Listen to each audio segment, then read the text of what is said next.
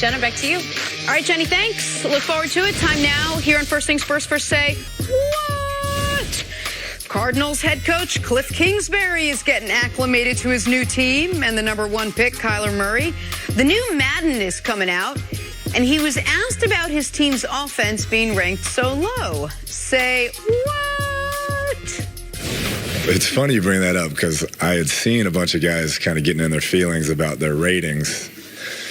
And then somebody sent me a picture of what I look like on there.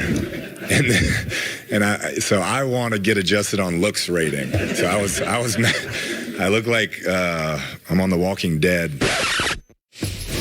Well, not quite, but Cliff is used to people depicting him with his boyish good looks, all of that, and Madden maybe didn't do him justice this year. I wonder, is he going to always comb his hair and everything before every press conference? Well, yeah, why not? Why wouldn't you? We have a producer. Okay, I'm just wondering. I mean, he's never coached an NFL game. I mean, I'm just saying. You want him to come with the hair all mussed? I'm just asking. I wouldn't be concerned about my looks as much as he is. He better be concerned about that offensive line and blitz protection and what the priorities are. That's what I would be concerned about. Man, Cliff Kingsbury's got a lot to prove to these old Riley NFL folks, man. Well, what has he done his whole life? Tell me what he's done.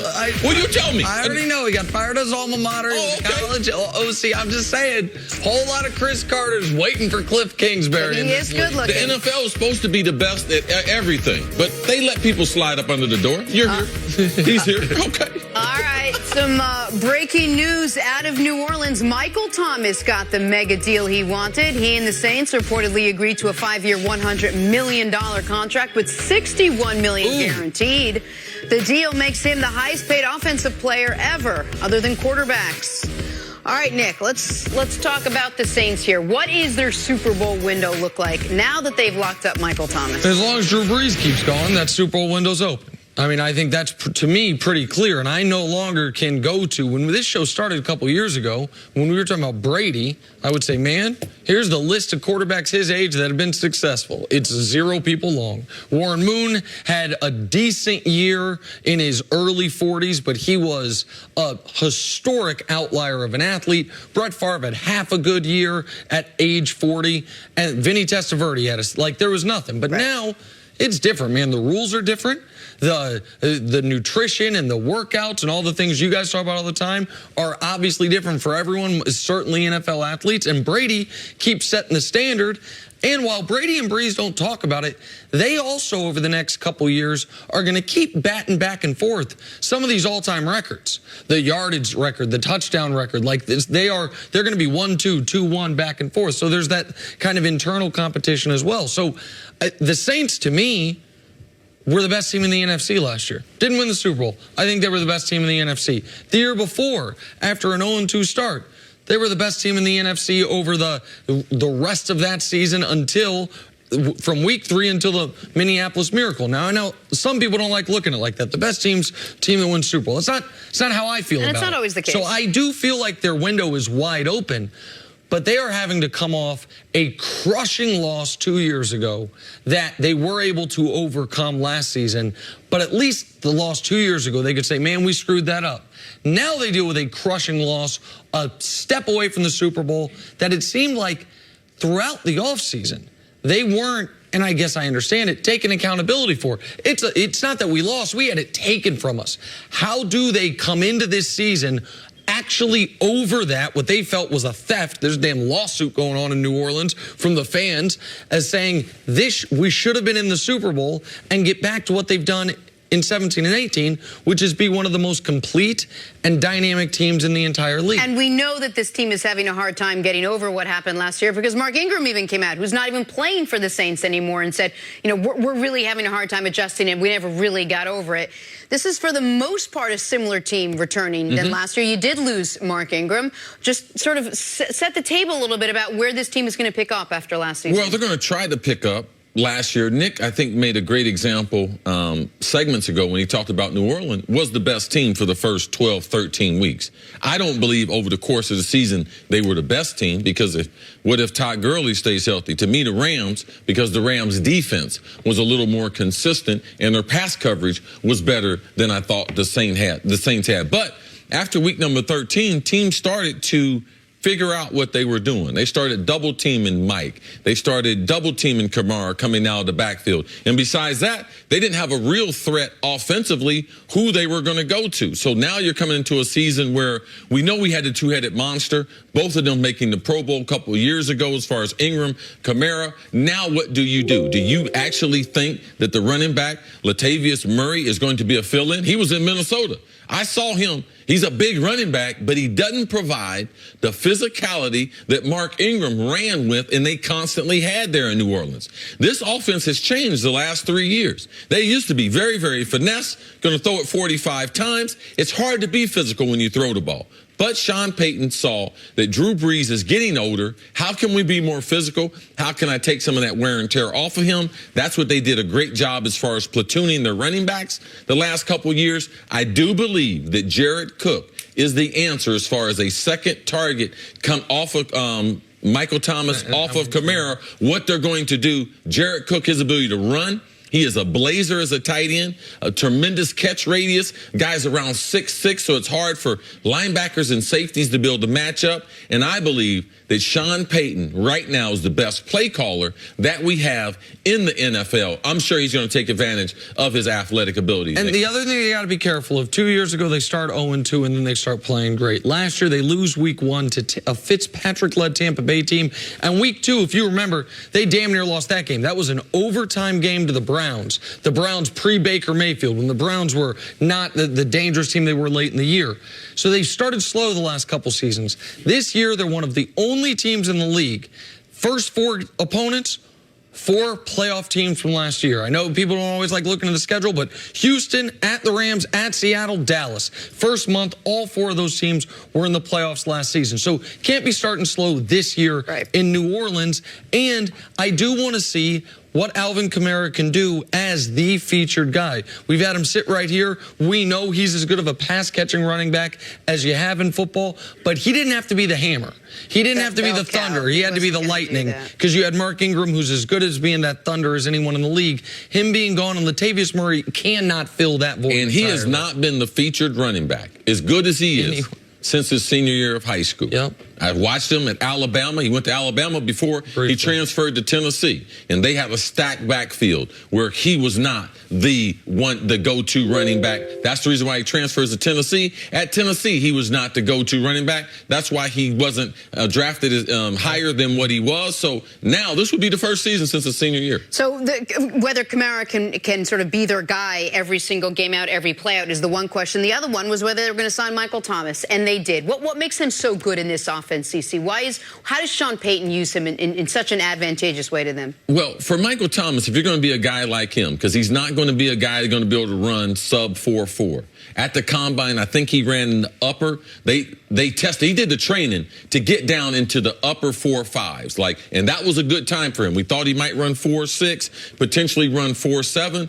A lot like myself, not blessed with fast twitch muscle fiber that he's going to be able to run a low time. So in coverage, there are going to be a lot of guys close to him, so he's got to have great hands. He does have that. He has great releases off the line of scrimmage, so he's able to get free from guys. And with that small amount of separation, he's been so consistent. He's one of the hardest working wide receivers that we have in the league. He's a student of the game. He understands coverages, understands concept. He can play in any position in the offense because his football IQ is very, very high. That's the reason why he's been successful. A second-round pick. In that season in 2016, there were 4 receivers drafted in the first round, and this is the reason why they paid him. Out of those 4 receivers, their total receptions are 305. They have 3,900 yards and 27 touchdowns. Wow. Michael Thomas has more receptions at 321, little under them in yardage at 3,700, and right under them in touchdowns. 4 guys drafted in the first round. Michael has almost produced the same amount as them. Corey Coleman is one. Treadwell is one. He's been a bust there in Minnesota. Will Fuller, who's had moments of brilliance in Houston, but hasn't been able to stay healthy. Yep. So the other thing of Michael Thomas, then I want to ask you something about the speed, but the other element is sometimes you get very fortunate. When we talk about earlier we were talking about the next receiver to get paid. You mentioned Tyreek Hill. Tyreek Hill's skill set is a perfect complement to Patrick Mahomes and his ability to throw the long ball. when you have Drew Brees, I think it's fair to say, does not have the strongest arm in football, and never, even at his peak, didn't have the strongest arm in the league. But he is so precise. We watched that viral clip earlier of him fitting it between the two guys running in the bubble suits. When you have the catch radius and the almost stickiness of hands that Michael Thomas does, where he went last year, I think the first 8 weeks of the season, caught 94% of the balls thrown his way, which is just an insane number. It's a perfect compliment because Brees is going to put it on target. And if Michael Thomas can get a hand on it, he's going to bring it in, as you're seeing in this regard. You mentioned you and he both coming into the league had similar around the same 40 times. How much more difficult does that make his job when he's not going to be, not only is he not going to be beating guys blazing down the field, but I would imagine they cover him differently. They can line up pre-snap differently, not having to worry about him running behind him. Yeah, every receiver that does not have blazing speed, talking to them privately, they wish that they had more speed because the way it threatens the defense. If the defense is not worried about me, that's one thing Deion said, Chris, I ain't worried about you running past me, bro. If you go down there, I'll catch up to your slow butt. All right? So he's going to be more physical with me at the line of scrimmage. He also is going to realize when you get to 12 yards, there's only a couple routes that a receiver can run at that point. So the law of averages, if the DB is smart, he can calculate or guesstimate, as the good DBs call it. Aeneas Williams with his guessing butt. He's watching the show. They can anticipate where you're going to go. So there's less spots on the field that you can go to. That's why you have to be versatile. You have to play the X, the boundary receiver. You have to play the Z, normally the receiver that's speed to the side of the tight end. You also have to play in the slot so you can push off, use your size to be able to get more separation. For what he has done, because he has made himself into a player. 3-star recruit out of Los Angeles, had to go to a prep school, military school, so he can get recruited higher, end up going to Ohio State, where they still recruited 3 or 4 more 5-stars over him, only went in the second round, a disappointment there with 4 other receivers going in the first round, and right now, man, he's got the payday of a lifetime. As you talk about, man, transitional wealth. This will change his life. Today is the first day Michael Thomas can look at somebody and say, I'm rich, B. Yeah, and first day. And it's crazy when you think about from that same Ohio State team, Joey Bosa, Ezekiel Elliott. They got their first-round top 5 money, but they waiting on their second contract money. Michael Thomas waiting and laying in wait a second-round pick, now with 9-figure contract. Good for him. Yeah, call your boy Zeke in Cabo, man. That's how you like me. How you like me now. Let's get back to Zeke. Cowboys star running back continues his holdout. According to reports, Cowboys are not going to let Zeke force their hand. So just how bad could this situation get? Well, the once ridiculous idea of trading him is now being floated around. See, should the Cowboys trade Zeke with his holdout now entering day 6? I'm not going to trade him the first week of training camp. But as we continue conversations, I know the Cowboys made him an offer. And I know based on what Stephen Jones said last March, that they're being held accountable to that. Oh, it starts right at Todd Gurley. Well, the numbers might start at Todd Gurley, but do they start with 2 years left on the contract? Because that's what I would be trying to talk to Zeke and his representatives about. Hey, guys, you misquoted me. And they're like, no, you said this. Well, I didn't say that it would be with 2 years left. Right. I just used Todd Gurley as a reference, as a bookmarker, that where we're going to start from in year average and in the guarantees. Because if Dallas had that, if they didn't have the pressure of signing Zeke, they'd be all right. Because they think Zeke is their best player. But now it becomes man, who's the most important? And most important in the NFL is going to be quarterback. And I know Zach's record when Zeke's on the field, all that. But Jerry Jones, his son Steven, everything that they have said to Cowboy Nation leads me to believe that Zeke is not the priority, that Dak is going to be the priority. And Amari is the good kid. He's like, don't talk to me about it. I don't need an extension right now. I'm going to get paid sometime. It would take care of itself. Man, Zeke wants to get paid because he knows over the next 2 years of this contract, he might touch the ball close to 1,000 times. And will he be the same player after those 2 years? Probably not. That's why he wants to get paid now, Nick. And I find this really fascinating because I bet Stephen Jones, if in his most honest moment, would really consider, okay, what are the positives and negatives to trading Ezekiel Elliott for the Cowboys' success this year and over the next decade? Steven's dad, I think, is going to put a disproportionate amount of impact on this year and next year and the year after, because he's 76 and he should. Absolutely. And he just got into the Hall of Fame. And this team He wants to win a Super Bowl. 3 all-pro offensive linemen, and they just gave DeMarcus Lawrence $21 million. And so they can win right now. And this is where they're in such a trick bag is if you get Zeke back, they're not a favorite, but they absolutely can go to the Super Bowl. If you can't, it is all about 2020.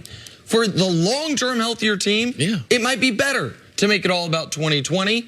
But, man, we don't even... Ice caps are melting, man. We might not be here by 2020. That's why Jerry got that facelift a couple years ago, man. He was getting ready for the podium. Go, no doubt. He needs This will another be touch-up. discussed Right. On Undisputed. We're back worry here about tomorrow right morning. now, Have a good man. day, everyone. No mercy, no mercy, no mercy. Let's go face to face. I embrace debate. I don't make mistakes. I just make my case. Drop mic when I'm done. One more can I say? Not bite. Turn my tongue. I don't like the taste. I'm on in the morning. I own my opponent. I'm always in the zone. Need a zone out of zone, and then we can get it poppin'. Pick the topic if you want. Skip and Shannon, skip and hoppin'. Took these sports and made them pop it. All right, undisputed. Welcome to Undisputed. We are live from Los Angeles. I'm Jenny Taft here with Skip Bayless, Shannon Sharpe. Good morning, guys. How's everyone? It's a great morning. It's a great morning. Because? Go old Michael Thomas got paid. I love that. Really? I love when that wide receiver position jack that price up. Really? You know who's watching that, right, Skip? So now we got the Kirk Cousins cloud hanging over Dak, and we got the Gurley cloud hanging over Zeke, and now we got the Michael Thomas cloud hanging over Amari. Yup. And you are so happy. They're changing. Yeah. Love it. Are changing. Yeah. We have all the details How you there. doing today, Skip? I'm just doing It's a lovely day. okay. I heard it's going to be a lovely, so? a beautiful day in L.A. Okay. What Let's I see how hear? the show goes. Hopefully we've got a good one coming your way. A lot to get to on today's show. Did Shannon already put the MVP curse on Andrew Luck? Yep. Sorry to bring it up, but Sorry we'll to go bring it there. up. And is Des Bryant done with football? But we Yep. will start with Ezekiel Elliott. He is reportedly hanging out in Cabo right now as he continues his holdout. Yesterday, Cowboys legend Michael Irvin said on NFL Network, quote, "They are not going anywhere without Zeke. That is how important he is." And former NFL running back D'Angelo Williams said on ESPN that Zeke is the only player the Cowboys need to pay. Also yesterday, Stephen Jones talked about the negotiations with Zeke and the other Cowboys stars. Take a listen.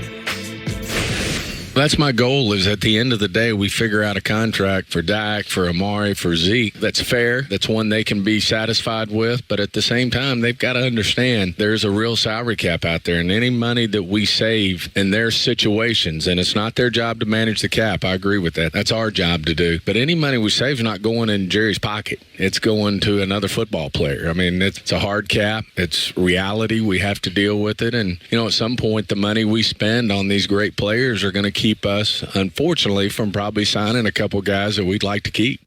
Shannon, what is your takeaway from all of those comments? Ta-da! It's over? Cowboys should just call off this whole season, right? Skip, let me start with Stephen Jones first. Again, he's doing it. He's sowing these poisonous seeds. Poisonous. Because what he's doing, Skip, he's trying to, fans, if these guys don't give us the discount, you know, we're not going to be able to sign some of the other players. It's not, you're right, Stephen, it's not the player's job to manage the cap. That's your job. They've played their tails off. They've earned this money, and now you want them to take 70, 80 cents on the dollar. There's a reason why Harry Winston's. There's a reason why the Four Seasons don't offer sales. You know why, Jenny? Because once you start that, guess what you have to do? This isn't Family Dollar. This isn't Dollar General. You don't get discounts here, Skip Bayless. Zeke wants Todd Gurley money.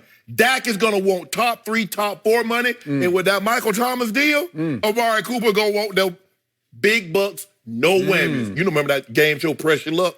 Big bucks, no whammies. I do not remember that I don't remember show. that either. Sorry. Skip, here's the thing about Amari Cooper.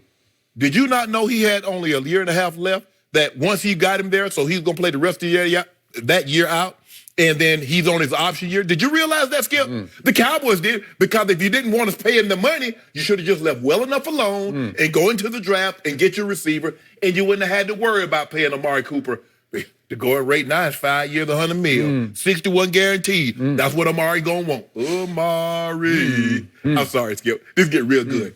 But that means love. And I love Amari. I love it too. I love he about to get that big payday. Yep. Somebody can't get paid. But at the end, he makes a very compelling point. He says that if we give these guys the money that they deserve, that means we're not going to be able to pay somebody. And that's what I've been trying to tell you all along, Skip. The way the cap is set up in the NFL, because you have a hard cap, Skip, there's no possible way you can pay all these good players. And you say that's a great problem to have? It is until they come up for contract. And then that's a terrible problem to have. And what exacerbates it is that all these guys are coming up at once. You get Amari, you get Zeke, you get Dak, you get Byron Jones, you get Jalen Smith, and you just gave DeMarcus Lawrence that big cake. So, Skip, Steven needs to stop that. Stop trying to sow poison seeds out there to try to turn the public against these guys, trying to make them seem like they're selfish, that the most important thing, no. You can win Super Bowls and make a lot of money because the Cowboys do it all the time. But anyway, now, last, Skip, why does it take everybody? Why would you listen to me? You know Shannon got your best interest at heart. I got your best interest, and I've been trying to tell you this for the longest. Michael, now, the only bigger Cowboy lover than you is Michael Irvin. And he said cancel Christmas. He said, you get Thanksgiving, say we going straight to the New Year. Ain't no Santa Claus ain't stopping by. He ain't opening no gifts. Don't even leave no cookies and milk because it's over. D'Angelo Williams said, that's the only guy. Skip, you've built your entire offense. There's a reason why you drafted 3 #1 offensive linemen, 3 first-team All-Pro offensive linemen, and you take a running back with the 4th overall pick. Did you do that to throw the ball? Absolutely not. So, in order of importance, it goes Zeke, Dak, Amari. Anything else would be uncivilized. That's from a deodorant commercial. And by the way, Jenny, I might have to step away and take a second shower this morning because I feel I just got slimed from across the table by the hate spewed by this man. I need another shower. I feel soiled. I feel dirty because I am sick and tired of all of the goo that you just spew across the table. What'd I do? I'm going to, before I get to all my answers to all of Jenny's questions, I'm going to reiterate for Cowboy Nation one more time. This will all get taken care of. Despite all the wringing of hands and gnashing of teeth, and despite all of the glee displayed by the #1, the president of the Cowboy haters across the table from me, Jerry will figure this out before game 1, before the first game that counts. All of these contracts will get done. I don't see it. Jerry Jones is a cap wizard. When it comes to money, Jerry has genius. This is what Jerry will get done. Making football decisions, big decisions. He's handed that football off to Will McClay the last 3 or 4 years, and most of them have been good to very good. Spot on. But the point is, these are all great problems to have. No team in the NFL has as many great problems as Jerry and Stephen Jones have right now, and I love it because I have a team on the verge. I have a team I'm picking to win the championship of the NFC this year and get to the Super Bowl because these aren't good problems. They are all-time great problems. You're right. They're all coming to a crescendo at the same time, but if anybody can work through this and figure it out, if anybody has the people skills to navigate through 3 superstars and make them reasonably happy, it's this man and his son, Jerry and Stephen Jones. These aren't poison pills being sown by Stephen Jones. No, it's not. They're just reality pills because the reality is this league has the hardest salary cap. The NBA's is a little soft. I still can't figure out how some of these teams like Golden State, I don't even know how they've done it. You know, how do you fit all those people? And finally it caught up to them and they said, well, we got to cut bait here, right? Well, Skip, if you get Kevin Durant take a few less dollars here and you get Draymond to take a few less dollars there, but their money for the contract is fully guaranteed. Okay, so let me first address my friend Michael Irvin's comment. My team is going nowhere without Ezekiel Elliott. Okay, that is probably true in the biggest picture. But right now, Michael knows about triplets because he was 1/3 of the triplets back in the 90s. It was Michael and Emmett and Troy, as in Emmett Smith and Troy Aikman. Yep. Now we have new triplets, and they're really quadruplets because you have to throw the offensive line in with the other three. Well, you didn't throw me with that one, and that offensive line was better than. I'm saying that in both cases, it's really quadruplets. Yeah. But the point is, they have to work in concert. They need each other. It's 3 for 1 and 1 for 3, right? Yeah. And I got a big question. Yes. And this is really for the Hall of Famer sitting across from me. Sir. So let's think about Zeke. They're going nowhere without Zeke. Last year, the first 8 games, they had Ezekiel Elliott, and he was playing at a pretty high level. He looked like Zeke to me, right? Yeah. Help me out, Mr. Hall of Famer. How did they fall to 3-5 with Ezekiel Elliott in the lineup? So they're going nowhere without him. They were going nowhere with him last year through 8 games. Help me out. Okay. You want me to help you out? You want me to help you out right now? Yeah. I'm sorry if I'm gonna lend you a hand. Oh. Because your quarterback was playing terrible. Oh. Yeah, they stacked the box. Really? They stacked the box and took the running game away, and he couldn't deliver the ball down the field. Ta-da! That's your excuse. My excuse is that my quarterback didn't have a number 1 receiver to make anybody respect any part of the passing game. Here comes Amari Cooper. You got to give Jerry Jones high marks. Yes. I know you say you went and got him after he was an established receiver. Yeah. No. Was he good? Yeah. No, he was really good. Yeah, he was. Yeah. Was it a Pro good Bowler. move? Was it worth the first round pick? Yes. Yes. Yeah, way to go, Jerry. Yeah. I loved it. Yep. It changed life in Dallas last year. It did. Because all of a sudden, Dak and the offense took off. What did Dak Prescott do the last 8 games of the year? He went 7-1. He went 13 touchdowns to 3 interceptions. He was 3rd in the NFL in completions and 4th in passing yards over the last 8 games. Is that good? So he had top 5 numbers over the last 8 games, and you say he's a bust. He can't throw a lick, but that's okay. He looked like a star to me over the last 8 games because he had a number 1 receiver. So is it possible that Michael should amend his comment to they're going nowhere without Amari? Because, maybe Amari. You needed 3 in concert. And then all of a sudden, everything starts clicking, and they beat Seattle in a playoff game, and they should have beaten the Rams in a play. Yes, they should have. They should not have skipped. Stop saying that. But Zeke got stuffed on 4th and 1. I don't know what happened. They went nowhere with Zeke on 4th and 1. I'll give you that, Michael. Skip, you remember they asked Stephen Jones, it's like, Stephen, you don't have any first-round picks. What are you going to be doing during the first round? He says, I'm going to be watching highlights of Amari Cooper. Okay. So, but guess what that means, Skip Bayless? If Amari Cooper comes in and goes to the Pro Bowl after what he just saw Michael Thomas got. Okay. Now, Michael Thomas is going to 2 Pro Bowls. Amari Cooper's going to 3. So do you think he's going to take $1 less than Michael Thomas?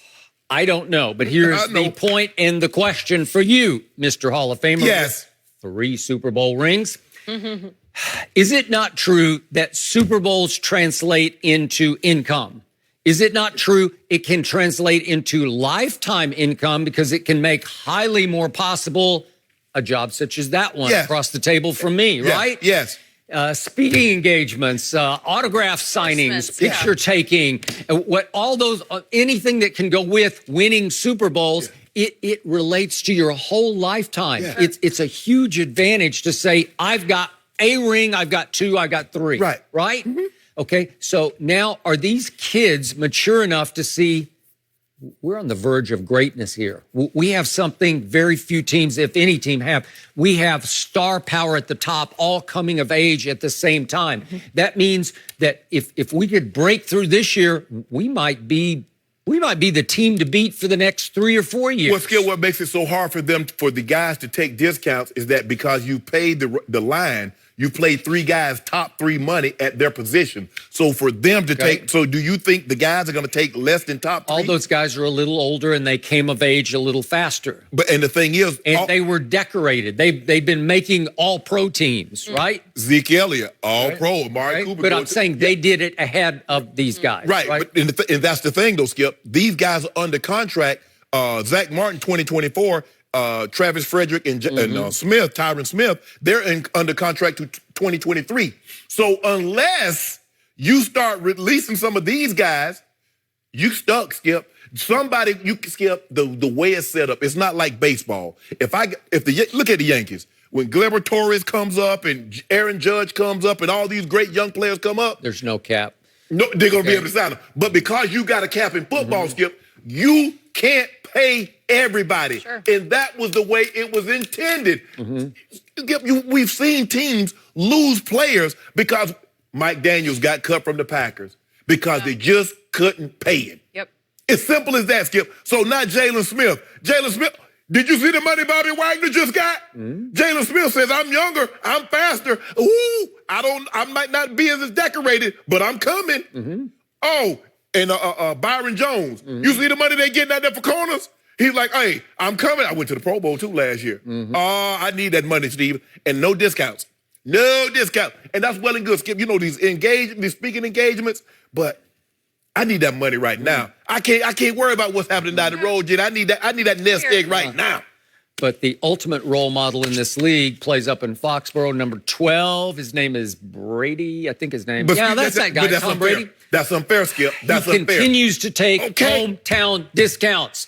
He now makes, on average, the 19th salary in the NFL among quarterbacks. Yes. 19th highest paid quarterback. Yes. Really? Yes. Tim Duncan, down the stretch of his career last 5 years, he was woefully underpaid because he said, I don't care. Right. I want to keep winning championships. Yes, I get it. Okay, so again, these are the first big paydays for these kids. Right, so I got to get paid the first one. But they are positioned to win multiple Super Bowls. And they have to understand a little sacrifice here and there, because if you sit down and think hard about it, Todd Gurley is dramatically overpaid. No, he ain't. Yes, he is. You know it, and I know it. I He do could know not live nothing. up, and he will not live up to that kind of a contract. You remember $45 million guaranteed. You remember Hogan's Hero when he used to come on?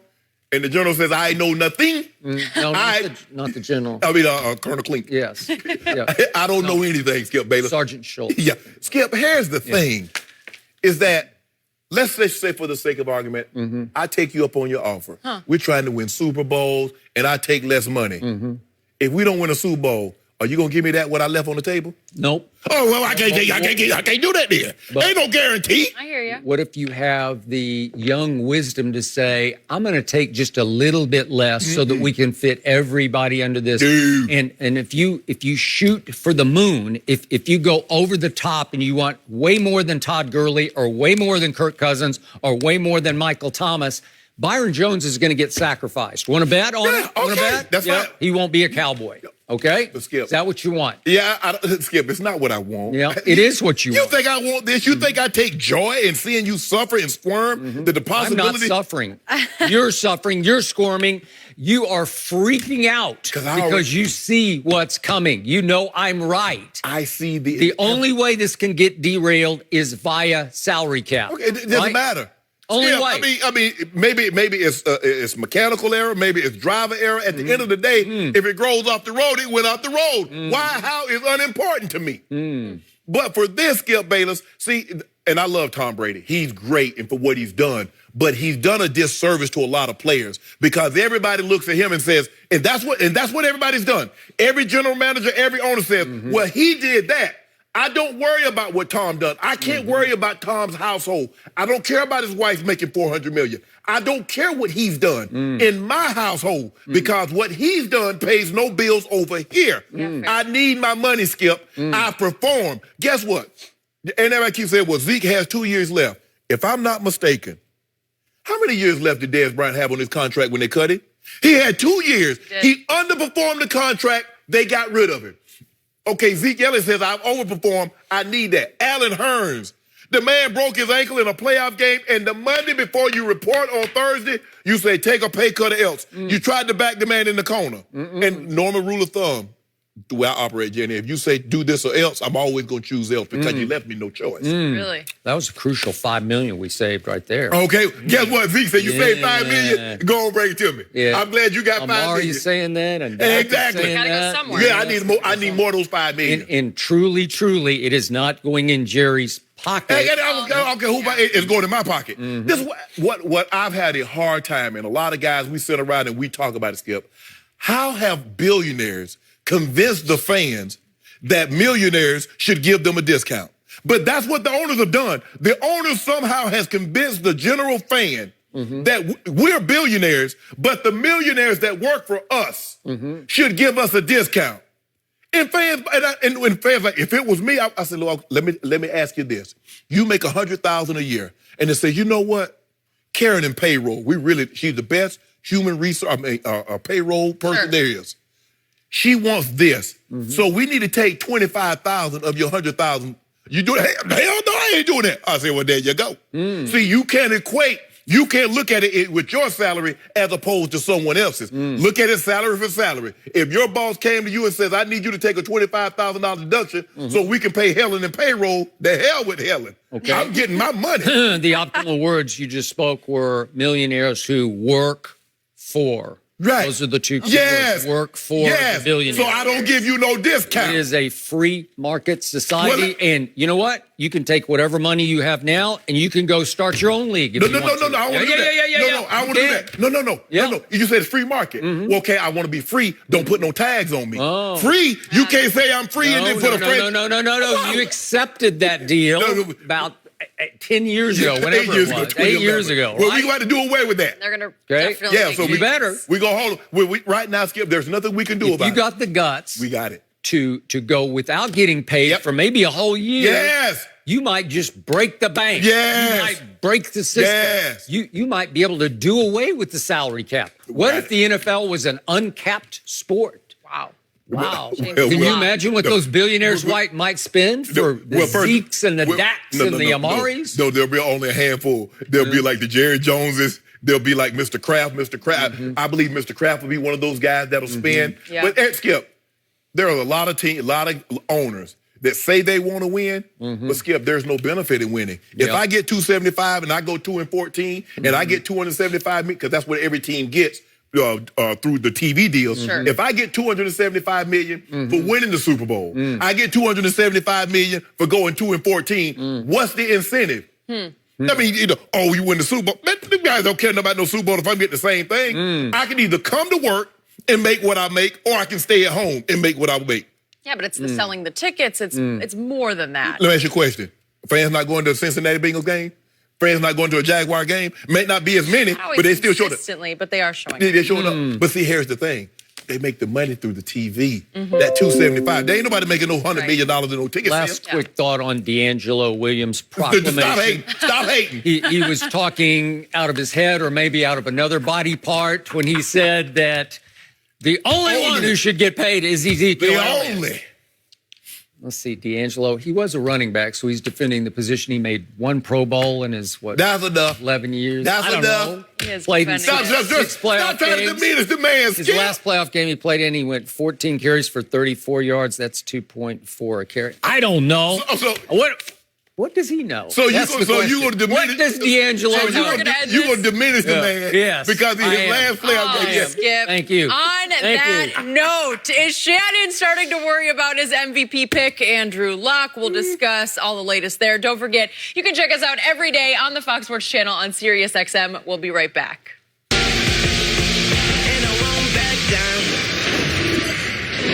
The new guacamole double cheeseburger from Carl's Jr. is only $299. It's $2.99. We forgot the decimal point. Only $2.99 for a burger with guacamole? The latest Charbroiled Double Deal is only $2.99 at Carl's Jr.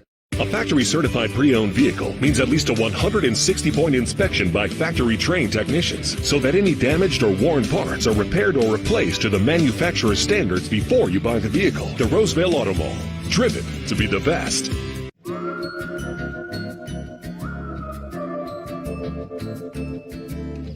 These extra furry creatures have trouble sleeping in the summer heat.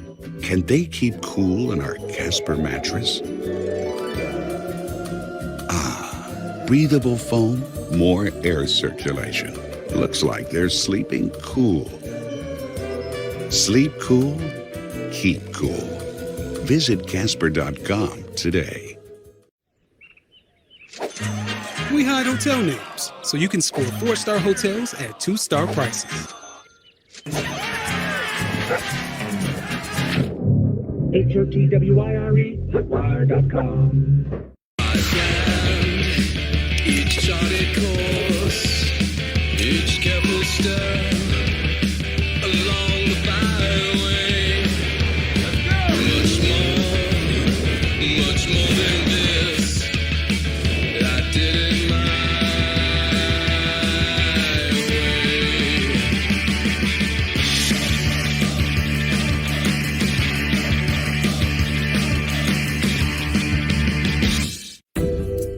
Cybersecurity doesn't need more tools. It needs new rules. The new rules help you stop threats 60 times faster. This is Jerry. This is Control Tower in the Wells Fargo mobile app. It shows Jerry his recurring payments, including a few streaming services he forgot about. It's time to clean house, Jerry. Good move. This is Wells Fargo. So Kim, you going for a big Drive Safe and Save discount? Yep. Using the app? I've been quite vigilant. Easy. But you're in labor. Don't mess with my discount! Get a discount up to 30% with Drive Safe and Save. Behold, the most habitations. Wow. And infinite realities for a new you. I'm sort of split between these two. Apartments.com. Change your apartment, change the world. One mustache, one blade, in one go. One blade is all you need. Shape or shave any length. Be your best you. Innovation and you. Philips Norelco. Cologuard, colon cancer screening for people 50 and older at average risk. Honey, have you seen my glasses? I've always had a knack for finding things. Colon cancer, to be exact. And I find it non-invasively. No need for time off or special prep. It all starts here. You collect your sample, and Cologuard uses the DNA in your stool to find 92% of colon cancers. You can always count on me to know where to look. Oh, I found them. I can do this test now. Ask your doctor if Cologuard is right for you. Covered by Medicare and most major insurers. It's tough to quit smoking cold turkey. So Chantix can help you quit slow turkey. Along with support, Chantix is proven to help you quit. With Chantix, you can keep smoking at first and ease into quitting. Chantix reduces the urge, so when the day arrives, you'll be more ready to kiss cigarettes goodbye.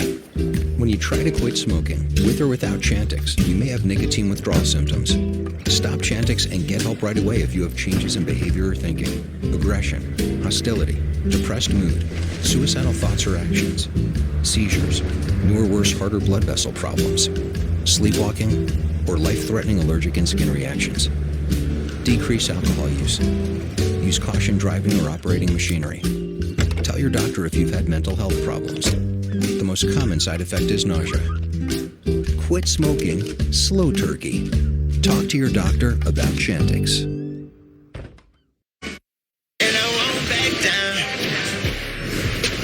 Well, the Colts have Super Bowl dreams, but unfortunately there's already concerns about Andrew Luck's health less than a week into training camp. The quarterback is being shut down for at least the next 2 practices due to a calf strain that has bothered him since April. ESPN reported, quote, "It wouldn't be surprising if Luck didn't take a snap in the preseason." Here's the Colts quarterback on his latest setback. The nature of it is a calf strain, and I say lower leg because I feel pain in my ankle area and calf strain, and I guess I'll get a little specific. I've had images and x-rays and everything, and my Achilles is not at extra risk. There is no tear or swelling in there or anything that's indicated, but so it's a calf strain, and we're on our feet a lot, and I know to be the best quarterback I want to be, to help this team like I want to help them, I can't be. I'm not looking for average, and if I'm going out here with pain, I'll be average. I will feel like an average quarterback, and I'll be an average quarterback. That's not good enough for me. That's not good enough for this club.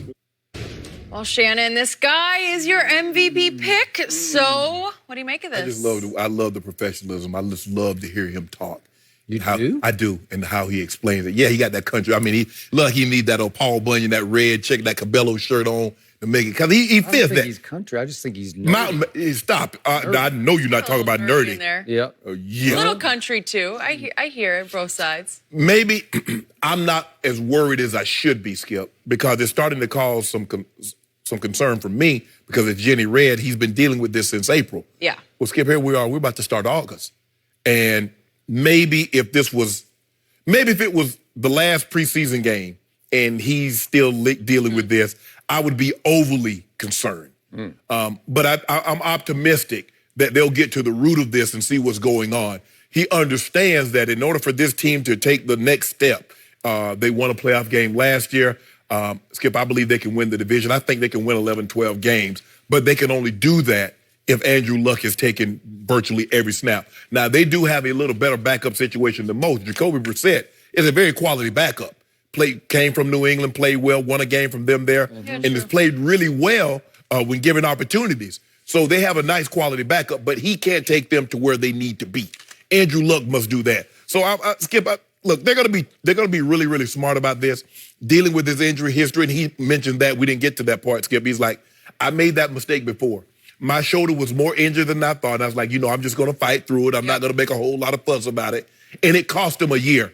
Well, it costs you a year. You're gonna be overly cautious. Because the least little pinch, you're like, nah, I ain't gonna be able to go, bro. And so I think that's what he's doing. They're doing the right thing by letting him handle it this way. As I said before, Skip, if this was the last preseason game, I would be overly concerned. But because we're at the start of August and they don't play until almost a week after Labor Day, I believe they'll get to the root of this. But then in the back of my mind, I'm saying, well, hell, it's been 3 months. Why haven't they gotten to the root of it already?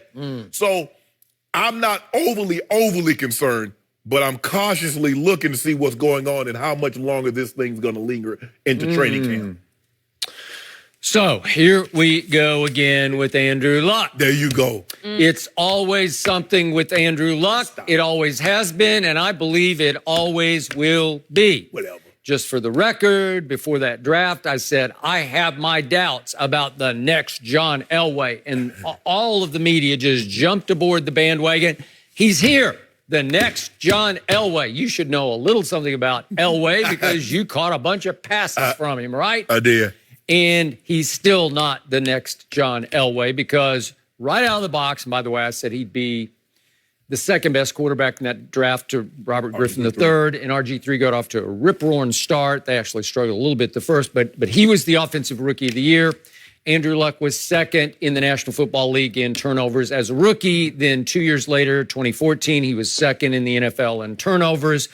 And then 2016, he was tied for sixth. Then 2018, he was 10th in turnovers. So he's 8th overall in turnovers since his rookie year. That's not the next John Elway. Worse than that, in the postseason since his rookie year, the next Elway is number one in interceptions thrown per game and number one in turnovers committed per game. If you throw in the fumbles he has lost. Well, Skip Haley threw like 10 against New England that way. He threw 4. Yeah. And we're talking about the deflate game, right? Yes. So what have we seen right out of the box? The first year he lost to Ray and company, not with you, but obviously at Baltimore. No shame there. But then the classic Andrew Luck game was the next year in Indy.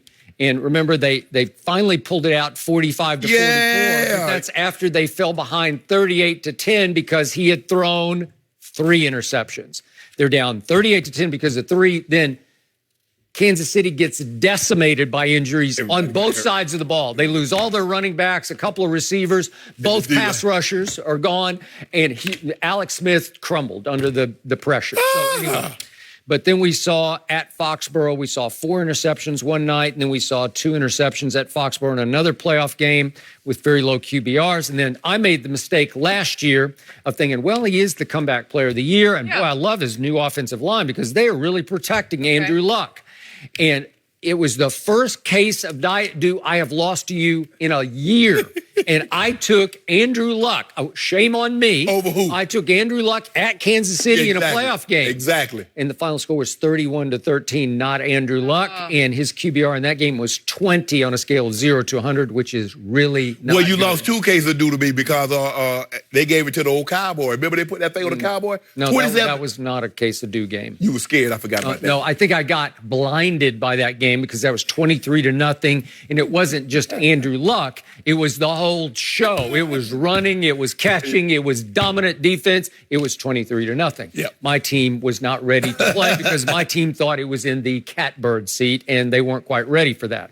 My point is, Andrew Luck has always been the coach's dream who will try his darndest. You know, he'll try to run through and over people. He'll stand in the pocket too long and take 5 shots at once. Not anymore. Yeah, okay, but he does have some cauliflower body going on. Yeah. And this is eerily reminiscent of Kevin Durant because, like he's saying, I got a calf strain that has lingered since late April. So now we're going out, what's that, a couple of months now? Okay. May, June, July. We're about to head into August. Yeah, okay. And lower leg, so calf muscles connect into the Achilles, but he says, the Achilles is... And that's fun. That's odd to me, Skip, because I've had ankle injuries that didn't have no impact on my calf, and I've had calf injuries that had no impact on my ankle. So that's what's odd to me. He says that when he's throwing the ball, that it's his calf, but he feels it in his ankle. Yep. That's what's odd. That's what's odd to me because I've had calf strain.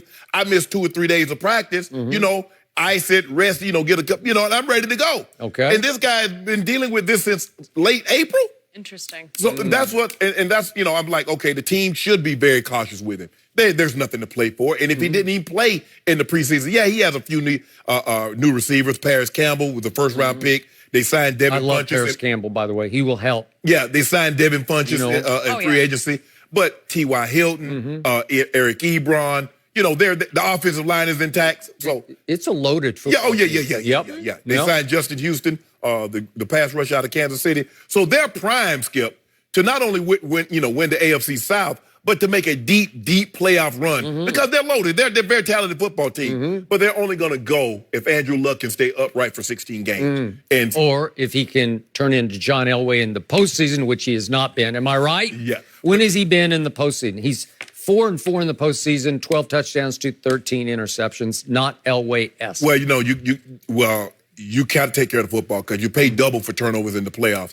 But I think the thing is, Skip, for me, and I've always felt this way, if you limp into the regular season, you limping out of it. It's hard. This is not a sport that you can get healthy on the job because you're playing week after week, and whatever is ailing you, guess what? Somebody's going to hit you on it. Someone's going to land on it. Yep. So I don't know how he's going to get healthier once the season starts. You just hope that he can get to a point that he can manage it and he doesn't do any more damage once the season starts than what's going on right now. But this is not a good sign. I mean, they're saying, well, we're not overly concerned, but you don't want your quarterback, the guy that everything is going to be predicated on, to have any kind of issues heading into the season. Absolutely. So why did I have my doubts about Andrew Luck as in his last year at Stanford? Because I actually watched all the big games. They played Oregon at home fairly early that year, and he stunk it up. They went to USC, and they did win a shootout against a pretty average USC team. But he threw a late pick six, picked off by Nickel Roby Coleman. Aha! He of Saints infamy, right? Aha! Okay. And then what happened in his final collegiate game in the Fiesta Bowl? Andrew Luck lost to Brandon Weeden. And I just said, I'm sorry, I don't see it. I don't see that. I don't see what everybody else sees. Eddie, what would he do? But see, what Skip failed to realize is that when he threw that pick against USC, Bradley Roby Coleman ran it back. He walked to the sideline and told David Shaw, I got this. I'm going to go win it. And what did he do, Skip? Tell the people at home now, if you're going to tie it off. Yeah. We got to tell the full story. Right. I mean, you tell the parents. Throw a late pick six that allows them back into the game. You can if you going to finish it off. Oh, Skip, really? you know how fairy tales go. Fairy tales go what they do, Jen. In the beginning. And then what you got to have? the end. So Skip just want to give you in the beginning, but he didn't want to give you the end. I got to give you the so end. After his third interception against Kansas City in that playoff game at Indy, it's 38-10 Kansas City. I assume he walked to the sideline and said, I got it. I got it. Right? Yeah. He told Chuck Pagano, relax. Really? Are you ready to switch your MVP pick? No. I give you the option. No. I give you the right. You're sticking with it? For the time being. Really? For the time being. To stay. Yep. We do have 5.5 weeks before the Colts open against the LA not Chargers. Not a good sign. No, it's not a good sign because it's been 3.5 months, seems like, and there's no relief. But until the regular season does start, training camps are off and running, and our old friend Dez Bryant is nowhere to be found. Dez hasn't played in a game since the end of the 2017 season, but claims he has no interest in resurrecting his career. In response to the reported lawsuit directed at Ezekiel Elliott surrounding a car accident in 2017, Dez tweeted this. This is exactly why I don't have any interest in playing football right now. I have not reached out to an organization trying to play. People forget real quick we are still human. My anxiety and depression came from this type of stuff. What I realized is nobody cares but me. Dez later clarified that this does not mean he's retiring. So, Shannon, do you believe he doesn't want to play? No. Dez, stop. These two have no Skip. These two don't go together.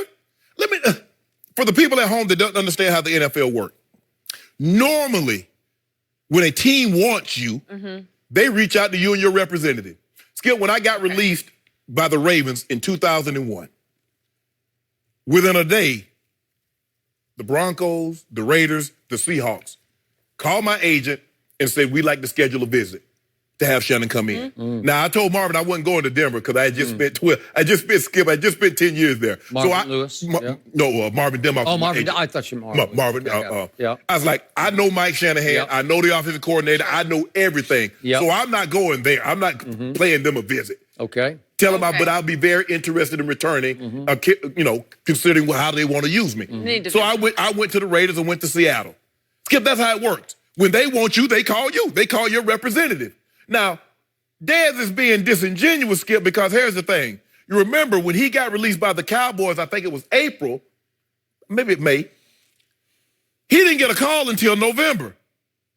He tears his Achilles in his first practice. He did. So it's been a year since then, and a torn Achilles. And you think teams are going to be clamoring? They're going to be diving over walls like, we got to have Dez Bryant? A guy that was really never known for his foot speed. He doesn't run the route tree well at all. And so what?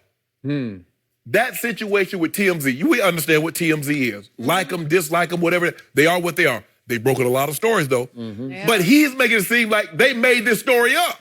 Did it happen? Yep. It did. The only thing that we didn't know at the time, because Skip, I remember talking about it with Zeke's okay, yada, yada, yada.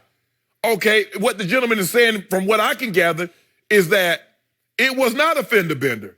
$30,000+ worth of damage is not a fender bender. I've been in accidents before. And fender benders is so I would consider something less than $1,000, Skip. You start getting in the tens, the $20,000 to $30,000, that's not a fender bender. That's a big collision. And TMZ doing what they do. They reported it and said, well, we have information that someone told us, and the guy says, cover it up. That's one of the perks about playing in Dallas, Skip.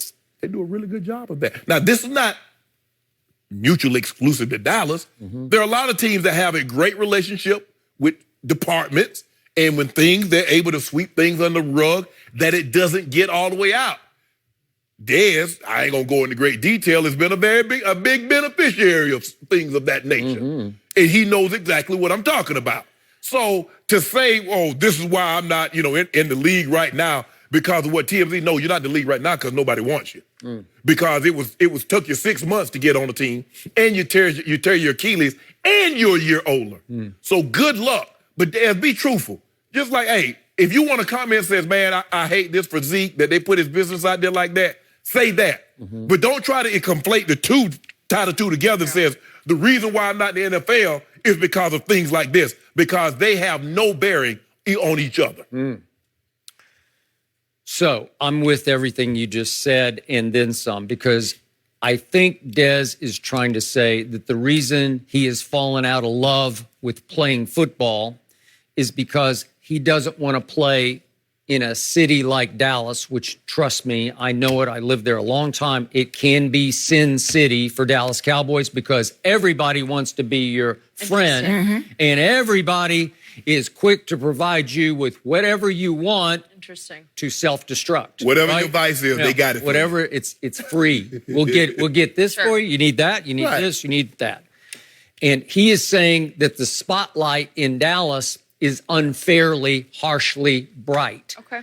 And yet, it's not too bright for those who mind their business, right? I mean, there are thousands of Cowboys have gone through Dallas, and we don't read a word about them because they just kind of keep to themselves and they stay out of harm's way, right?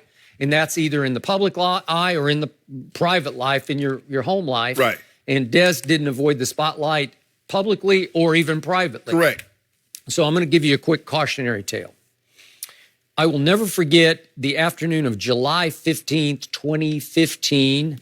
I had just been here in LA to do some ESPY shows on ESPN.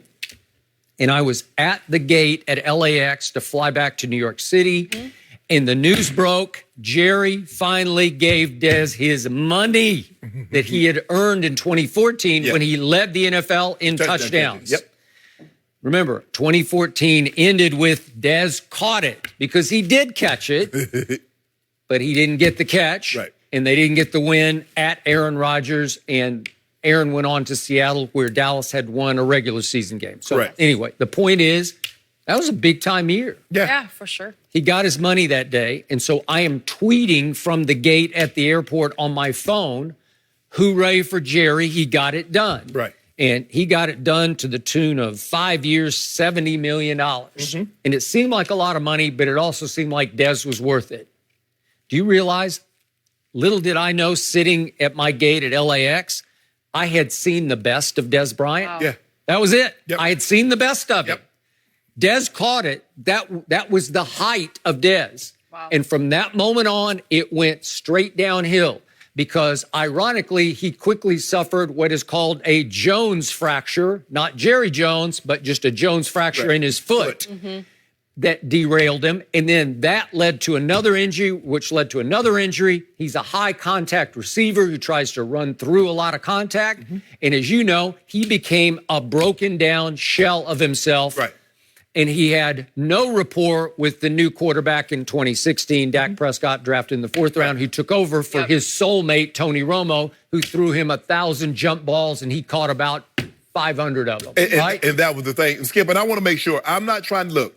If Dez is suffering from anxiety or mental illness, hopefully he can get the treatment that he seeks. So I don't want to say, well, Shannon, you don't show any compassion. But what I am doing is I don't believe that the reason why Dez Bryant is not currently playing in the NFL is because of issues about TMZ breaking stories that totally agree. To have disappeared. Dez would crawl back to be able to be in that spotlight again. As much anxiety and depression as it might cause, he misses his football. And I feel sorry for him because his career got derailed way prematurely. He just turned 30. Skip, here's a guy that grew up in Lufkin, Texas, if I'm not mistaken. Now, we thought Kawhi was a Laker fan. We thought Paul George. But his dream was to play for the Dallas Cowboys as a wide receiver. He got that. There are no Clippers in Dallas. Exactly. So, Skip, you mean to tell me Dez Bryant is perfectly okay with his career? The last we remember of Dez Bryant is him getting cut by the Dallas Cowboys. His final year in Dallas. You telling me Dez Bryant is okay with that on his resume? No way, no how. Skip, Carmelo Anthony has gold medals. Carmelo Anthony led the league in scoring. He's been finished second in the MVP. He wants to go out the way he wants to go out. But Dez Bryant wants to go out with the last, what we remember of him, being released in his last year in Dallas. Come on, Dez, man, nobody buying that.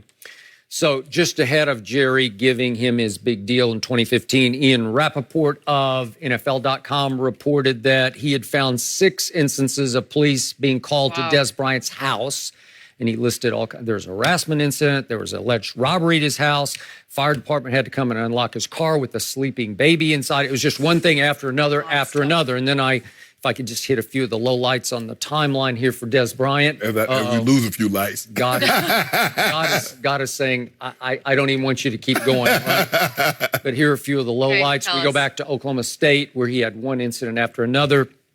He's finally suspended for his last 10 college games, junior year, because NCAA investigators found that he had lied about a legal lunch he had had with Deion Sanders. And speaking of Deion, May 2011, Deion publicly cuts ties with Des, saying, quote, "Everybody is worried. I think the Dallas Cowboys are more concerned than I am. I had to cut my umbilical cord with him because a lot of things people do not even know about."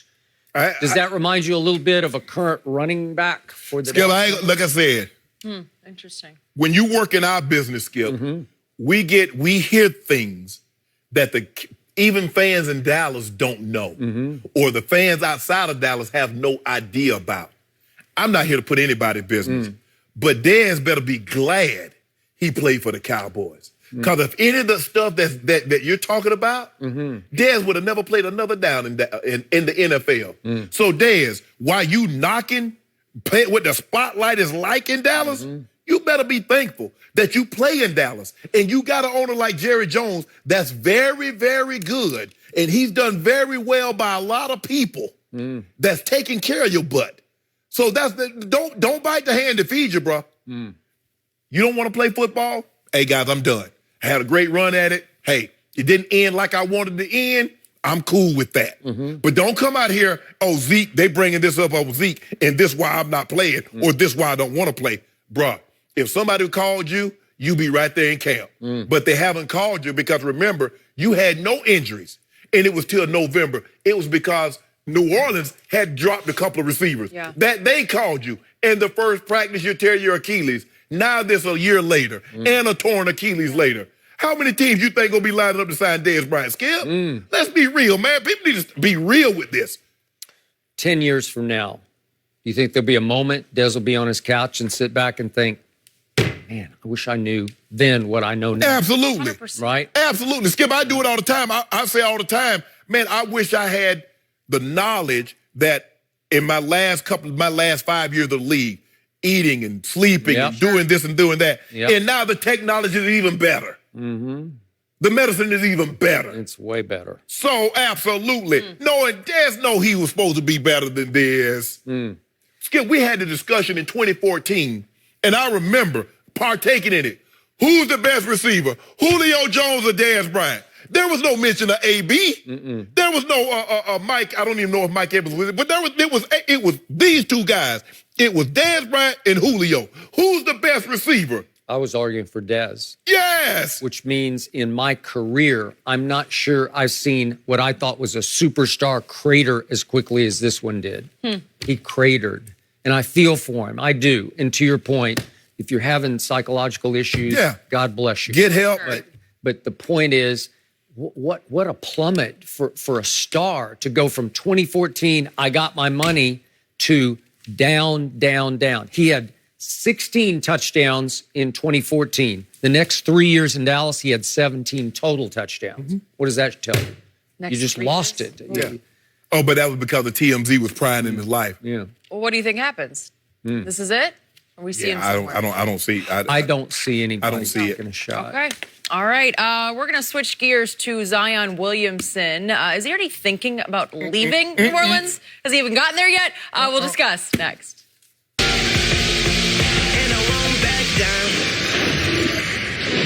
The new guacamole double cheeseburger from Carl's Jr. is only $299. It's $2.99. We forgot the decimal point. Only $2.99 for a burger with guacamole? The latest Charbroiled Double Deal is only $2.99 at Carl's Jr. If you believe in breaking the traditional mold, why suffer from a blade made with tech that's old? Ditch the blade. Protect your skin with Comfort Glide rings. New Philips Norelco S6000. There's always a way to make life better. Philips Norelco. I'm Anna Ferris.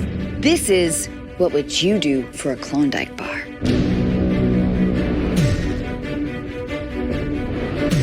This is nuts.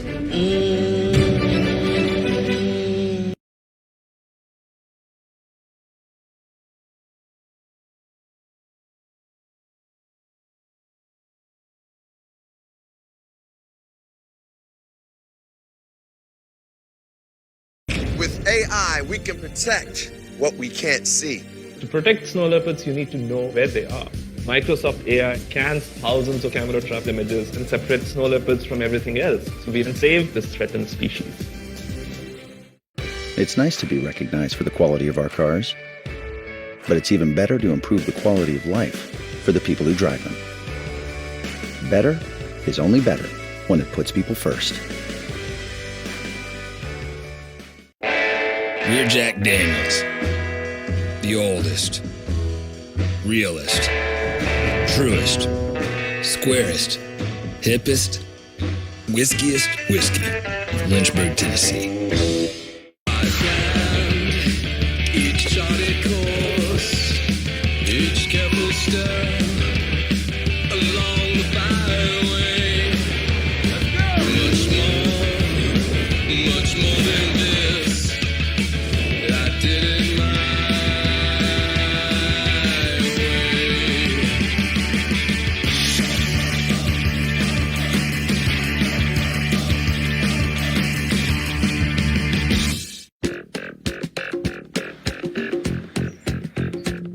As your life grows, so do your needs. And with Bank of America and Merrill, the benefits you get can grow too. As a preferred rewards member, you can enjoy priority service and exclusive discounts, so your growing life can be more rewarding too. What would you like the power to do?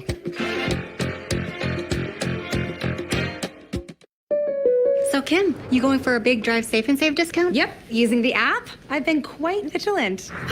Easy. But you're in labor. Don't mess with my discount! Get a discount up to 30% with Drive Safe and Save. Behold, the most habitations. Wow. And infinite realities for a new you. I'm sort of split between these two. Apartments.com. Change your apartment, change the world. One beard, one blade, in one go. One blade is all you need. Shape or shave any length. Be your best you. Innovation and you. Philips Norelco. For mild to moderate eczema, there's prescription Eucrisa. It's steroid-free. Do not use if you are allergic to Eucrisa or its ingredients. Allergic reactions may occur at or near the application site. The most common side effect is application site pain. Ask your doctor about Eucrisa. It's time for our hot topic of the day, sponsored by Burger King. Zion Williamson hasn't even played a regular season game with the Pelicans yet, but he's already being asked about his future. The number one pick was asked if he'll spend his entire career in New Orleans, and here was his answer. Personally, I've always told myself I want to stay with one team. Growing up, I loved what Kobe did and Dirk did. Some people want to stay with one team, but they get traded. My intentions are to stay with the Pelicans my whole career. But if something happens, I wouldn't leave because I hate the place. It's just the business. So, Shannon, are you surprised he said this? Skip, I am. Because it opens up the conversation. And I've said this, Skip. Remember, the curve, we always talk about the head of the curve. Mm-hmm. Nah, we weren't even into the curve. I was on top of this because I told you what was going to happen. You only shake. That Sharpedamus is what they call it. That'd be the first example of that. That's the name, okay. Yeah, it opens up the conversation for down the road. Did LeBron James leave Cleveland because he disliked Cleveland? No, he felt that there was a better opportunity for him to win a title in Miami. And then he left again, whatever you think the reasons were. I don't believe he left Cleveland at no point in time because he disliked it. And so, Skip... I don't know about that. Did he dislike the winters in Cleveland? No. Yes. I think... Did he dislike the smallness of Cleveland? Yes. No. Yes. I think he disliked... I think the second time around, he disliked Dan Gilbert. I think that had a lot to do with it, Skip. But when I look at it, what I wish he would have said, and he can do it anyway, I'm 19. Have yet to even play I haven't even dribble a ball in New Orleans. I'm here. Let's just focus on the now. Yeah. And 20 years from now, 10 years, 15 years from now, we'll talk about that now. Skip, did you know this? And me and Steve be on this thing, Jenny. Mm-hmm. We be on it. Sure. We be on it. We be on it. of the... Who is Steve again? Steve Owens. Your puppet master. No, he ain't. I mean, we 1-1. It's like we coach Belichick and Tom Brady. I heard you guys prepping today. He did win a Heisman. Yeah. we coach Belichick and Tom Brady.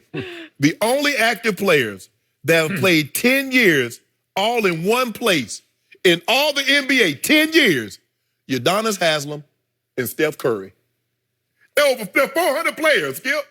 10 years. Mm-hmm. So the likelihood of we seeing another Tim Duncan, 19 years at one place. Kobe Bryant, Dirk Nowitzki, 20 years in one place. John Stockton, 19 years. Skip, the likelihood of that happening is not very good. And it just opens up a case. So now the speculation. Skip, and I get it, because we saw Kyrie at the beginning of last year say he wanted to resign if you would have me. Yeah. And halfway through the season, he wanted out of Boston. And after he had just said that like 3-4 months ago, Skip, we don't know what's going to happen, but I have a strong indication that Zion Williamson will not play his entire career in New Orleans. All I know is I believe that he, at this moment, believes he will play his whole career in New Orleans. All I know for sure is this kid is shattering the mold. What mold? The mold of the too cool superstar who's above it all. This kid is not afraid or ashamed to show his emotion, to play and speak with uncool joy and passion and enthusiasm. Yeah. He is a little kid in a big man's body. Yes. And he plays to that. He lets that come out. He lets the little kid come out, and he's not embarrassed by it. No. Most superstars are just too cool for that. They got to like distance themselves and protect and don't show the media. That's a little lame. That's a little corny. That's a little cliche. Well, sometimes, Skip, you know, when you play a professional sport, you're thought of as an adult, but he's 19, and he says, I don't have to be more grown up than I have to be. I'm 19. I'm going to be a kid. I'm going to talk like a kid would talk. You know, sometimes we feel like, dude, are you sure he's 19? The way he's talking like he's 30. Okay, what have we seen more and more from LeBron and Kevin Durant?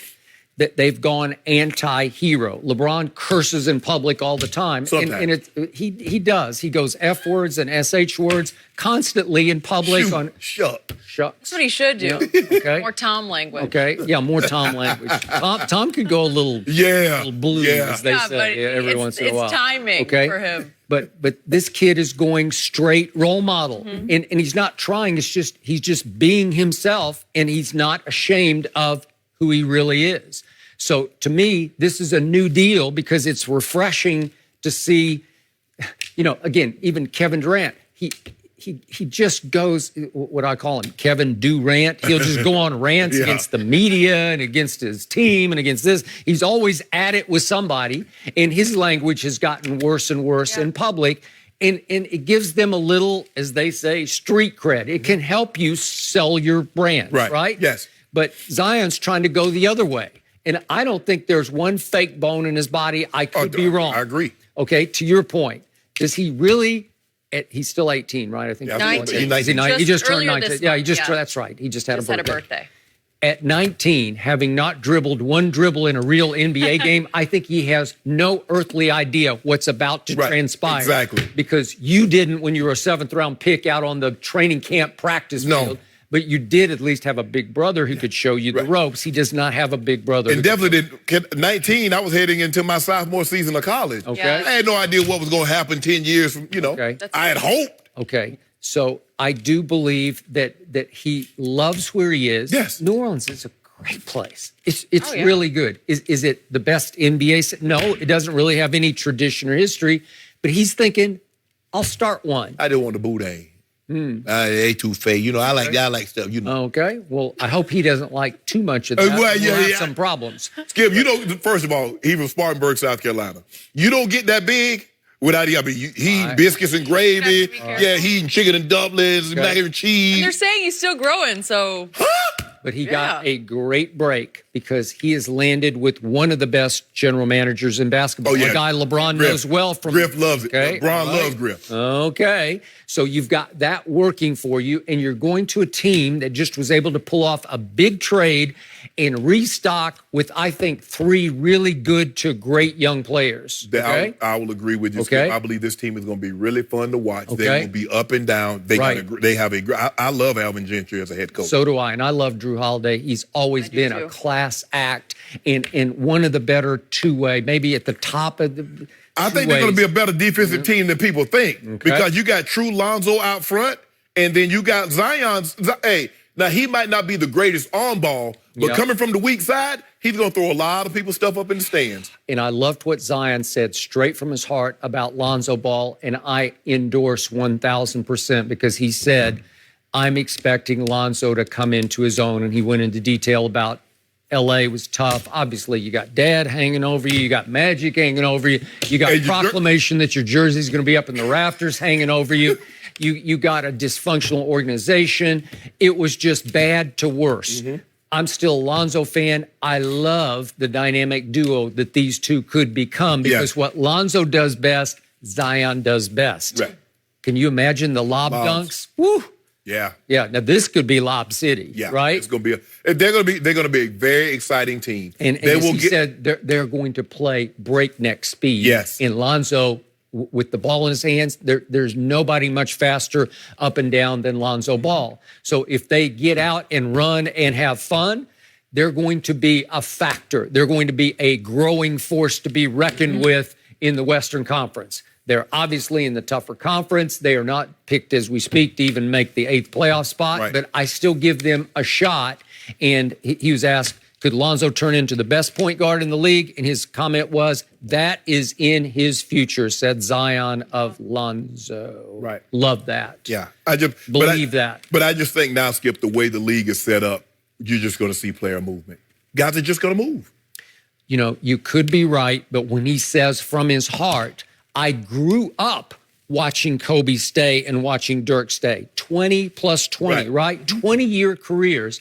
And he's saying that's who I want to be. Right. I want to be that guy. Right. I want to be that pillar in New Orleans. But Skip, it was a different time then. Okay. Well, you basically could be right, since 2010, we've seen since LeBron made that move in 2010, Skip. Okay. We've seen the player move. Okay. Yeah.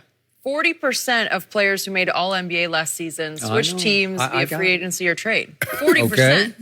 But it's the shattering mold. Is it possible he's just so different that he doesn't care? We'll find out. Okay. Is he going to have to take some hometown discounts to make it 20 years? Oh, no, the discount. Yeah. Man, why you? I haven't seen you one time at Family Dollar, Dollar General, the 5 and dime store. You always talking about discount. Did they give you a discount on that Corvette? Well, it's not a Ferrari. It's not a Lamborghini. But did they give you a discount? No. Okay, then. I paid sticker, but that's okay. Okay, then. That's all right. Well, you gonna pay sticker for Zion. You should ask me about my other car, and then we'd have a conversation. But they ripped you off. Oh, you traded in on that. No. Oh, they ripped you off. No, not that. Oh, okay. It is The other car. refreshing, Ernestine's car. Oh, man, you gave Ernestine a bucket. She's driving around here going like 40 miles an hour.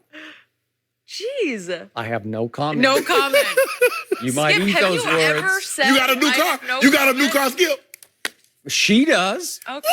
What? All right. He said What'd you- no what'd you comment, get, Skip? What'd you Shannon. get, Skip? We got to leave it at that. Ernestine, I think on Riddell like this here. What is the real That is true. reason Zeke does not have a new deal? We're moving on from cars. We will discuss Zeke and the latest next.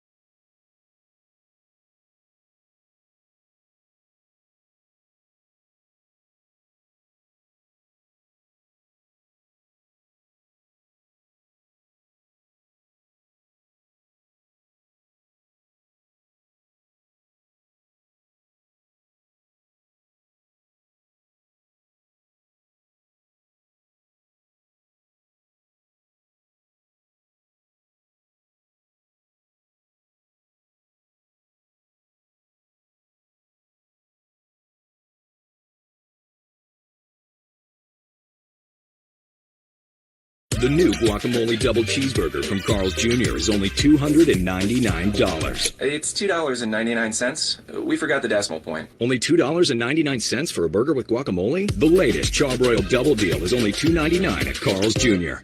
If you believe in breaking the traditional mold, why suffer from a blade made with tech that's old? Ditch the blade. Protect your skin with Comfort Glide rings. New Philips Norelco S6000.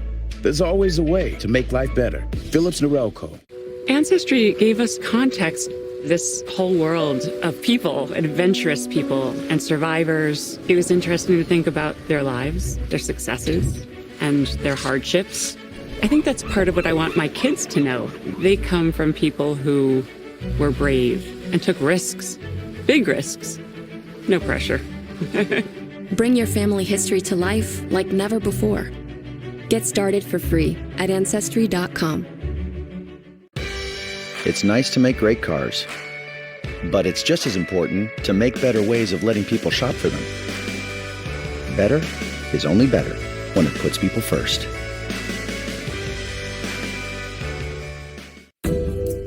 Cybersecurity doesn't need more tools. It needs new rules.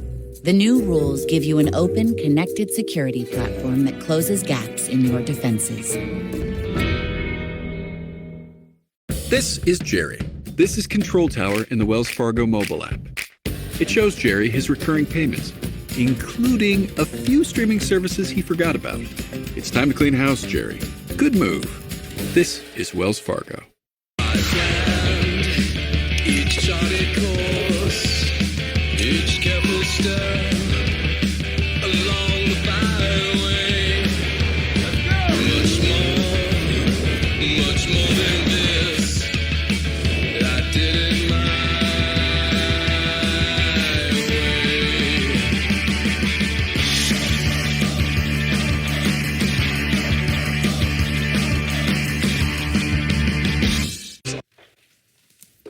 Saturday, we've got a star-studded baseball doubleheader for you. First, Aaron Judge leads the Yankees against Mookie Betts and the Red Sox. Then Mike Trout and the Angels take on the Indians. It all starts 12:30 Eastern on FS1 and the Fox Sports app. Let's go back now to Ezekiel Elliott. He is reportedly continuing his holdout in Cabo. And yesterday, Stephen Jones said that Zeke needs to understand there's a, quote, real salary cap. TMZ also reported a new lawsuit that alleges that the Cowboys conspired with police to cover up a 2017 car crash involving Elliott. The other driver said he suffered serious injuries, but the police said it was just a minor accident. And he alleges that Cowboys running backs coach Brown showed up to the scene and told him, quote, we will take care of everything, but he hasn't received any money. So Shannon, how much should these off-the-field issues factor into Zeke's negotiations? For me, Skip, it shouldn't factor into it. Not at all. Not at all. You know why? Because his play on the field hadn't suffered. Skip, the Dallas Cowboys, Ezekiel Elliott. Wait, I got to cross that. Okay. Real quick. It did cost them six games. Okay, right. So that suffered not performance, but availability suffered because he was gone. But go ahead. But you and I both believe not to relitigate what transpired. That maybe that should not have happened. Should not have happened. Skip, when I look at it, Ezekiel Elliott has been everything the Dallas Cowboys hoped he would be on the field. Ezekiel Elliott has been everything they thought he would be off of it. Skip, when you go take a guy with the 4th pick overall, you don't just go talk to high school and college coaches. When you got that kind of reach, you talk to people around. They knew exactly what they were getting with Ezekiel Elliott. Okay. It's called production intolerance. And the reason why they tolerate what Zeke does is because his production is up here. So production is up here, Jenny. Tolerance is also up here. But let me tell you what will never happen. Tolerance will never outweigh production. Because the moment that production starts to slip, they're going to get Zeke up out of there. That's just the way it is. So Skip Bayless, I don't really what? You're gonna tie like, okay, if you get in trouble, you have to give us some of this money back? Because Zeke is looking at it like, okay, I've led the league in rushing 2 out of 3 years. Yeah, I pulled the lady's top down. That was bad. He shouldn't have done that. Yep. I'm just saying. Don't do it again. I bumped it. But I told you, remember Vegas? I said, Skip, go ahead and break the guy off so you don't have to deal with this. Now you got Zeke. Skip, when I talk to these guys, I'm telling you things that either I personally know about or if it happened to me. It happened to me. Skip I was in Denver, did $200 worth of damage. The guy had no idea who I was, Jenny, until the tow truck driver that was at the 7-Eleven site came over and saw him. He's like, hey, Shannon, how you doing, man? I'm sorry to hear about your injury. And the dude looked at me and was like, oh, you Shannon Sharpe? Skip, we're in the middle of Parker Road.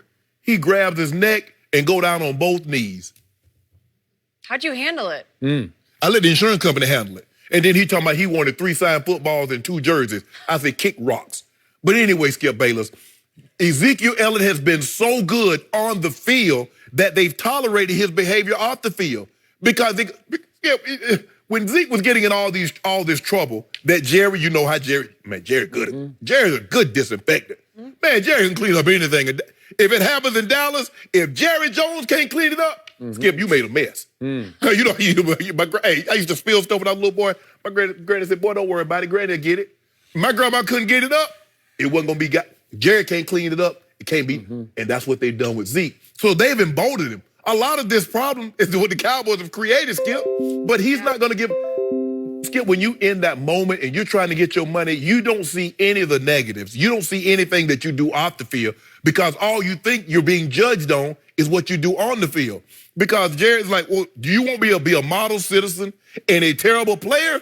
Or you want me to be, you'd like to have both. But I'm just saying, more times than not, Skip, give me the great player that I can deal with some of the behaviors if he's not killing him. But obviously, there are examples to this. But Zeke is not giving them a discount, and it shouldn't because he's playing his tail off, and he's going to lead the league in rushing again, and it's going to be 3 out of 4 years, and he's going to get $1 more than Todd Gurley, and you and I both will be happy. Call it a day? Yep. Yeah. Okay. I don't see it the way you see it. My only problem with Ezekiel Elliott is the same problem Jerry has times 1,000. He is the riskiest bet in the entire National Football League. I don't know a riskier bet. No. High risk, but high reward. Maybe you can't go places without him, as in go to Miami for the Super Bowl, well, right? You said that high risk, high reward, but 2 times 2. What position does he play? So it's even the shorter shelf life with that risk. That is correct. So the key to the TMZ reported lawsuit is alleged cover-up. Correct. What does Jerry do about as well as he manages the salary cap? He can cover up, man. Jerry Jones I know. I lived it for many years in Dallas. I watched it. Some of it I could not report because I didn't quite know enough, or I had agreed, and that's not that big a deal. I'll look the other way. Yes. But Jerry can cover up because Jerry can pull strings like nobody can pull in Dallas, Texas, and sometimes in other cities around the country. He is a powerful man. And I believe he has pulled strings that we have no idea about. I believe he has covered up more minor incidents, bar fight type incidents that we don't know anything about. He knows all about them. He knows chapter and verse of what happened at The Ohio State University behind the scenes because it was not a pretty story. And we know about all the sexual assault allegations, domestic violence allegations by the alleged victim who knew him at The Ohio State, right? And it escalated from there. It went to the incident in Dallas, blah, blah, blah. We know about all kinds of things that have happened in Dallas and now in Las Vegas. This is why Jerry has to sit back and think, do I have another Dez on my hand? Well, yeah, in ways they're different. You know, their incidents are of different varieties. But the point is, Dez was a handful. Jerry had to assign a full-time, what he called a manager, to basically live with Dez to keep him on the straight and narrow, right? Yep. Even to get him to show up on time. Wild to remember. Okay? Yeah. He did do that. I don't think it's come to this for Zeke, but I don't know. Maybe there is. I don't know. I mean, think about people at home. Think about this. Your boss, to get you to show up to work in which you're being compensated for, they hire someone else to basically live with you or come by your house to wake you up and bring you to work. Let that sink in for just a second. Where they do that at? Well, as I just said, Ian Rappaport had reported Dallas. But before before he got his 5 years, $70 million. The police, according to NFL.com, had been called to Zeke's house 6 different times. To Dez's house. I'm sorry, to Dez's house, not Yes. to Zeke. To Yes. Dez's house. Right. 6 different times. Yes. That's pre-contract. Right. And it kept on keeping on. But so, do you think Jerry regrets 5 years, $70 million for Dez Bryant? Well, Skip, no. I think the thing is because after what you mentioned it, he saw what he saw in 2014. In 2014, Dez is what, 22, 23? So he's saying that production is only going to keep going up. I'm going to get at least 3-4 more years of that. But you're right, because Dez just turned 30. Okay. So Skip, and he's thinking, oh, I'm going to get me 3, 4, 5 more years of that. Okay. You never thought it was going to be a downturn. You go from having 16 touchdowns in one season to 17 over the next 3, and you're never that player again. Dez Bryant, from that point on, was never thought of as a top 5 receiver. As it progressed, he couldn't even crack the top 10. No, he could not. So I remember the fateful 2017 car accident involving Zeke, and it was his fault. He was at fault. We talked about it. We talked about it, and now the allegation is that he was hurt more than you thought, and he should have been in concussion protocol. Right. And that was ahead of the Green Bay playoff game against Aaron Rodgers at Jerry World. Correct. When they had gone 3-13 and they were going to have home field advantage for the potential NFC Championship game, right? Right. Yes. Okay. So maybe he shouldn't have even played. Jerry had to pull some big strings to get Zeke on the field. Well, that's what he said. It was a minor fender bender. Okay. But my thing is this, look, everybody knows the insurance. I watch enough of these excellent lawyers. You never accept responsibility. I don't care if you ran 15 red lights and hit 5 people. I ain't saying, no, it wasn't, no, I was not at fault. Because guess what? You say you're at fault thinking you're just going to fix the car. Now he got a back, now his neck, now his head hurt. And so now what you said, well, I admitted I was wrong. You signed up for a host of injuries that might last forever. Yeah. So now I didn't, hey, nope.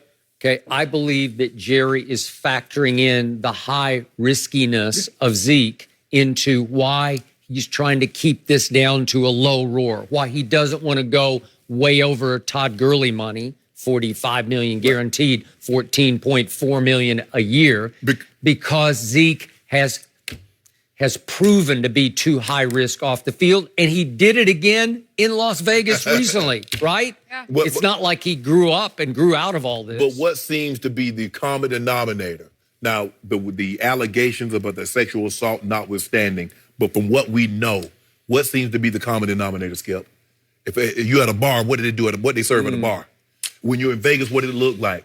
It was in a Mardi Gras type weekend when he's on that rooftop with that female. Partying. So what seems to be the common denominator? See, Skip, I believe the overriding thing, the reason why Jerry is hesitant, okay, I give you $45 million. Now, $45 million when Todd Gurley was 8 games, people like, Todd Gurley was in the MVP conversation. Now people keep talking about he has arthritic knees. Jerry has to ask himself, I give you $45 million $1, what is that going to look like 2 years from now?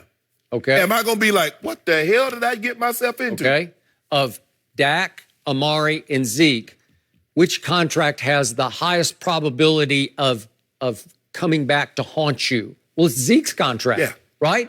Yeah, okay, the position. It could just blow up right in your face. Just the position. Okay, just the position. Although he's been very durable at the position so far, high contact. Okay, now we get to the bottom line, the psychological ramifications of all the above. I told you yesterday, Jerry has gone way out of his way to try to keep this young man eligible. He has pulled strings. Publicly, privately, he has fought for him. He has maybe even overly defended him. He has put Jerry's reputation on the line with the league to fight for Ezekiel Elliott. And I know Jerry well enough to know that when Zeke didn't show for the first day of camp, it stung him because his reaction was, Bro, I went to all these links for this kid, and now this is the way he pays me back? I hear that. Not only that, but he insults me he goes to Cabo during his holdout? Yeah, you know. Okay. Cabo's. My name is Luca. You know? You ain't have no problem when he was suspended 6 games and he came back in tip-top shape. He was in better shape when he came back from Cabo than when he showed up for training camp. Remember how you was talking about like he got a little double chin and like Zeke put on some weight? I agree, but now it comes across like, I'll just go on vacation while you guys are working your tails off out in that heat out in Oxford. Well, let me take that back, Skip. I think the contract that has the biggest ramification to come back to bite him would be Dak. Because if you give him that kind of money, Skip, I don't. Again, I believe in Dak more than you do. But you said the hardest position to find. So if you give a guy $100+ million, and then after a couple of years, you got to get up off him and go back into the market. You could argue. I'm just saying I believe in him more than you do. Yeah. I believe he can live up to his. I just don't. The truth is, I don't trust Zeke. I trust him on the field if you can get him on the field. Right. I really trust him. Okay, but unfortunately, they don't play games 24 hours a day. Nope. So he got to go home. Okay. There are just so many layers to Zeke. We honestly have something new about the guy every day. Another guy that we like to talk about around here, Big Ben. Are we going to see a new Big Ben this season? We'll tell you what he's saying next.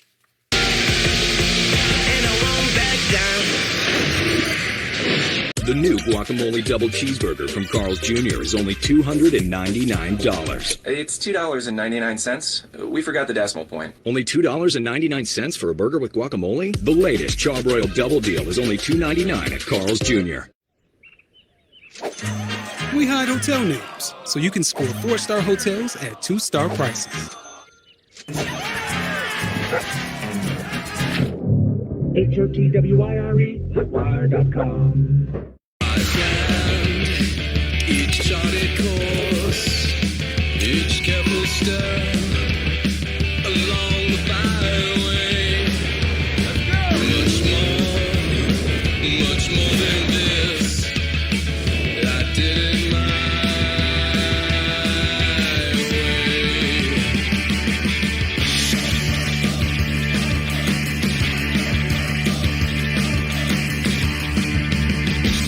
Loyalty is taking care of the people who take care of you. You give them the most capable truck, the most awarded truck, and then you give them even more during the Ram Summer Clearance event. It all comes down to a single, defining moment. When a plan stops being a plan and gets set into motion. Today's Merrill can help you get there. With the people, tools, and personalized advice to help turn your ambitions into action. What would you like the power to do? Hi, Ted Danson, here for my appointment. No matter who you are, it's important to go for an annual checkup. And when you do, remember to be open and honest with your doctor about how you're feeling. Because how you're doing emotionally affects your physical health and vice versa. Mr. Danson, would you mind? I love doing this. Thanks, but I just need you to fill out the medical history. It's embarrassing. Go in for your annual checkup and check in physically and emotionally. Cigna, together, all the way. Do I have to do the age part? Okay. If you have mild to moderate eczema, there's Eucrisa. It's a prescription ointment for ages 2 and up that's steroid-free. It works both at and below the skin surface, blocking overactive PDE4 enzymes within your skin. Do not use if you are allergic to Eucrisa or its ingredients. Allergic reactions may occur at or near the application site. The most common side effect is application site pain. Want to save on Eucrisa? Eligible patients may pay as little as $10 per prescription. Ask your doctor about steroid-free Eucrisa. Shaving has been difficult for me. I have very sensitive skin. I get ingrown hairs. Oh, I love it. It's a great razor. It has that fence in the middle. It gives it a nice smooth shave. Just stopping that irritation, that burn that I get. I wouldn't use anything else.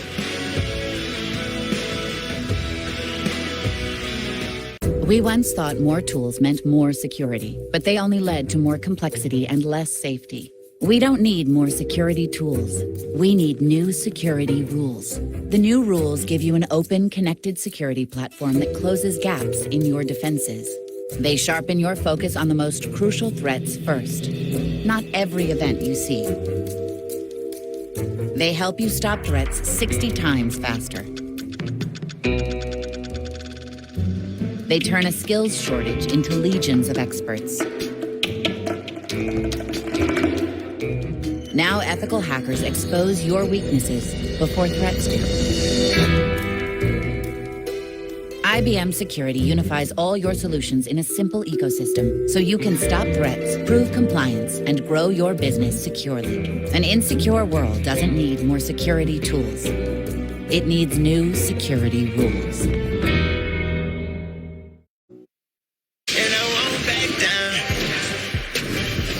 Ben Roethlisberger has been under fire the past couple of seasons for his leadership skills, but the 16-year vet defended himself this week. Both Antonio Brown and Le'Veon Bell took shots at Ben's leadership after they left Pittsburgh.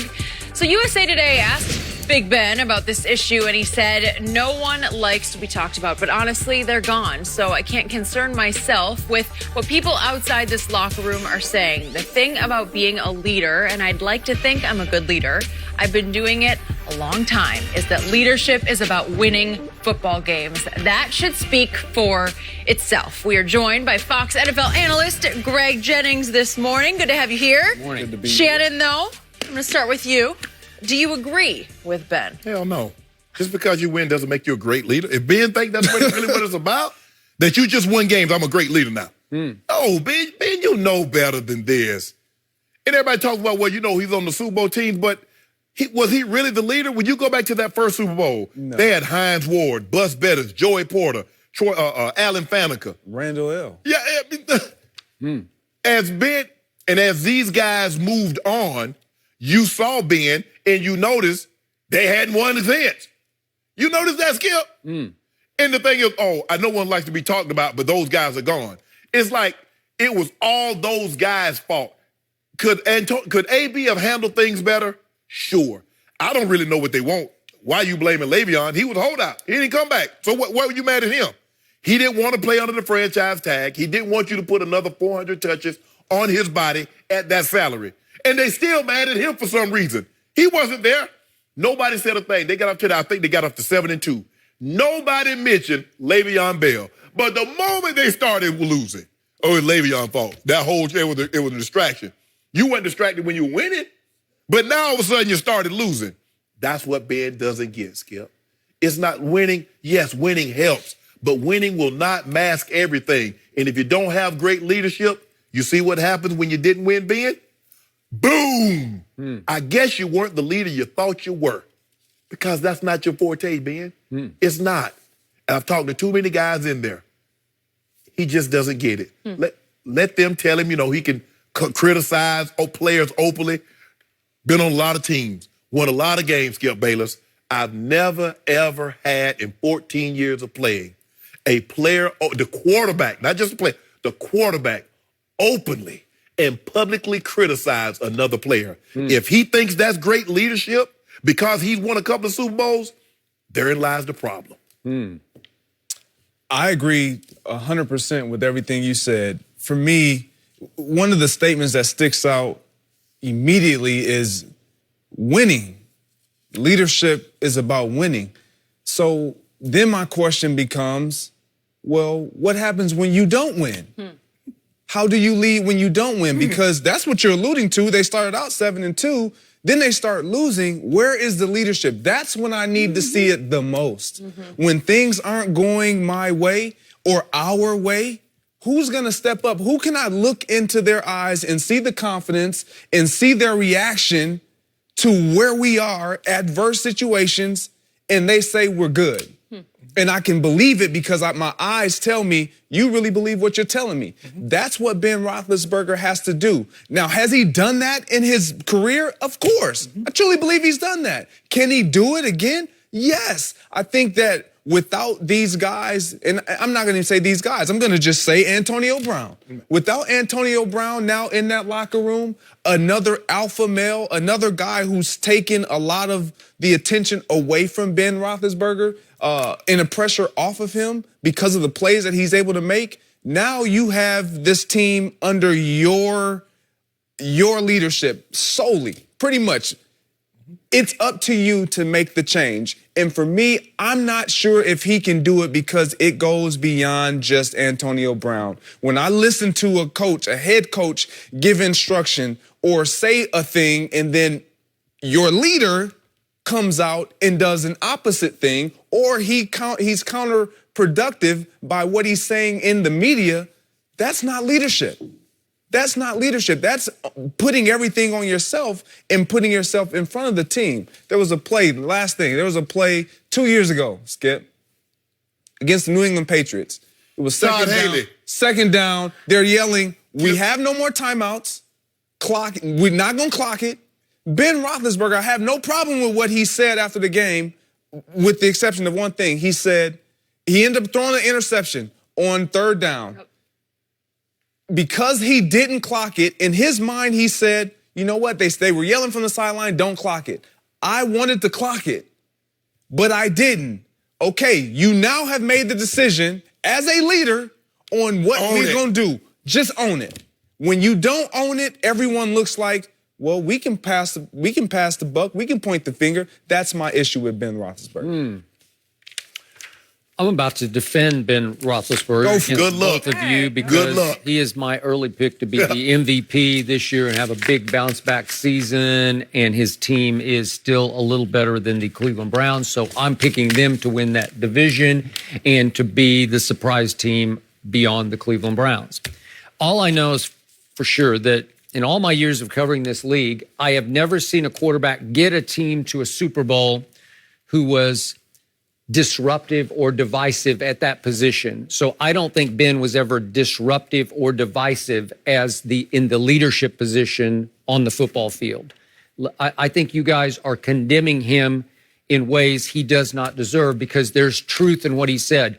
If you get to 3 Super Bowls and you win 2 of them, lost 1 to you, you have to have some leadership skill in you. You have to have some, by example, leadership, charisma, even in your body language. And I do think he's a big game, big play player, and always has been. Again, he got faced with 2 me-first social media me-ism players in Antonio and Le'Veon. They became social media victims, both of them. As it rose, they rose with it, and they lost all perspective on how they should act within the confines of a pro football team. And he had to deal with the fallout of that. He a me first guy too.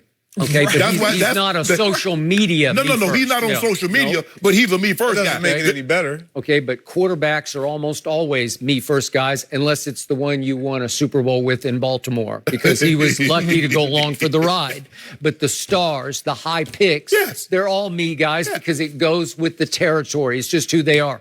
Aaron Rodgers is the ultimate me guy and the ultimate finger pointer, sometimes in a good way because that receiver, not you, but some receiver might deserve to get called out publicly by Aaron Rodgers. No. Okay, well, I don't love it, but every once in a while, I've been around so many quarterbacks all the way back to Troy Aikman, Roger Staubach. They called out people publicly when they deserved it. LeBron James has called out his teammates publicly when they deserved it, right? But look, and I'm not going to look. I didn't play with everybody, but I played with a Hall of Famer. And I could imagine, can you imagine if Antonio Brown runs the shallow cross. At the back of the end zone, he throws the interception in Denver. You threw the interception. Now, the first thing out your mouth, don't come out and tell the media, well, Antonio Brown cut that route short. Okay, if he runs the route short, don't you exacerbate the situation by throwing him the ball. James Washington dropped the crucial third down. Leaders don't go publicly and say, he got to make that catch. James Washington need to make that catch. That's not what leaders do, Skip Bayless.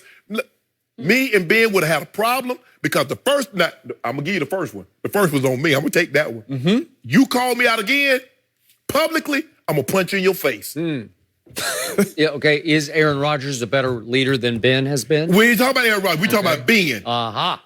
We talking about Ben Rodgers. Big no comment on that. We ain't talking about. You did validation. You did because they are different. Their situations are different. Their circumstances are different. Is Ben a better leader than Tom Brady? No. Okay. Tom Brady's the greatest leader in the history of the NFL. Do you want to know why? Because he always talks and refers to the team as we. We. I don't care whether it's LeBron James or Aaron Rodgers, Ben Roethlisberger. Tom Brady understands if we're going to do this and do it all the time consistently, I can't put myself out front. Everybody's going to do that already. Yeah. They're going to do that. My play is going to afford them the right to do that. And what did he say? oh, nobody likes to be talked about, but they're not here now. But that's a leader. That's your leader. Okay. So you just defended Tom Brady? You just said a good thing? You just agreed with Greg? He's a great leader. Yeah, I've never said Tom wasn't a great leader. Interesting. Out of both sides of mouth. No. No. It's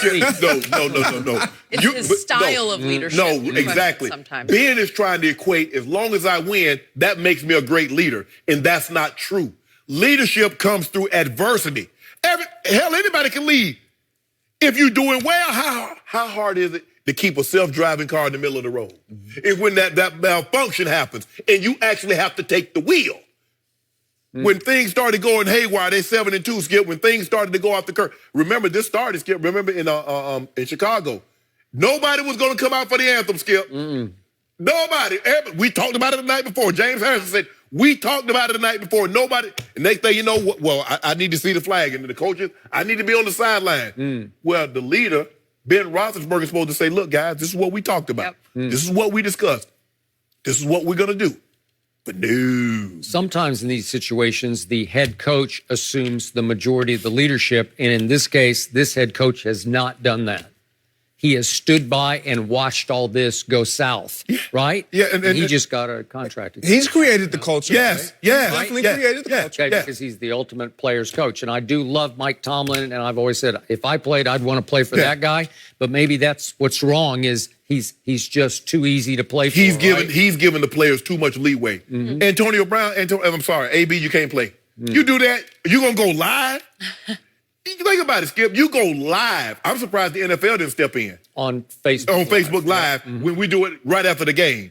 They don't normally let anybody in there except the team. You know, the team have the team have a local TV station that comes in right during when they get in the prayer and Mike's saying something. But for Antonio Brown to do that and for Ben to openly and publicly criticize players, they've allowed this. People will do what you allow them to do. You should have nipped that in the bud. Okay. But like I said, you had one time to call me out because I first was on me. I was like, okay. And Ben, don't do that again now. Antonio will miss Ben sometime during this year. He'll wake up and sit back. You don't think Ben's going to miss him, huh? Okay, well, maybe. But I'm just saying the quarterback's more important than the receiver to me because it's a harder position to play. Oh, and you're going to be in Oakland with Derek Carr, and you're going to say, God, I can't.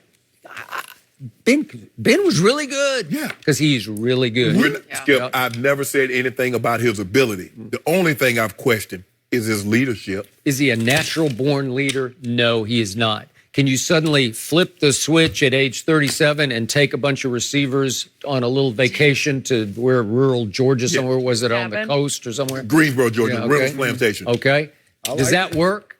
No, probably won't work. But it's a start. Is he trying? Is he? Yeah. Okay. Yeah. Step in the right direction. Yes. But now it's how they perform on the field and what we see from him. Yeah, we're going to see. To watch. I know Skip's we're going to see who he calls out now. Because Le'Veon's not there. AB is not there. Who get called out there? I hope he calls you out today. I would love that.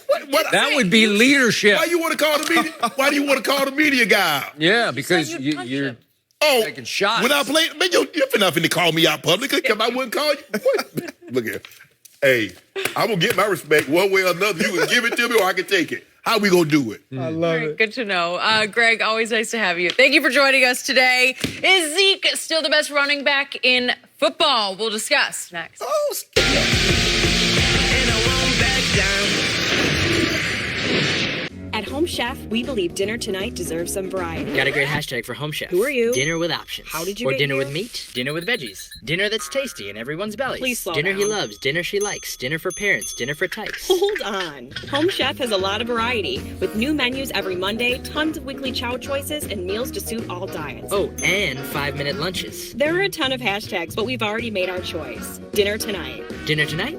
Nice. Home Chef. Meals anyone can cook and everyone will love.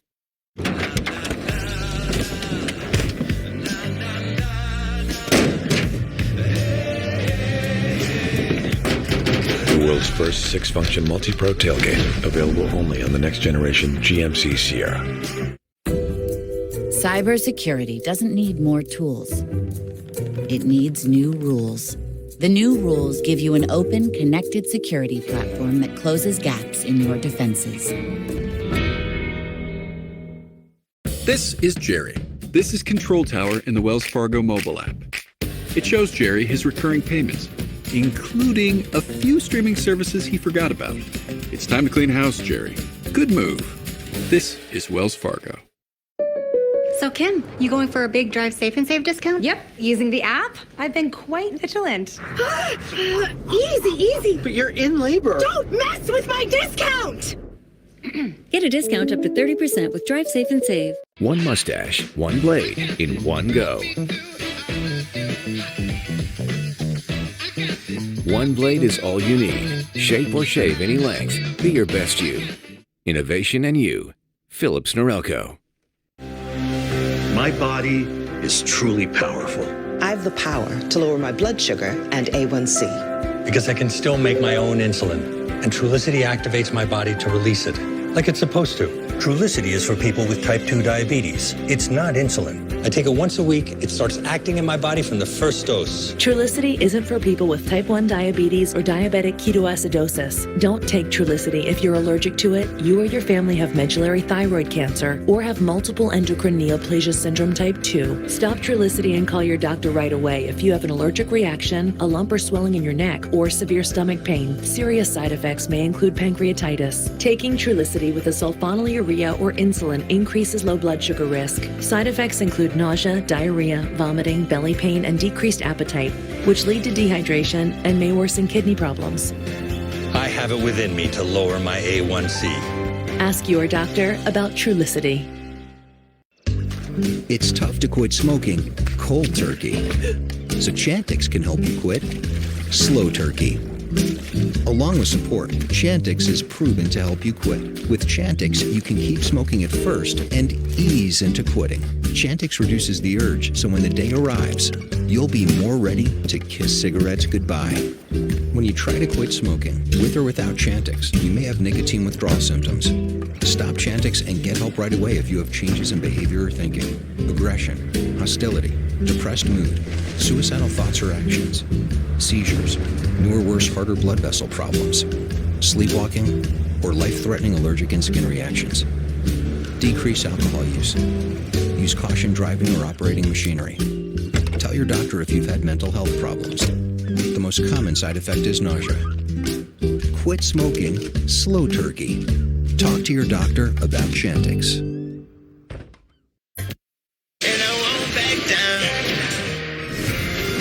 Ezekiel Elliott has won the rushing crown twice in his first 3 years in the NFL, but apparently he's not the best running back. Zeke was voted the 18th best player in the league in NFL Network's rankings, which is voted on by other players.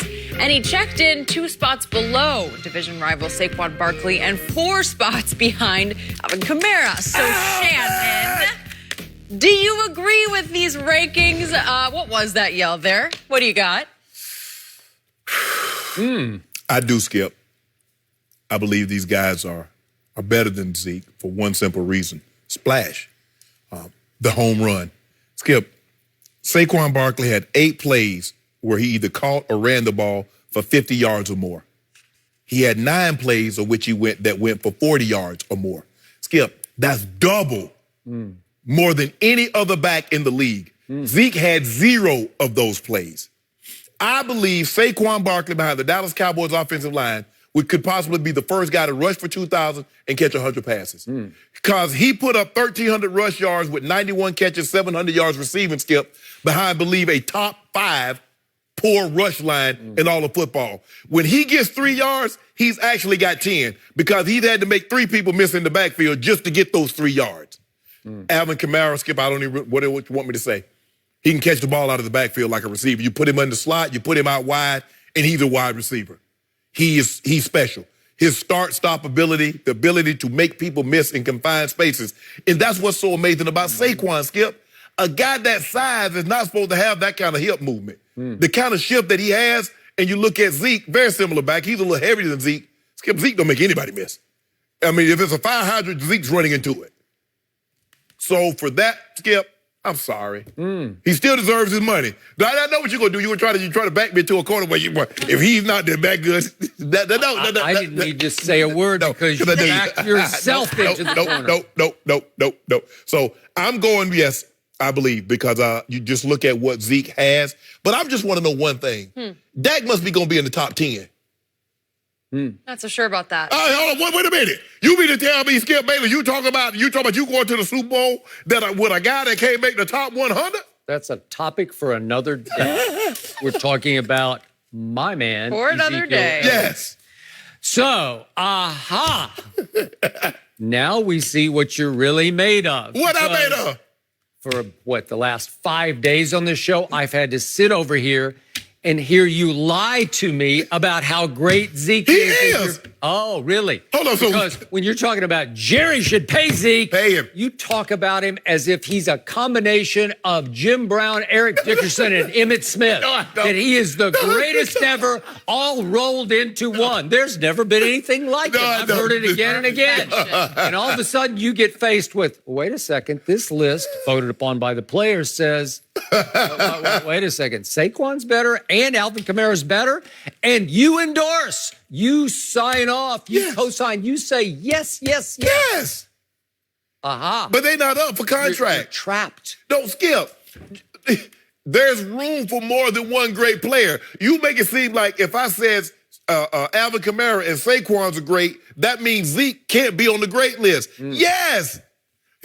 I have not wavered in my opinion. I still believe with all my heart and soul, Ezekiel Elliott is the best running back in football, pure running back. Yeah. I love him so much, I have his picture by my bedside. You can see it in our commercial called Better Come Prepared. You did not come prepared to this topic because I'm about to undress you. Go ahead. Yeah, and then you can take a nap the rest of the afternoon. Saquon is more whipped cream. He is more cherry on top than he is the cake because the cake is Ezekiel Elliott. If you take away all those splash plays, if we just take away one splash play a game, look back at last year, he was rookie of the year and he had a really nice year. I didn't think he had a great year because if you take away the one big run or catch in each game, he averaged per rush 3.2 yards per rush. He averaged per catch, if you take away the big ones, 5.1. That does no real damage. Yeah, it does. Yeah, against my team, game 2, he went 11 rushes for a grand total of 28 yards. He did catch 14 balls, but for only 80 yards.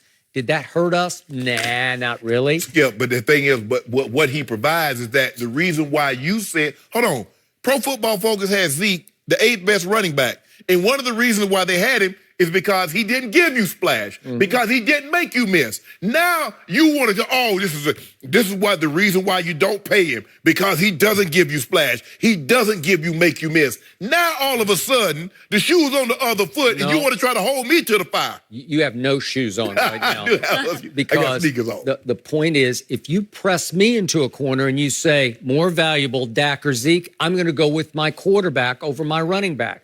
But my running back has proven to you 3 straight years he's the best running back in football because per game average, over 30, I missed the 6 games the second year, but he's led the league in yards, right? Yards per game. But help me understand. Kid, I'm not really good at this. I've been, sometimes. That is true. Which part? I'm just trying to figure out. You're going on the right path. If he says Dak is more valuable, how can a guy be more valuable if he's not top 100? At least the guy that has value. How do we know he's not top 10? How do you know that? Okay, hold on. Okay, let's see. Okay, Aaron Donald has yet to pop up on the board. Tom Brady, Drew Brees. I don't know. Julio Jones. You're just guessing. AB. I'm just saying. Hold on, that's 1, 2, 3. That's 5 right there, Skip. Aaron. You get Aaron? Oh, is Rodgers up there yet? What have I told you about this list every year? No, don't tell me nothing. The quarterbacks should all be in the top 20 players in this list should be quarterbacks. I'm just saying. No, they should. They're just better. So in other words, you said, is Dak going to be top 10? I don't know. Maybe. He's in my top 10. Drew Brees, Aaron Rodgers, Tom Brady, 3 quarterbacks left. This is about Ezekiel versus the 2 other running backs. Oh, what you going to do about my homeboy? Wait a second. We're talking about pure running back between the tackles.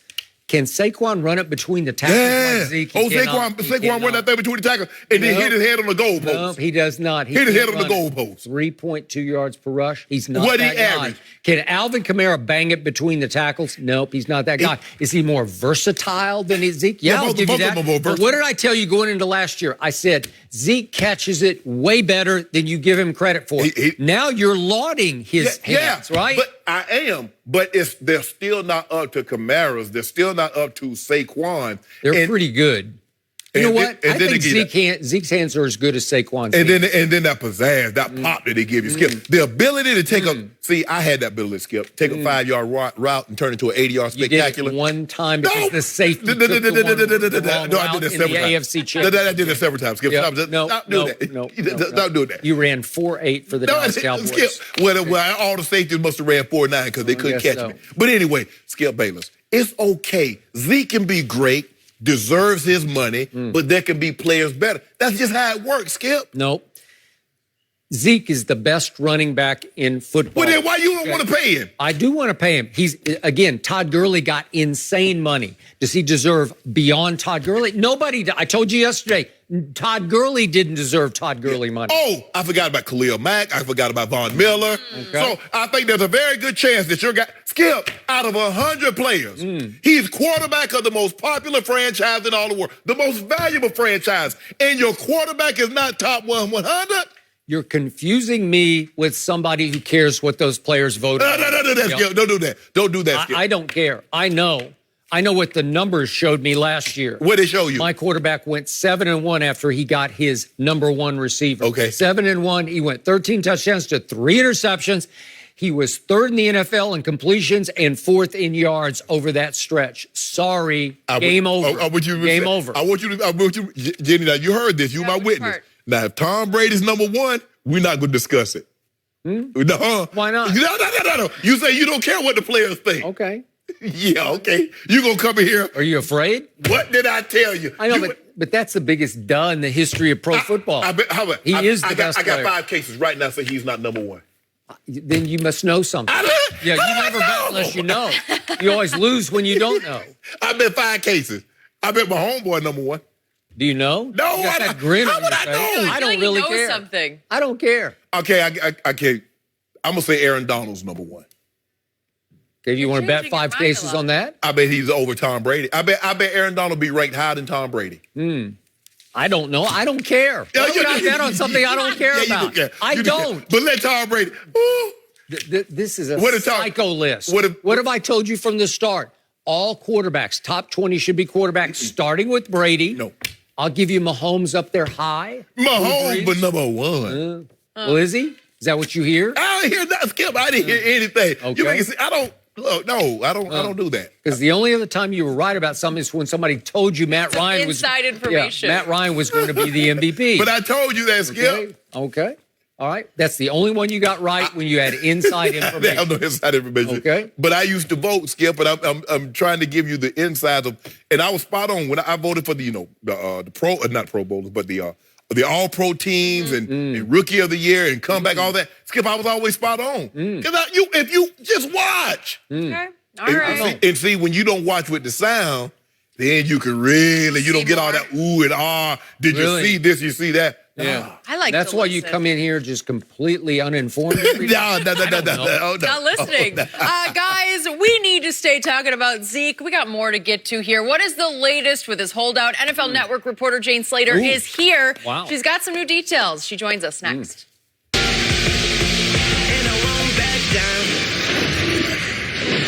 If you believe in breaking the traditional mold, why suffer from a blade made with tech that's old? Ditch the blade. Protect your skin with Comfort Glide rings. New Philips Norelco S6000. There's always a way to make life better. Philips Norelco.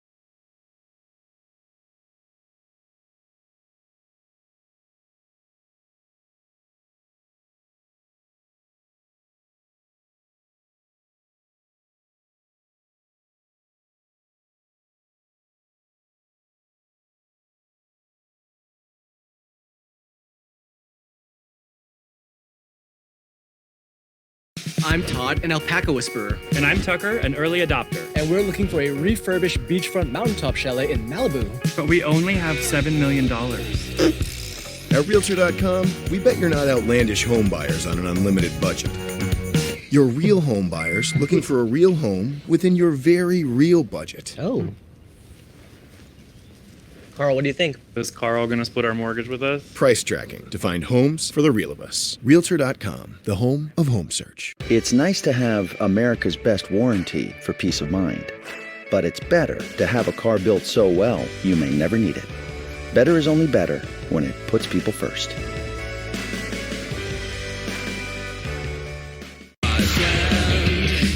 Each charted course, each careful step along the byway. Much more than this. I did it my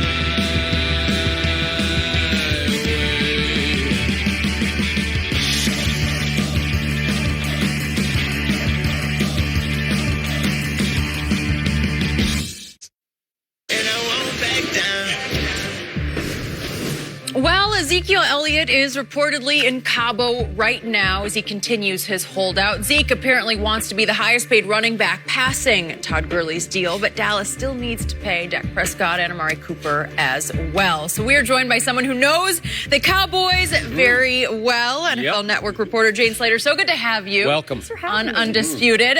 We got to start with you. What is the latest with Zeke? You know, I love that you brought up the Todd Gurley deal, wanting to be paid as much as Todd Gurley. You brought up an interesting point about Todd Gurley didn't deserve Todd Gurley money. That's how I'm told the Cowboys see it. They're trying to reset the market here. Now, it's going to be interesting to see who comes out on the other side because we know his value to this offense. Without Ezekiel Elliott, you're replacing over 2,000 yards of total offense. They brought in Alfred Morris because this was a veteran back that had been on their radar because he knew this offense, and they have two rookie running backs. But he was a thought if Zeke got hurt. Can he carry the load? He was averaging 4.3 yards per carry during the 5 starts during the 6-game suspension, so they have confidence in him. And they're certainly insulated better this season with Jason Witten, Amari Cooper, Michael Gallup, Randall Cobb. But I think everyone can agree when you look at the stats and you look at what he means to this team, Ezekiel Elliott gives him the best shot to go to Miami. Okay, so given what you know, given what you've reported, given what you've heard, gut feeling, does Zeke miss real games and continue to hold out? The question you have to ask yourself, how broke is Zeke? Can he afford to miss game checks? He missed 6 game checks during his suspension. My thought is that this is not going to turn into a Le'Veon Bell situation. This isn't a situation like Pittsburgh, and here's why. The players who speak to me freely, the players who've gone on the record, the coach, they all want him here. Jason Garrett's going to need a new deal done soon. Amari Cooper is working on a deal. Dak Prescott's working on a deal. They have all been in communication with him. I was told that Jason Garrett got an encouraging text from Ezekiel Elliott 2 nights ago. I'll take Dak that. Prescott on our air on the NFL Network said he's been in communication with Ezekiel Elliott. I believe this is management team saying use your leverage now, get the deal done. But I believe that Zeke wants to be here. He talked about it. It bothered him being away from the team and being a part of a team that I think a lot of people believe has a legitimate shot to make that push in the postseason. Well, I agree with everything you said. But in order for him to get his money, the only leverage he has is holding out. That's the only leverage. They're not doing this deal. He shows up to camp and he's happy-go-lucky. They're not doing the deal. He says, I believe that I'm better than Todd Gurley. And whether you believe someone is better or not, it's the guy that signs the deal last that gets the most money. So you're trying to reset a market, but it's like, let somebody else reset the market. You're not going to sit it with me after I've led the league in rushing 2 of the last 3 years. Shannon, I believe the issue isn't so much, is he better than Todd Gurley? It's risk and reward. Right. If there had not been an incident this summer in Vegas and Jerry's legal envoy hadn't been there, this recent legal case that's come forward where the Cowboys are once again finding themselves in the mix, defending Ezekiel Elliott, Jerry Jones going to bat for him after the Hall of Fame, being feted as the owner of the century, and 3 weeks later going on the record in a controversial case that was sort of muddy and putting his neck out there. That's where things get a little muddy here. Again, I don't think it's the big holdout for them. They're invested in Zeke. They believe in Zeke. But you did watch that All or Nothing special on Amazon, did you not? Yes, I When did. Jerry Jones was not across from the table from Zeke, but right next to him, pats him on the leg there and says, I went to bat for you.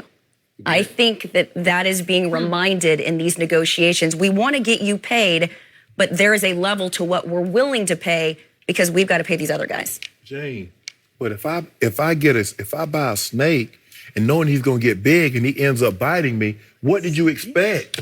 They knew Zeke. Jane's not going to buy a snake. No, they knew this about Zeke agree. when they drafted him. Yeah. They took him 4th overall. He was everything they hoped he would be on the field and everything they thought he would be off of it, and they still took him. So now you want to hold that against him. You knew what you were getting.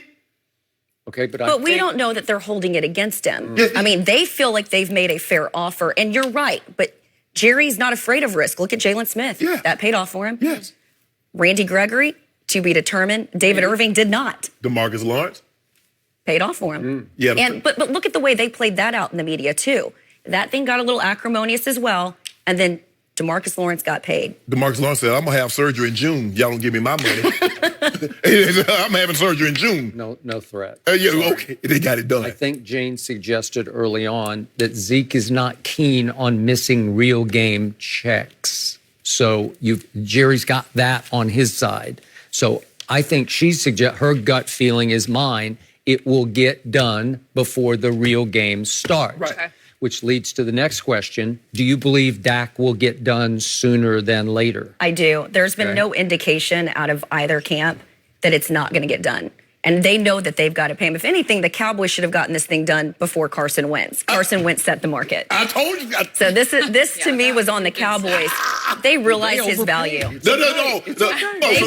They wouldn't have made the investment in Kellen Moore as the OC and made a change there, brought in John Kitna, and by Dak showing up at camp, showing that he's bought in, the guys love him. We saw that his rookie season. There was a reason why Tony Romo, who came back healthy and was beloved by the front office, didn't have an opportunity to even compete for his job back. They don't go all in on a guy and then not pay him. Aha.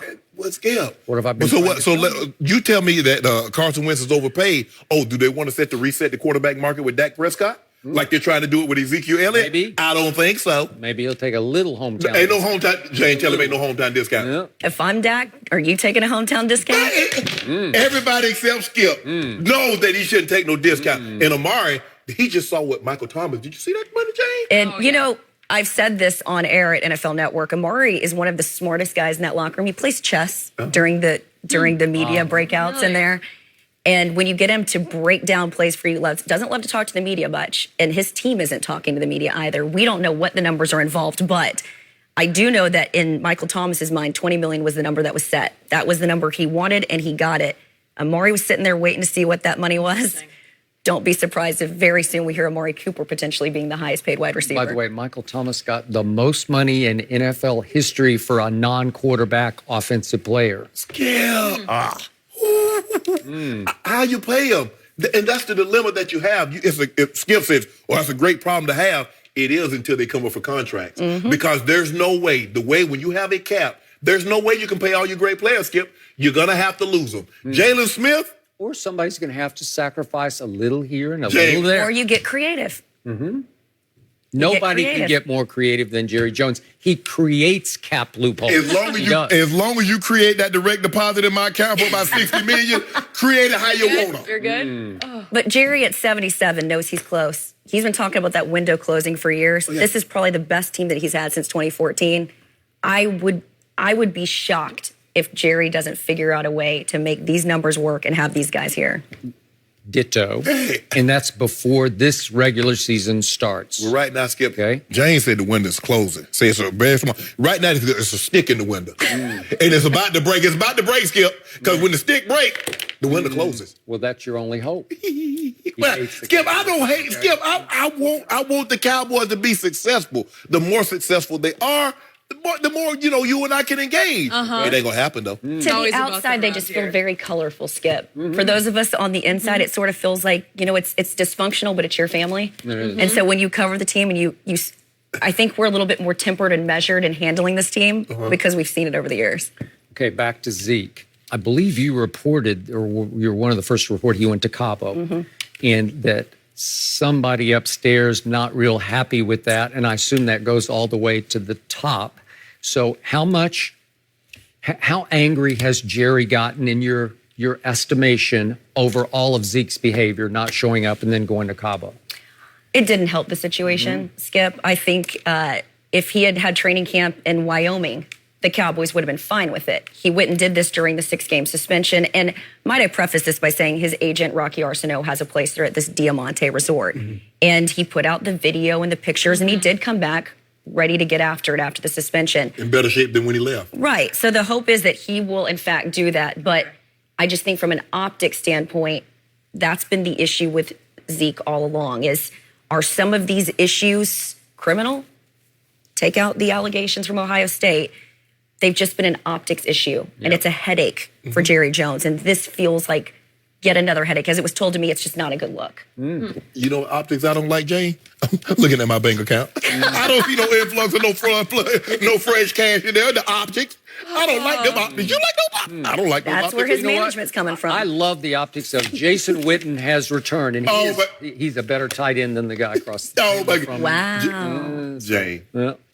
What did you see? You were at camp every day. What did you see? What has the impact been of Jason's return to the locker room and the field? You know, it's interesting. That was one of the best kept secrets at Combine. And when that broke, I was over actually talking to DeMarcus Lawrence's agent about his deal. So I run over to the facility and started talking to a couple of my sources on that. That was a real behind-the-scenes tough decision for Jason Witten. A lot of people thought Jerry Jones was saving him from ESPN. That was not the case. Witten struggled with that. He felt like he had gas left in the tank, and you felt a sense of relief when he came back to camp. He looks and feels younger, which is odd to me, having stepped away from the game this last year. But what he's done, I think, is push these young guys. Blake Jarwin, who we saw really impress in the regular season finale against the Giants. The split in the building was, now wait a minute, Witten never comes off the field. This was our issue. We've got these young guys behind him. What I've seen from Witten is him embracing that role. He is constantly chirping at the staff. He's chirping at the young guys. And I'm seeing him push guys like Dalton Schultz and Blake Jarwin in camp. So I think this is a good thing from the Cowboys. He's sort of taken on this Sean Lee player hybrid role.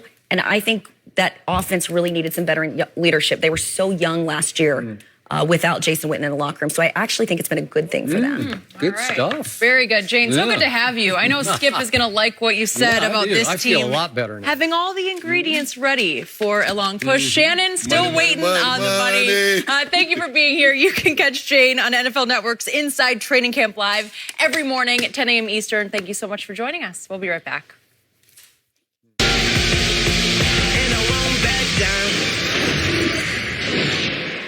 If you believe in breaking the traditional mold, why suffer from a blade made with tech that's old? Ditch the blade. Protect your skin with Comfort Glide rings. New Philips Norelco S6000. There's always a way to make life better. Philips Norelco. Let me throw this out there. If you're picking one guy to start your team around, you going Mookie Betts, you going Aaron Judge? I've never seen a man hit in the high threes with 50 home runs and 120 RBIs. So I'm going to go with Aaron Judge. Unashamedly, he's my favorite player in the game. You know Mookie Betts is going to be an MVP candidate every year. He is really a 5-tool player. There's nothing on the baseball field that Betts can't do. I want to see these great players be great for a long time. We're Jack Daniels, the oldest, realest, truest, squarest, hippest, whiskiest whiskey of Lynchburg, Tennessee. Cybersecurity doesn't need more tools. It needs new rules. The new rules help you stop threats 60 times faster. Each charted course, each careful step along the byway. Much more than this. I did it my way.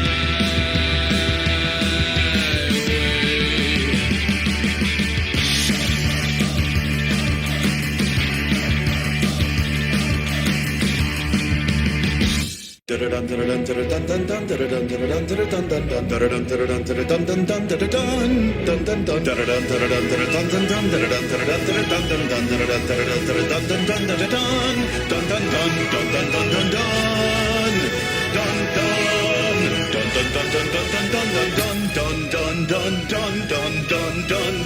big ways and in small, Bank of America is here to help you get things done.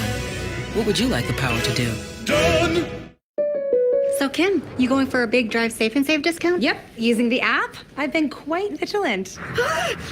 Easy. But you're in labor. Don't mess with my discount! Get a discount up to 30% with Drive Safe and Save. The end mindlessly marches on. But this year, there's a more thrilling path to follow. Major plans! Defy the laws of human nature at the Summer of Audi sales event. One beard, one blade, in one go. One blade is all you need. Shape or shave any length. Be your best you. Innovation and you. Philips Norelco. For mild to moderate eczema, there's prescription Eucrisa. It's steroid-free. Do not use if you are allergic to Eucrisa or its ingredients. Allergic reactions may occur at or near the application site. The most common side effect is application site pain. Ask your doctor about Eucrisa. Red Sox, Yankees, Saturday on FS1 and the Fox Sports app. Get a Little Caesars large, extra most bestest stuffed crust pizza, topped with pepperoni and cheese, and stuffed with over 3 feet of cheese in the crust. That's right, we stuffed cheese into the crust of the pizza with extra cheese and the most pepperoni. All at the nation's best price of just $9. Try our convenient app and Pizza Portal pickup. Pizza. What would you do for a Klondike bar? Starring Anna Faris, Undercover. We are offering your family a lifetime supply of Klondike bars simply for the naming rights to your baby.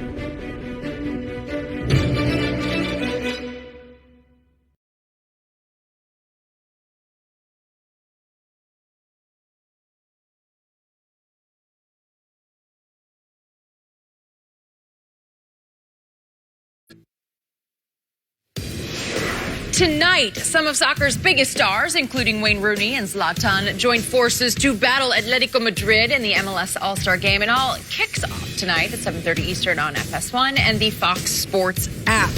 So we have been talking about this all morning. Michael Thomas just got paid. The Saints wide receiver signed a new 5-year deal this morning for $100 million with $61 million guaranteed. Thomas becomes the highest paid wide receiver in the league, and he has more catches in the first 3 years of his career than any receiver ever. Shannon, what does this contract mean?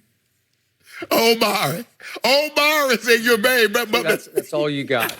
We went there immediately. That's all you got. Skip, the price for Amari just went up. Michael Thomas, Skip, had 97 more catches than any other receiver on the Saints roster. And that was one of the reasons that they reached out to Dez Bryant, because they was trying to find someone else, especially after a couple of the receivers had gotten injured. He was 40 plus clear of Alvin Kamara, who had 81. Him holding out. Skip, let's be real. If Michael Thomas shows up to camp, is this deal getting done?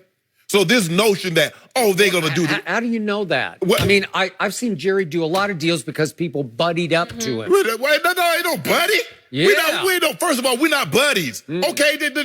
No, the league, the ownership, and the TV, they're buddies. I'm just talking about Jerry. No, They have you don't get it. Zeke says, I got to do this. I got to do what's in the best interest of me and my family. Nope. But Skip, the price just went up. You understand that what's going on. Michael Thomas got 5 for $100 million, 61 guaranteed. Now Julio Jones out of the 8, who I believe is the best receiver in football. Now the thing is, he has 2 years left, but he wants a big payday. And deservedly so, because I believe he's the best receiver in football. But Michael Thomas, Skip, a catch rate of 85%. That's the highest catch rate since 2001. So if you throw it in his vicinity, he coming down with the ball. Oh, man. He came down with 4 for 36 against the Rams in that NFC Championship. But Skip, just for the record. But here's the thing. And plus, what did they have? Now, remember, the first time that they played him, Aqib Talib didn't play. So that left Marcus Peters one-on-one with him. So now we get our full arsenal back so we can run a little bit more exotic coverages. He deserves this money. I mean, he's averaging 107 catches over his first 3 years. That blows everybody away. He deserves his money, Skip. He got played in that before. I hate to say this because it does impact my team, but this is another shocking overpay to me. Shocking overpay. Kirk Cousins was a shocking overpay. Carson Wentz was a shocking overpay. Todd Gurley was an even more shocking overpay. And here we go again. Michael Thomas is really good, but is he all-time great? Because this is an all-time great deal that he just got. Not. And maybe you're projecting where the cap is going to grow and expand to the extent that this might just become the going rate for receivers. It is. You know, like in 2 years to look back and say, well, that was business as usual. That's what he deserved. You know, that's just receiver money. Skip, I remember when in 90, I think 97, 98, the highest paid quarterback was like John and Dan. Okay. They're making $5-6 million a year. Okay. Now, are any of these? That's crazy. Michael Thomas ran 4.57 at the combine. That's pretty close to 4.6 at the combine. That's pretty close to what Jerry Rice ran, who ran 4.65, who just happens to be the GOAT. Yeah, and the NFL Combine's bottom line was he has a chance, Michael Thomas, to become an NFL starter. That was the line on him. Okay. Really? Okay. So he went mid-second round, and some people thought that was a little high for Michael Thomas, and he's been really good. I take nothing away from all the stats you're throwing at me, but is he transcendent? Is he game-changing? Well, Skip, no. You can't base it on that. You can't say, if this guy going to be better than Jerry Rice, or this guy's going to be a Hall of Famer. That's not how you do it, Skip. You know that's not how contract works. Skip, I made the mistake. Look, I wanted a watch. I wanted a Patek Philippe. They say Patek Philippe, but a Patek Philippe. I wanted a 5980, Skip, and I wanted it, and I was like, I almost got it, and I didn't. And you know what's happened, Skip? The price is doubled. It's gone way up. And guess what, Jerry? You should have signed those guys earlier, and you'd have got them at a discount, but you didn't. Nope. So now you got to pay double. He paid the offensive line right on time. He'll pay these three right on time, but these are absurd amounts of money. No, it ain't absurd. Yep. No, it ain't absurd. Irrational amounts of money. money. And I told you, I said, Skip, Dak, you need to go ahead and pay Dak. I said, because these quarterbacks coming, and these numbers going to be 33, 34. I said, go ahead and get it while you can get him around Kirk Cousins type number. But you didn't want to listen to me. So guess what now? 2028. Carson Wentz, that 103 is the going rate for Dak. Once upon a time, Jerry got stuck with the Dez deal, 5 years, $70 million, and maybe these deals you'll wind up being stuck with. Right? You never know. I'm liking this next story, guys. Why is Cliff Kingsbury upset with Madden? Trust me, you want to hear it next.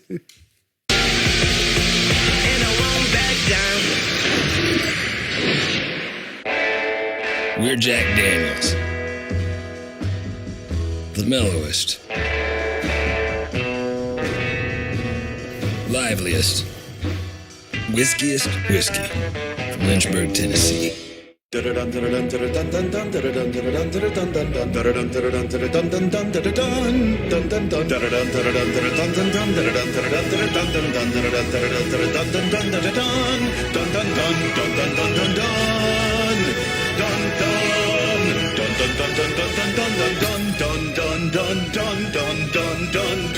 big ways and in small, Bank of America is here to help you get things done.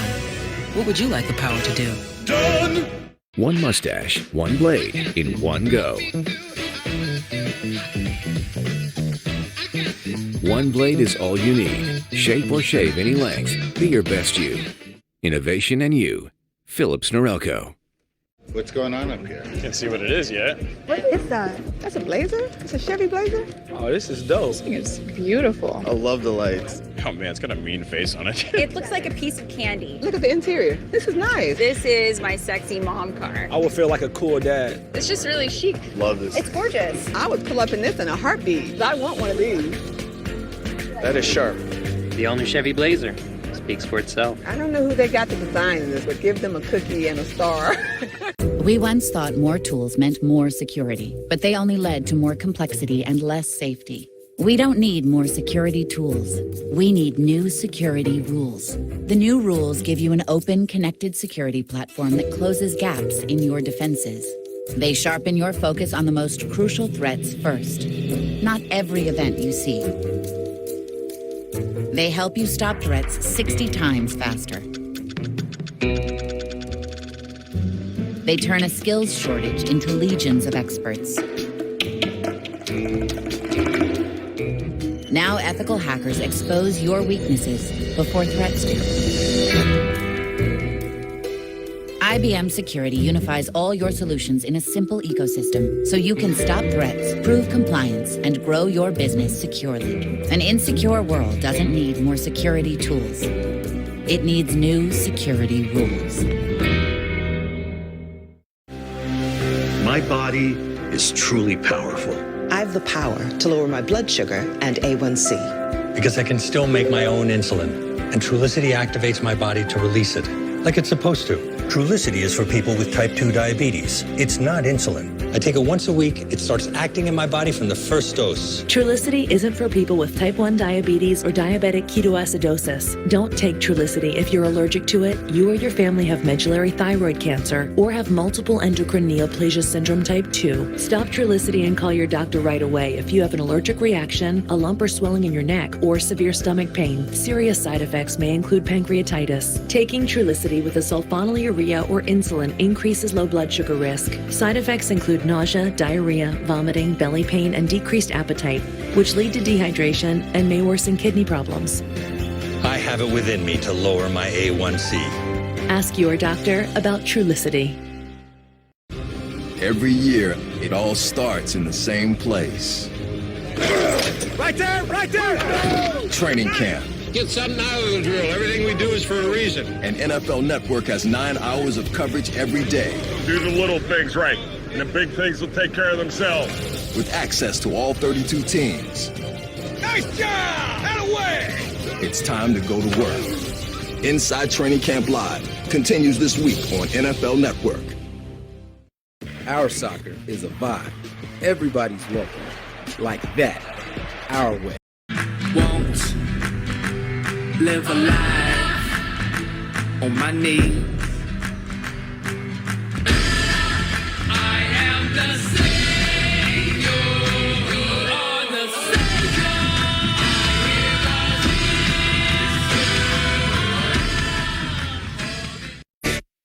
And I won't back down.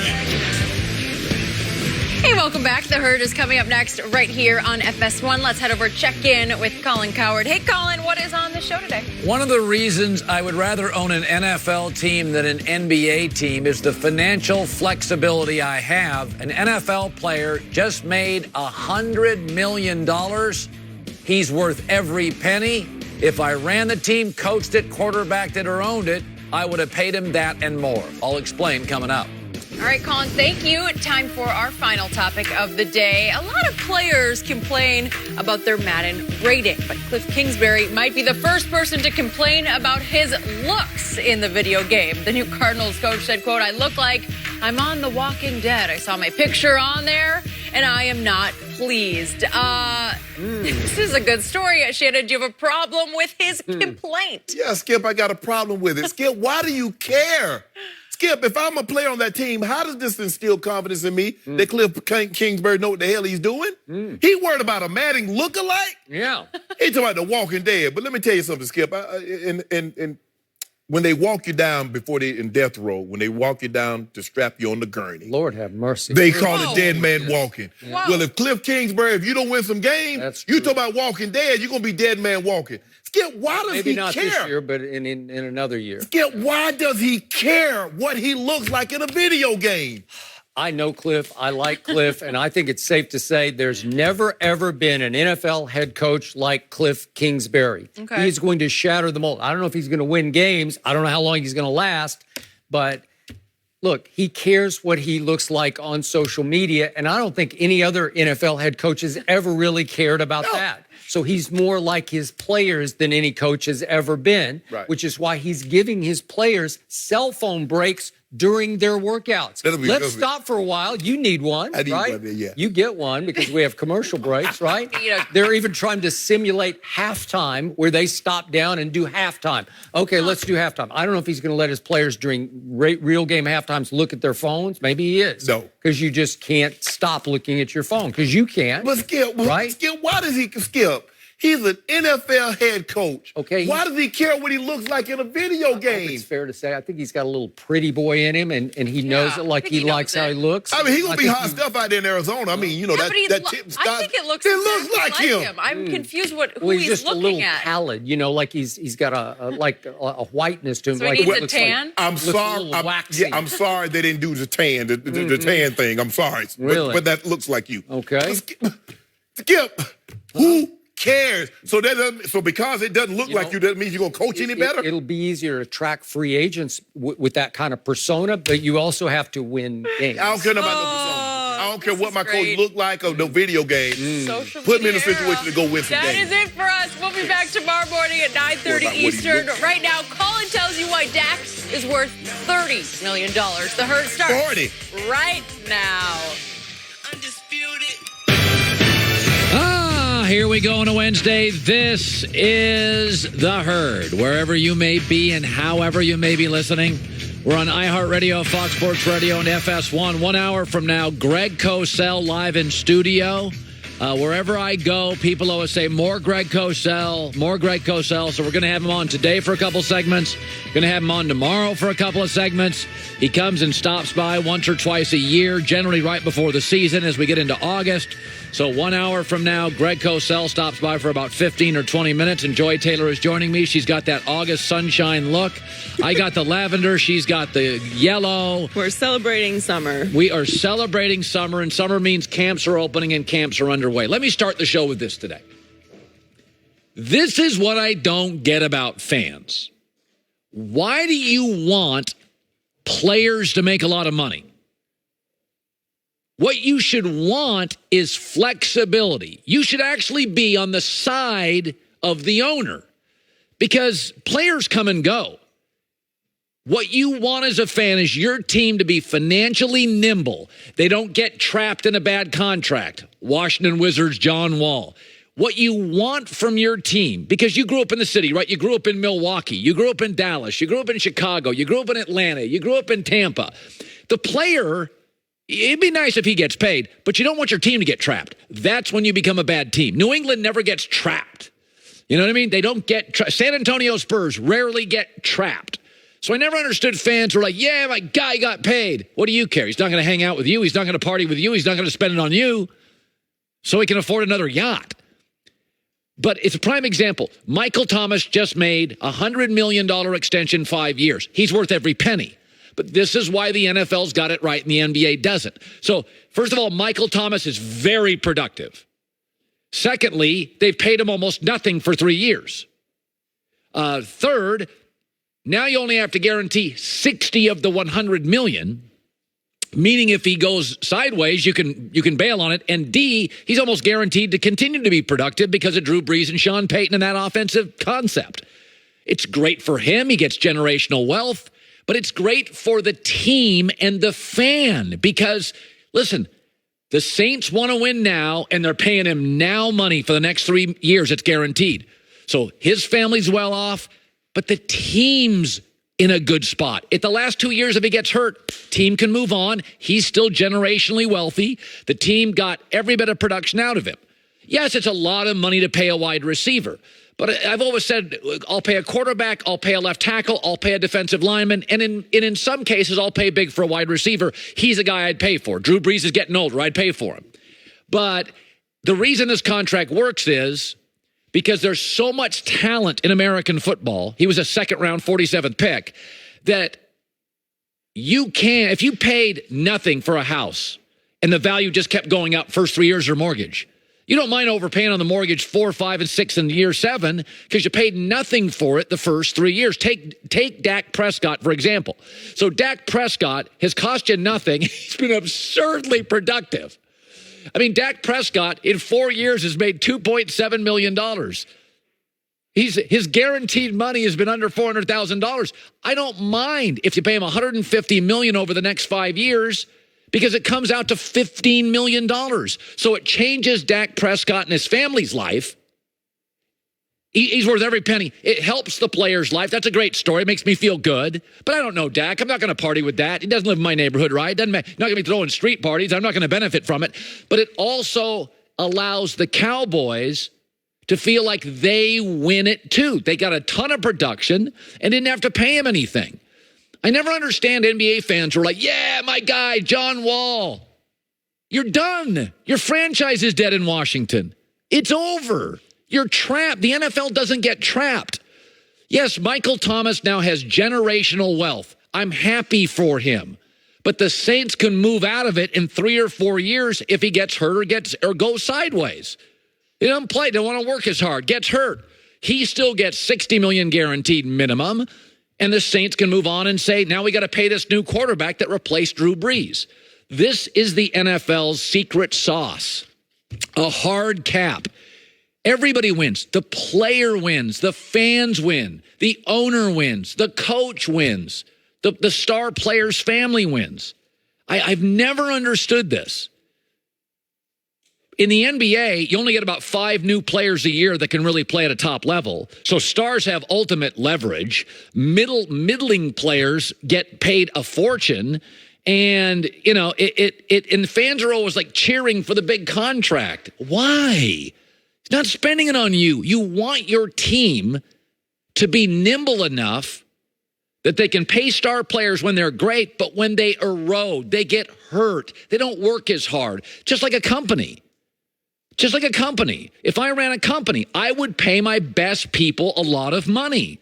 But if they did go 4 or 5 years into it sideways, I wouldn't be like baseball. I wouldn't want to be locked into Joey Votto in year 7, 8, 9, 10. I can't afford any pitching. This is where baseball and the NBA are a mess. You're paying a lot of times for hope, crossing your fingers. You don't have leverage. There's not enough players coming into your sport. The NFL has got it figured out. Everybody wins. The Saints win. Michael Thomas and his family win.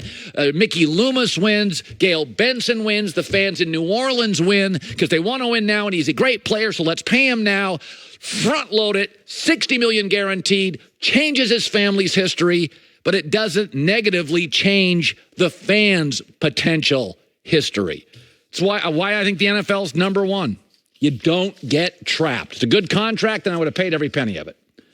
All right, so speaking of paying, there's this consternation about, we got to pay Dak, we got to pay Dak, we got to pay Dak. So the Dallas Morning News, a great American newspaper, went back and they looked at all the great Cowboy quarterbacks at 26 years old. Don Meredith, Roger Staubach, Danny White, Troy Aikman, Tony Romo, and Dak Prescott. Well, what do you know? Dak is way better than all of them. Not even close. Roger Staubach and Tony Romo had not attempted an NFL pass at 26. Either had Roger Staubach because of his military service. Don Meredith and Troy Aikman weren't very good in the passes they had thrown. And here is Dak. And this is the funny thing about Dak. Dak's had to deal with nothing but crap. In 2016, he comes in, Tony Romo gets hurt, and then calls an impromptu press conference, which catches the whole state off guard. And Dak's like, oh, I love Tony. I guess I'm starting. The following year, he has to deal with Zeke's 6-game suspension. The suspension hovered over training camp. Tyron Smith, the best left tackle in football, gets hurt. And then last year, he loses Dez, he loses Jason Witten, he loses the best center in football, Travis Frederick, and there's an anthem controversy he has to put his arms around. And the entire time, win the division. He also has to deal with a public owner. He has to deal with a coach who's on a perpetual hot seat. Pay the man. For 7 years, all you fans have done in Charlotte is make excuses for Cam Newton. He's had above-average offensive lines, above-average running games, an above-average head coach, above-average defenses. Excuses, excuses, excuses. Dak Prescott has had to deal with controversies, suspensions, an absurdly public. There's not even a second owner in the league that's close to Jerry in terms of setting fires as an owner. controversy, suspensions, the anthem thing, Jerry talking, coach on the hot seat, Jason Witten retires. Wins every single year. Second winningest record to Tom Brady since he came in the league. Little perspective. Dallas Morning News says, let's look at all these great Cowboy quarterbacks at 26. How were they? Dak is significantly better than all of them. He doesn't have the best arm. He's not the most mobile, but leadership, good enough mobility. And oh, by the way, at the end of last year, I just want to make sure all you Cowboy fans out there and all you NFL hate Dak guys remember, anybody know what Dak did in his final 8 games last year? Like a lot of young players, he got better. 7-1, 68% completion percentage, passer rating over 100. He's also getting better. Here's Dak Prescott, last 8 weeks of the NFL season. Young people in all sports tend to get better. If you look at his last 8 weeks, 7-1. Completion percentage, passer rating, yards per game, up against 4 playoff teams.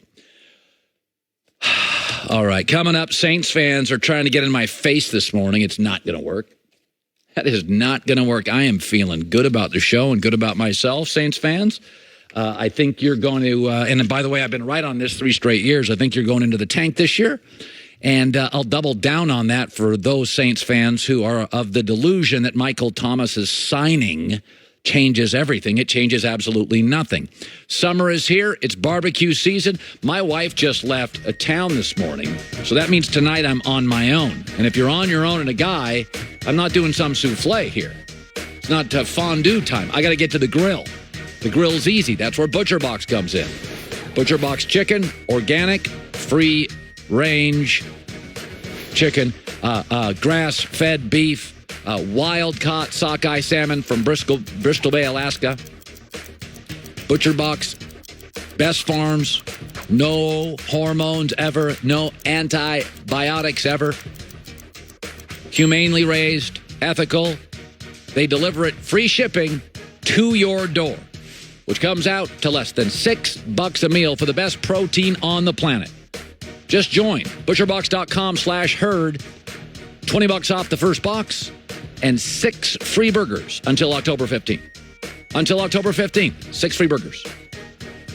They work with the best farms, committed to raising animals humanely. Butcherbox.com/herd. Going to the Shawn Mendes Verizon Up concert was like an out-of-body experience. Why the Yusufzai sisters chose Verizon. We were right in front of him. Front row. Actually, Zarmina, you touched Shawn Mendes. Yeah, I touched him. Shawn Mendes. He like held my hand for a while, and then we got to meet him after, which was like another surprise. Yeah, we love Verizon even more now. I'll never forget that day, ever. The network more people rely on gives you more. Like thousands of tickets to concerts, festivals, and private shows. Plus, a free Galaxy S10e when you buy one. That's Verizon. How do you win over fans? You give them something they can't get enough of.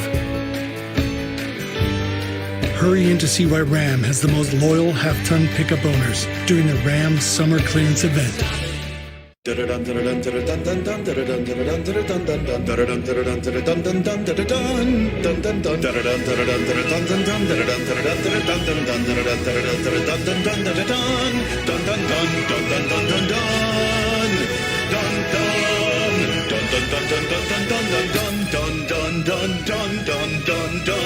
In big ways and in small, Bank of America is here to help you get things done. What would you like the power to do? Done! We once thought more tools meant more security, but they only led to more complexity and less safety. We don't need more security tools. We need new security rules. The new rules give you an open, connected security platform that closes gaps in your defenses. They sharpen your focus on the most crucial threats first. Not every event you see. They help you stop threats 60 times faster. They turn a skills shortage into legions of experts. Now ethical hackers expose your weaknesses before threats do. IBM Security unifies all your solutions in a simple ecosystem so you can stop threats, prove compliance, and grow your business securely. An insecure world doesn't need more security tools. It needs new security rules.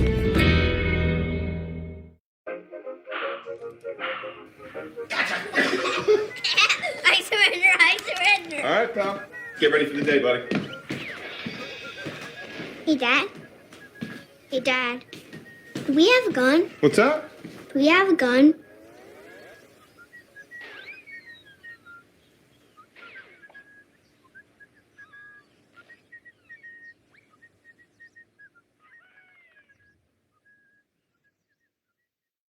Our soccer is a vibe. Everybody's welcome. Like that. Our way. Our soccer. Sunday on FS1. Red Sox, Yankees, Saturday on FS1 and the Fox Sports app. It's a 10,000 plus horsepower nitro burning engine. And sometimes things go wrong for no reason. We talk about how quickly things can change in drag racing. If you don't want to get hurt, don't get in it. You know, you're only 18 degrees away from an engine disaster. This race car will not ever beat me. Wait, hang on, new brother. NHRA, Northwest National, Seattle, Sunday, 4 Eastern on Fox and the Fox Sports app. NHRA, Northwest National, Seattle, Sunday, 4 Eastern on Fox and the Fox Sports app. A Louisiana court orders testimony of Roger Goodell in the Rams-Saints lawsuit. Oh, boy. New Orleans cannot get over that call. Mark Ingram, who left the Saints and is now with the Ravens, said, quote, "That is something no one on our team, no one in our organization will ever get over, that call." The NFL every year, and this is just not me making it up, this happens every year. A really good team gets inches from the Super Bowl. In the following year, they stink. Last 2 years, I predicted right. Minnesota, 13-3, they didn't make the playoffs. And then Jacksonville, AFC to 5-11. Fans tend to think it's always linear. Like, you're kind of good, you're really good, and you're Tom Brady. And it doesn't work that way. It's cruel. Football's cruel. The Saints are that team this year. They're coming down, folks. They're crashing hard. A, they're still fuming over a loss last year. B, Drew Brees at the end of last year looked old and tired. C, their early schedule is absolutely the toughest in the NFL. Add Max Unger, valuable center retired. Mark Ingram, valuable running back left. I'm sorry, ask Jacksonville and Minnesota. You can see this from a mile away. Louisiana and New Orleans specifically is a party town. And somebody stole their party, and they're pissed. And they haven't forgotten it. And they're holding the grudge. Folks, you can't see straight when you're in the fog of a grudge. You can't see straight. You got to get over the divorce. You got to get over the loss. Football's cruel. It's not waiting for you to get over it. It moves on fast. By the way, New Orleans, people hate to look at themselves in the mirror. After that no call, you kicked a field goal, took the lead at home, went to overtime, lost the game. The call did not lose you the game. It was a symptom. It wasn't the cause. You lost the game. Here it comes. Get ready for it. Don't say I didn't warn you. Saints, you're the Vikings and the Jags. Put it down. Go to Vegas. Bet the under.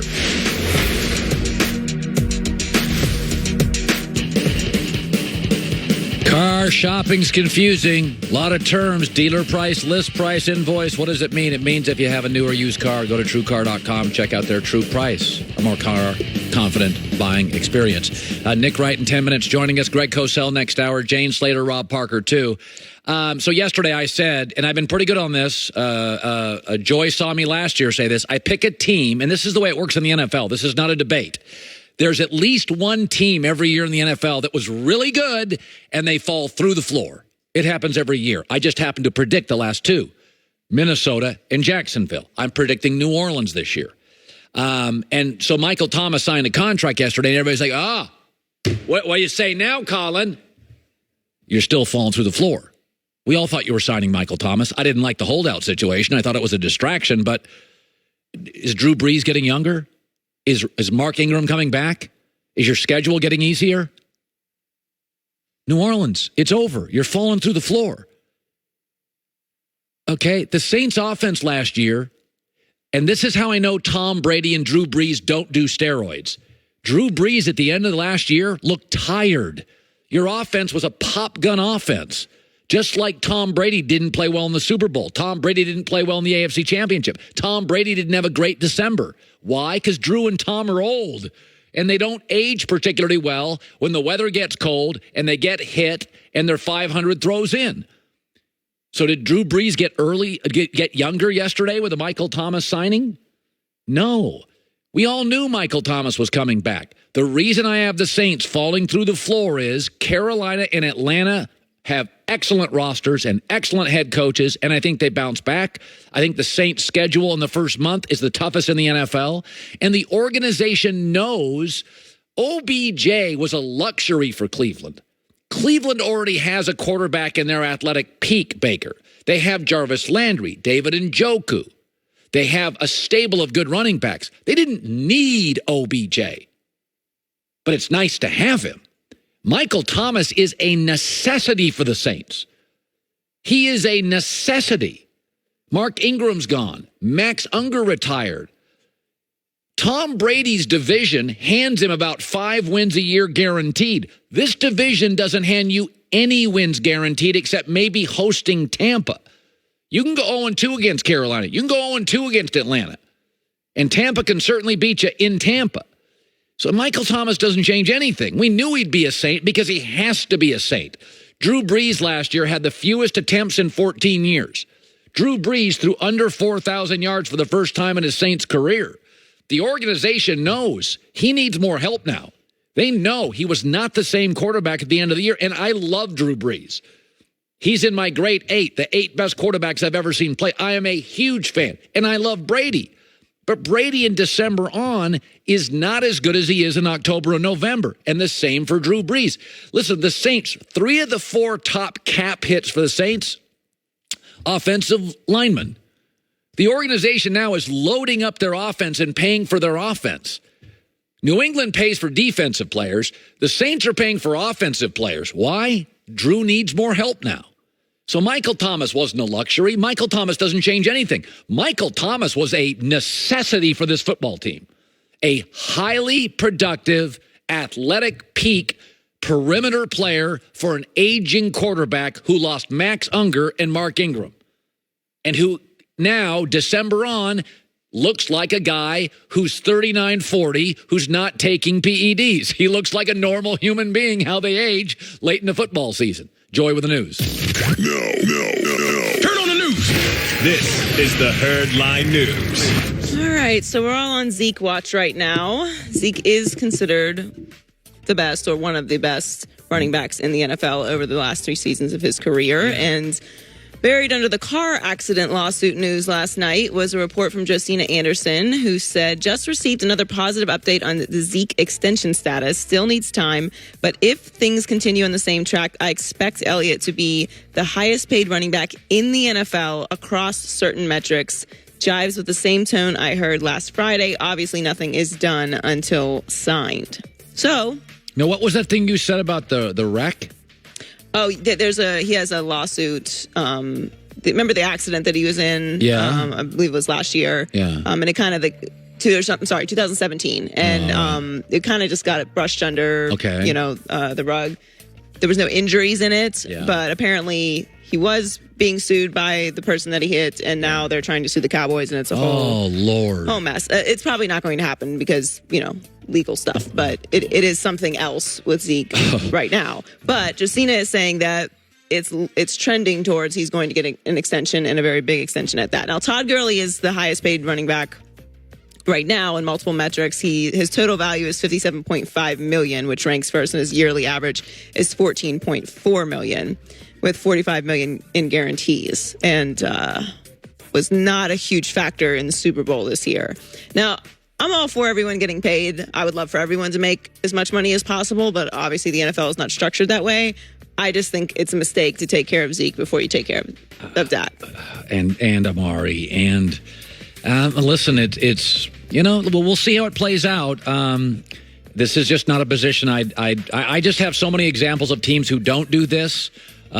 Zeke's best argument is, I'm the best at my position. If you're the best in your position in the world, you generally get paid in all sports, in music, and entertainment. If you're the best actor, best actress, Serena's going to get paid. She should. Like, if I'm you're the not best, saying he doesn't deserve it. I'm just saying, can it wait till next year? Yeah. He forced it, and so this is where you're at. Dallas is 28-12 with him. They average 361.5 yards per game and 4.7 yards per rush. They're 4-4 without him. They're not the same team. No, I mean, and a lot of people argue that the reason that Dak is as successful as he is because of Zeke, but you can argue that in a lot of directions. But yeah, Amari Cooper, similarly, if you look at Dak with and without Amari, he's a different quarterback. So I can make an argument. Amari has he was 7-2 with Amari Cooper. Other than Tom Brady, can you give me multiple examples of quarterbacks who are elite level with no talent or minimal talent around them or pieces here and there? Philadelphia's got average backs and average receivers. I think they have a great system. And I think Carson Wentz is a very unique talent who I don't love Philadelphia. I love Philadelphia's line play. I'm really meh on everything else. I love their structure and their line play. So I wouldn't sign this contract with Zeke, but listen, the Dallas knows what they're doing. They appear to be well run last 5 years. They're going to pay him early, and here we go. Well, and another team that's in a little bit of a pickle right now, the Dolphins. I would describe it more of as a mess than a pickle, but they have a quarterback battle. As I always say, if you have more than one quarterback, you have no quarterback. That's weird. Well, Brian Flores announced that Ryan Fitzpatrick has a leg up on Josh Rosen right now. All right. It's pretty clear to me that Ryan Fitzpatrick is leading the way.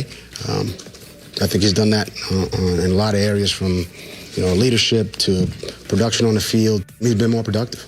At the end of the day, that's what it comes down to. He runs the offense very efficiently. He has great rapport with the entire team. He has a lot of leadership ability. We need that to continue. We need him to grow in that role. This is an ongoing competition, but right now, I think I'd say he's leading the way. I never feel like the Dolphins. I don't understand the Dolphins. They're kind of rudderless. As an organization, I just never know where they're going. I was very excited about this move with Brian Flores. I was very excited about the trade for Josh Rosen. And I thought that Ryan Fitzpatrick was a good piece to the development puzzle. Right. But it makes no sense at all in any way to start Ryan Fitzpatrick unless you're just scared of losing your job, which you're not going to lose because they just hired you. The Dolphins aren't that dysfunctional. So you're basically complaining you don't know the direction of the Dolphins. And who does? This is not. I don't want to hear this. You just traded for Josh Rosen. Ryan Fitzpatrick is 50-75-1 as an NFL starter. He is a backup quarterback. He's a savvy veteran for sure, but let him teach Josh Rosen how to be a professional. I feel bad for Josh Rosen. Really, where you get drafted matters. The system that you go into matters. Yes. The front office matters. And the coaching matters. And Josh Rosen has had two really bad breaks so far. And this is not helping his confidence either. Yeah. So what you're telling me is you're really interested in being average, not getting a high draft pick next year, and not making any progress with Josh Rosen. Because that's what you're doing if you start Ryan Fitzpatrick. Dolphins are a hard... I feel this with bad football teams in the NFL, there's one constant thread.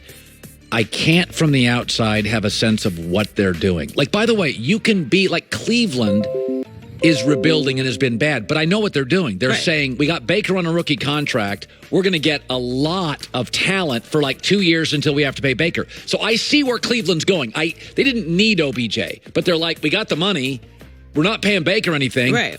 I saw what the Rams were doing. We're not paying Goff anything. Let's take a chance on Aqib Talib. Let's go with Ndamukong Suh. They weren't perfect guys in the locker room. I almost always, even bad teams or teams that are building, I get where they're going. I never understand where Miami's going. There's no identity. There's no direction. I like their helmets. Yeah. I mean, it's beautiful down there. It's hot right now, though. All right. Finally, player mobility obviously has become more frequent than ever in the NBA. But Zion, however, doesn't seem interested in following that trend. If he has it his way, he'll spend his whole career with the Pelicans. In an interview with Complex, he said, I've always told myself I want to stay with one team. Growing up, I loved what Kobe did and Dirk did. Some people stay with one team, but they get traded. My intentions are to stay with the Pelicans my whole career. But if something happens, I wouldn't leave because I hate the place. It's just the business. So he left a little little crack in the window there at the end of the answer, but I could see this from Zion. He feels like that kind of player. I think it's a great thing to say. I do believe Magic would have left had he not been picked by the Lakers. I think Magic was too magnetic to play in Charlotte. I think Shaq was too big to play in Orlando. The question isn't whether he likes New Orleans or David Griffin, because I do think the roster's fun. Does he become so magnetic that the league, the gravitational pull of the league, I mean, look at this, Joy. KD ends up in Silicon Valley, then New York. LeBron ends up eventually in Miami and Los Angeles. Right. The history of this league is, with very few exceptions, when you're super magnetic, the shoe company, the agent, the league, the teams. There's some other factors that start weighing in it. It's not even your fault. It's just you get pulled into Shaq had a beautiful house on the Butler chain of lakes in Orlando. I saw it. But the league is just pulling in Nike and shoes. And yeah, well, that's what I said. He left a little crack in the window there at the end. If something happens, it's not because I hate the place. He also talked in the interview about playing with RJ Barrett, and he said that they had talked about it when they were in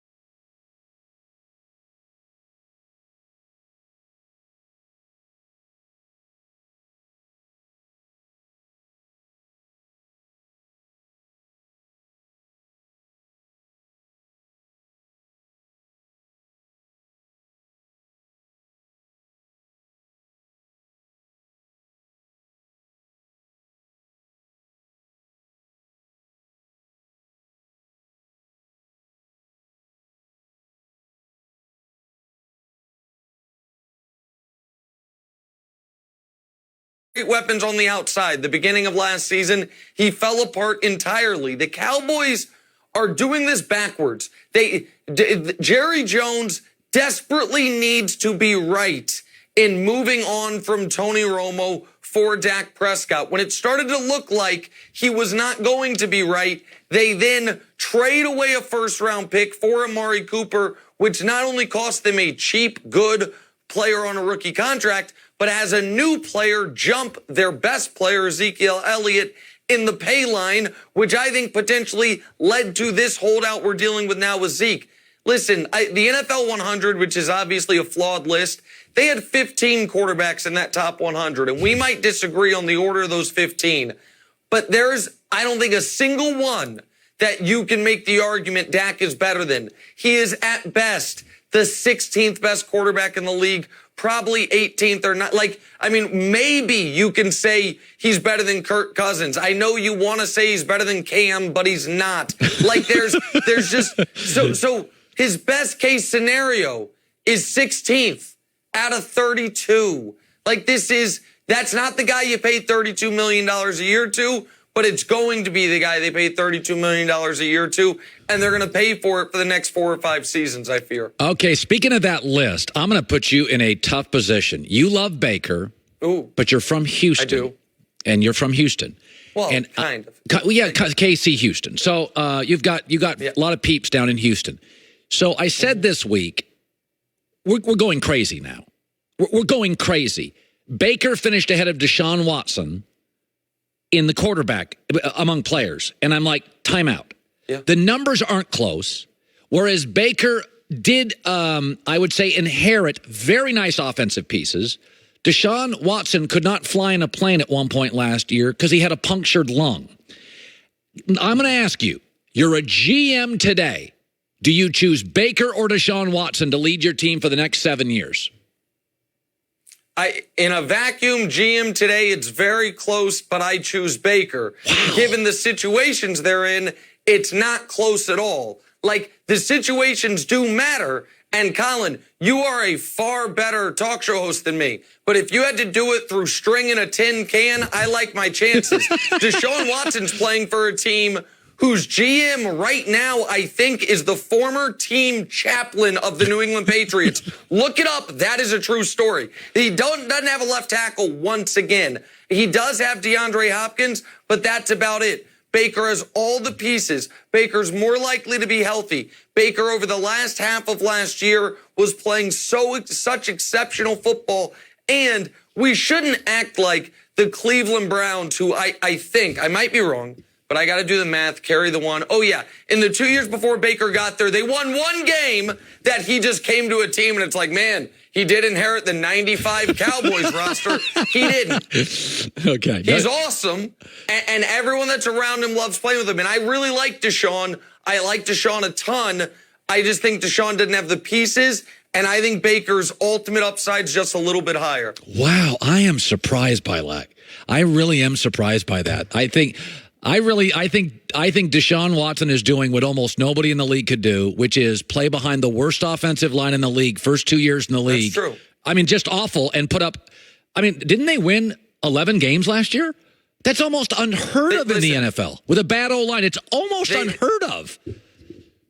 What Deshaun's doing behind that offensive line, he should get credit for. I'm all for building up Deshaun Watson. I'm with you on that side of the argument. I think Deshaun's outstanding. I think Baker has league MVP this year caliber ability. Listen, man, guys in year 2 come in and blow up the league. Mahomes did it. Wentz almost won an MVP in year 2. Jared Goff just went to the Super Bowl in year 3. We saw Russell Wilson win a Super Bowl in year 2. Guys in year 2 can be really great, except for, of course, your guy and Joy's guy, Dak, who in year 2 didn't have the best running back in football for 6 games, and it all fell apart. All right, Nick Wright. All right, we're about a month out of football season. Nick, it's absolutely great to see you, and have a great day, and thank you for coming on the show.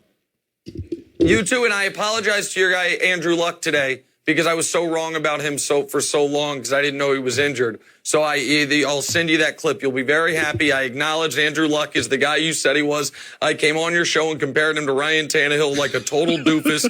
I was wrong. Colin was right. I owned it. We're moving on. Nick Wright, good talking to you. Yeah, well, I mean, everybody's not, I once said on the air that Juan Dixon, University of Maryland, would take over the NBA. And Kevin Durant couldn't bench 185. I had doubts about him. So it happens. We're not in the perfect business. Bill Belichick whiffs on draft picks. It happens, okay? Yeah, like my batting average is, like John just said in my ear, it's like 980. It's not 1,000, okay? I've whiffed a couple of times. Coming up next, John Gruden said something that was wildly entertaining but didn't need to be said, and I can't really figure out why he said it, and that's coming up next in LA. It's The Herd.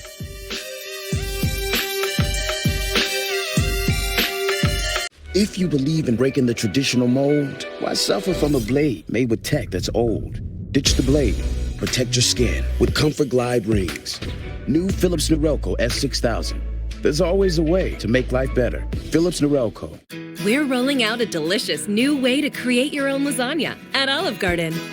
New Lasagna Mia starting at $12.99. Start with our new 4-cheese lasagna rollata baked to perfection. Then choose your favorite from 4 classic sauces and 6 toppings. That's over 20 combinations. Plus unlimited salad and breadsticks. New Lasagna Mia starting at $12.99. For a limited time, only at Olive Garden. Olive Garden catering is just a click away. Order online. It's nice to have America's best warranty for peace of mind. But it's better to have a car built so well you may never need it. Better is only better when it puts people first.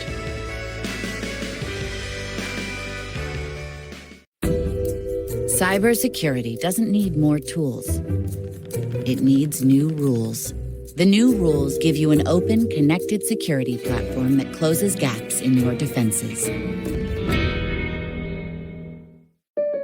So Kim, you going for a big Drive Safe and Save discount? Yep, using the app. I've been quite vigilant. Sharon says step on it, the meeting started. Okay, write her back. Dear Sharon, don't mess with my discount. Faster, Mommy, I gotta go to the bathroom. I do too, honey, but we're gonna hold it for Mommy's discount. Easy, easy. But you're in labor. Don't mess with my discount! Get a discount up to 30% with Drive Safe and Save from State Farm. Popeye's new $5 buttermilk shrimp is bursting with our crispy, hand-breaded jumbo shrimp. We're talking shrimp so big, you wouldn't dare call them shrimp. To their face. Hurry in for 5 shrimp plus a side and a biscuit for just $5. One beard, one blade, in one go. One blade is all you need. Shape or shave any length. Be your best you. Innovation and you. Philips Norelco. It's tough to quit smoking cold turkey. So Chantix can help you quit slow turkey. Along with support, Chantix is proven to help you quit. With Chantix, you can keep smoking at first and ease into quitting. Chantix reduces the urge, so when the day arrives, you'll be more ready to kiss cigarettes goodbye. When you try to quit smoking, with or without Chantix, you may have nicotine withdrawal symptoms. Stop Chantix and get help right away if you have changes in behavior or thinking, aggression, hostility, depressed mood, suicidal thoughts or actions, seizures, new or worse heart or blood vessel problems, sleepwalking, or life-threatening allergic and skin reactions. Decrease alcohol use. Use caution driving or operating machinery. Tell your doctor if you've had mental health problems. The most common side effect is nausea. Quit smoking slow turkey. Talk to your doctor about Chantix. Training camp. NFL Network has 9 hours of coverage every day. Right there, right there! With access to all 32 teams. Inside Training Camp Live continues this week on NFL Network.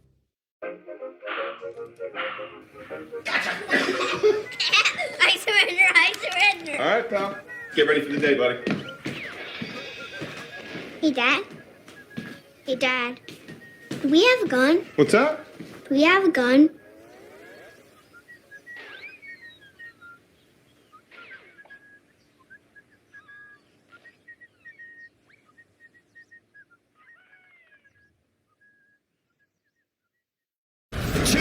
Titans of German football. Goliath against Goliath. The German Super Cup. Dortmund versus Bayern Munich. Saturday at 2 Eastern on Fox. The mellowest. Liveliest. Whiskiest whiskey. From Lynchburg, Tennessee. I'm Todd, an alpaca whisperer. And I'm Tucker, an early adopter. And we're looking for a refurbished beachfront mountaintop chalet in Malibu. But we only have $7 million. At Realtor.com, we bet you're not outlandish home buyers on an unlimited budget. You're real home buyers looking for a real home within your very real budget. Oh.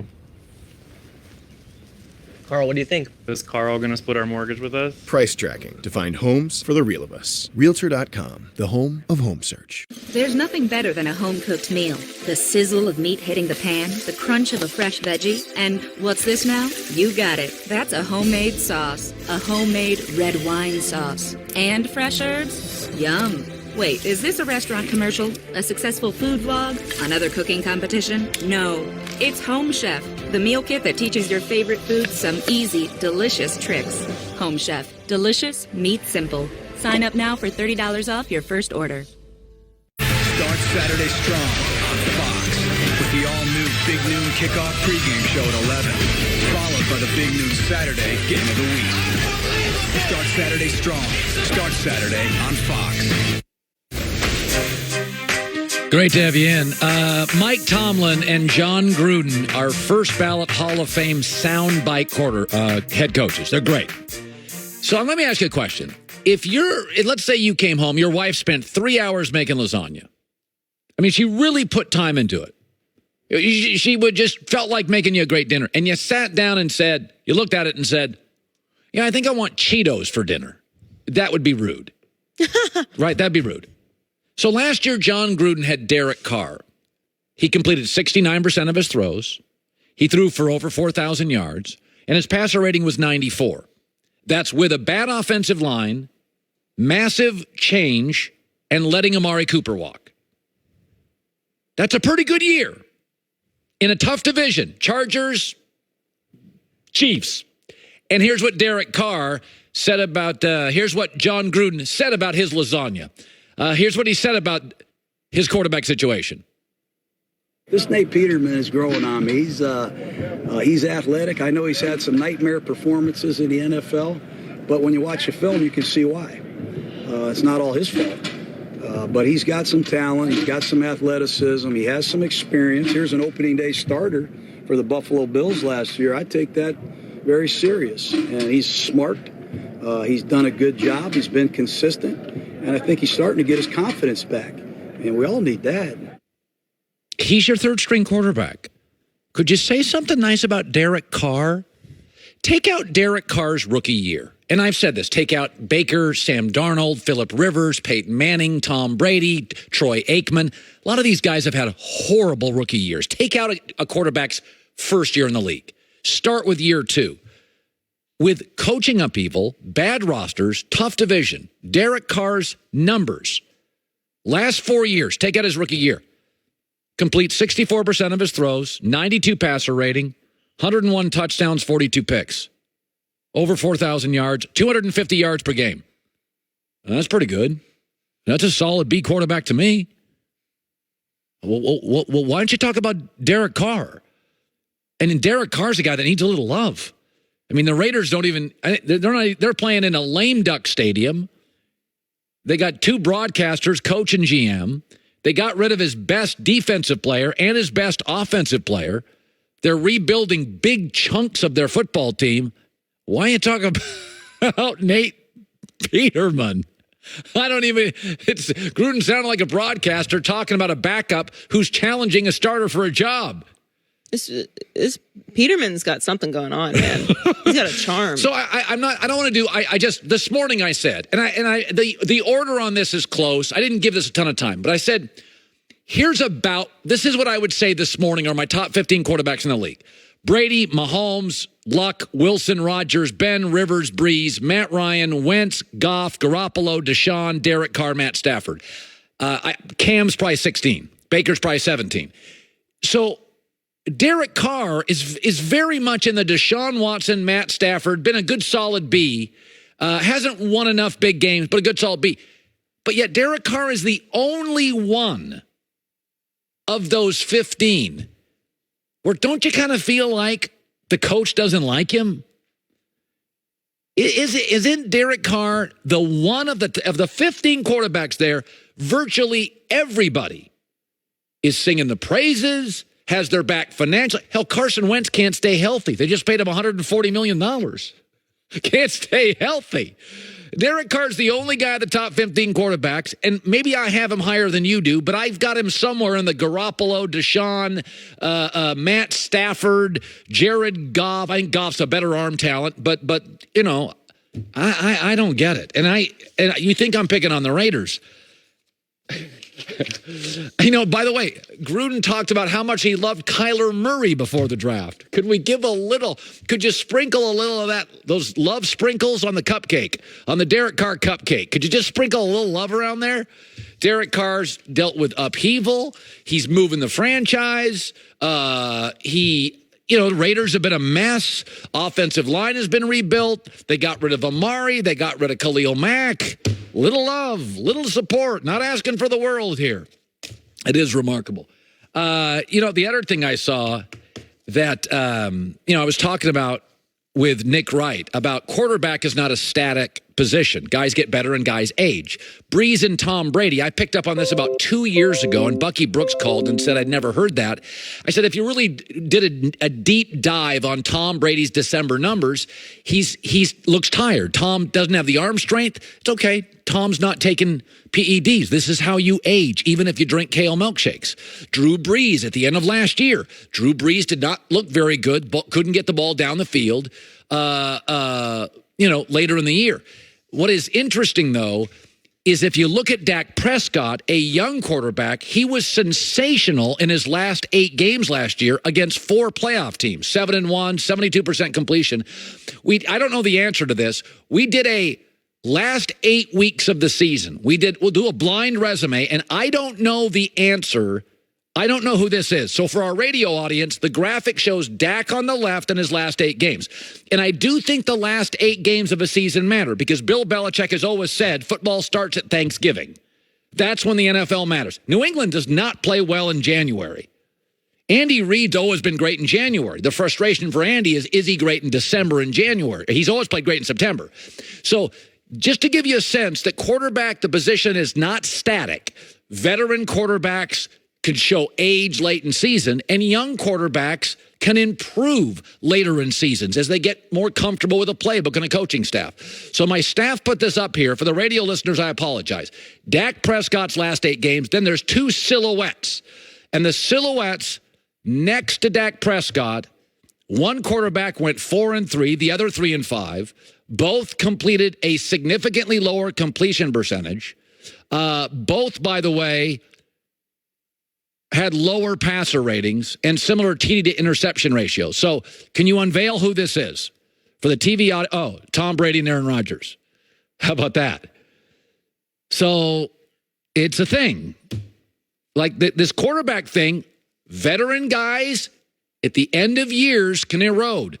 Young guys at the end of a year can elevate. They're healthy, still have a little kick in their spring in their foot and then their arm, and they get better with coaching and more experience and see more films. And just the reality of being a young employee, you get better. So for all the Dak doubters out there, interesting numbers. Last 8 games, he was better than Brady and Aaron Rodgers.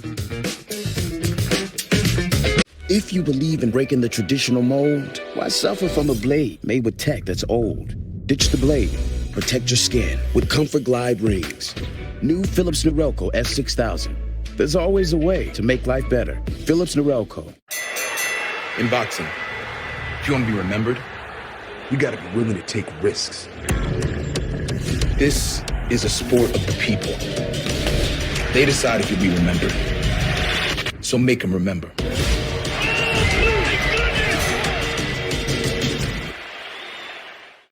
With AI, we can protect what we can't see. The presence of snow leopards indicate the health of these mountains.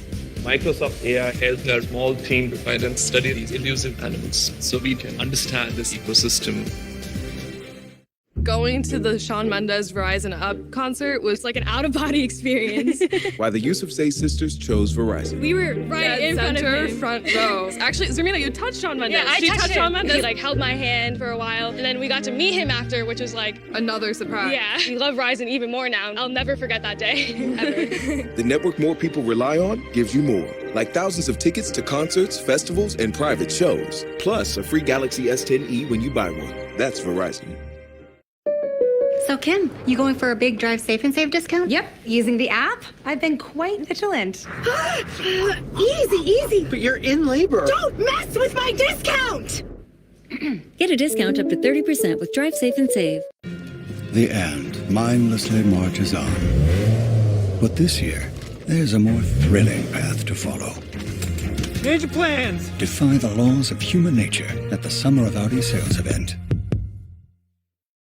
Red Sox, Yankees, Saturday on FS1 and the Fox Sports app. Our soccer is a vibe. Everybody's welcome. Like that. Our way. Our soccer. Sunday on FS1.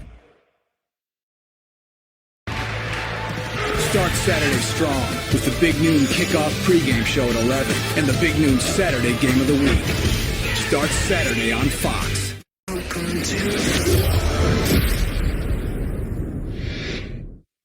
If you believe in breaking the traditional mold, why suffer from a blade made with tech that's old? Ditch the blade. Protect your skin with Comfort Glide rings. New Philips Norelco S6000. There's always a way to make life better. Philips Norelco. I'm Anna Ferris. This is What Would You Do for a Klondike Bar?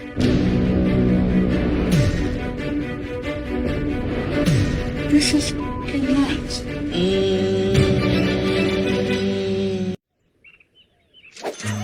We hide hotel names, so you can score 4-star hotels at 2-star prices. HOTWIRE, Hotwire.com.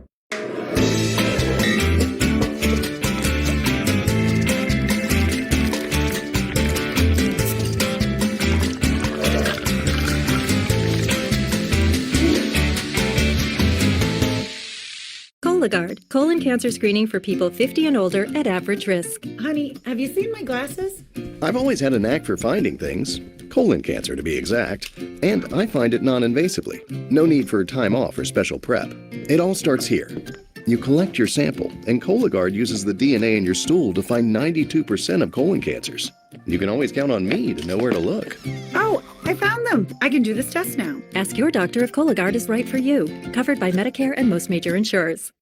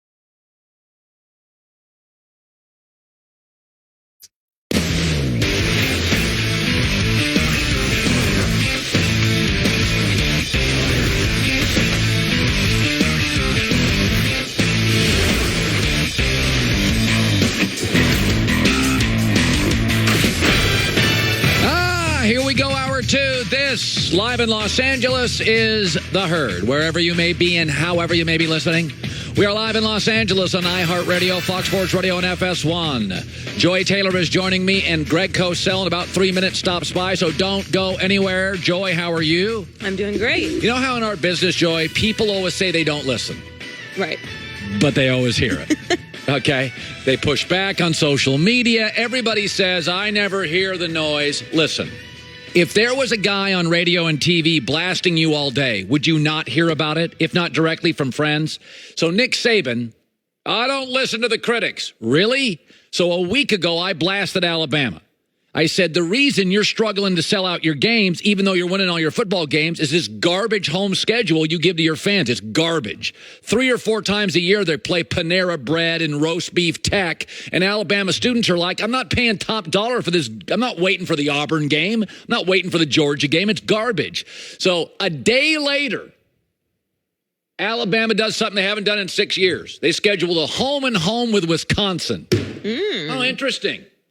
They don't hear, though. Nick never hears anything. Alabama is shrinking their stadium this year, shrinking capacity. Why? Because kids don't want to go even though they win. Because fans want to be entertained. It's not entertaining beating Citadel 58-8. And I like Nick Saban, but he controls 4 games a year on that schedule. And he won't play legitimate teams. Well, it's really difficult for us to get a home-and-home. Funny, 2 days after I ripped you, you found Wisconsin. It's not hard at all, but you have to be willing to go to Wisconsin. Call Chris Peterson at Washington. They'll do a home-and-home with you, but you're going to have to go to Seattle, and you don't like leaving the South. You don't like going on the road. Because in year 4, Nick Saban lost 3 games at Alabama, and he said, I'm not going on the road anymore. And he started messing around with the schedule. Pete Carroll at USC didn't duck anybody. Pete Carroll would go to Virginia Tech and not get a home game back. Pete Carroll would go to Ohio State. Pete Carroll would go anywhere, anytime. He went to Auburn. He went to Arkansas. He went to Virginia Tech. Pete Carroll went anywhere. He wasn't afraid of anybody with USC's talent. He went to Virginia Tech one year with a great team. And I don't think they ever came back out to L.A. Because Pete Carroll knew in Los Angeles, people aren't going to tolerate Utah State. They want to be entertained. And Alabama fans are like, we're tired of eating crap. They want to go to Wisconsin and see Wisconsin come. And don't tell me the SEC is just too tough. Oh, give me a break. If it's too tough, why do you win it every year on a cakewalk? Georgia's good. Everybody else in that conference underachieves the last decade. Lord. I mean, next year, Alabama's 3 out of conference games are Georgia State, Kent State, and UT Martin. And then they play USC, but they won't play USC on the road. Well, let's go to Dallas and play them, which, you know, you have like 80% of the crowd because people in LA are too busy Botoxing. Okay, I'm done ranting. I'm done now. But don't tell me you don't listen. A day after I ran it, and that's nothing against Nick. I like Nick. But the reason people aren't going to your games is because you play garbage. You can't keep hiking the prices up. Sometimes you just got to hear the truth, Colin. Yeah.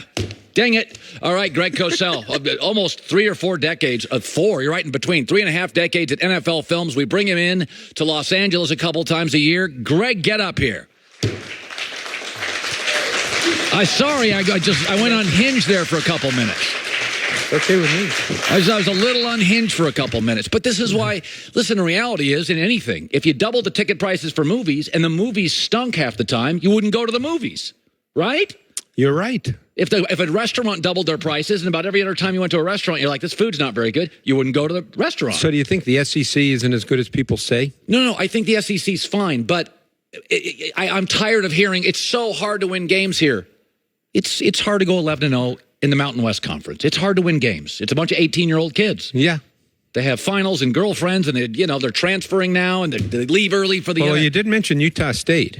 But we'll get to that in a second. We're going to get to that. There's an interesting player at Utah State. Yes, there is. Okay, Greg, you look at film objectively. And so we talked about, you were one of the first people who said, I like Aaron Rodgers, but he ad-libs out of too many well-conceived plays.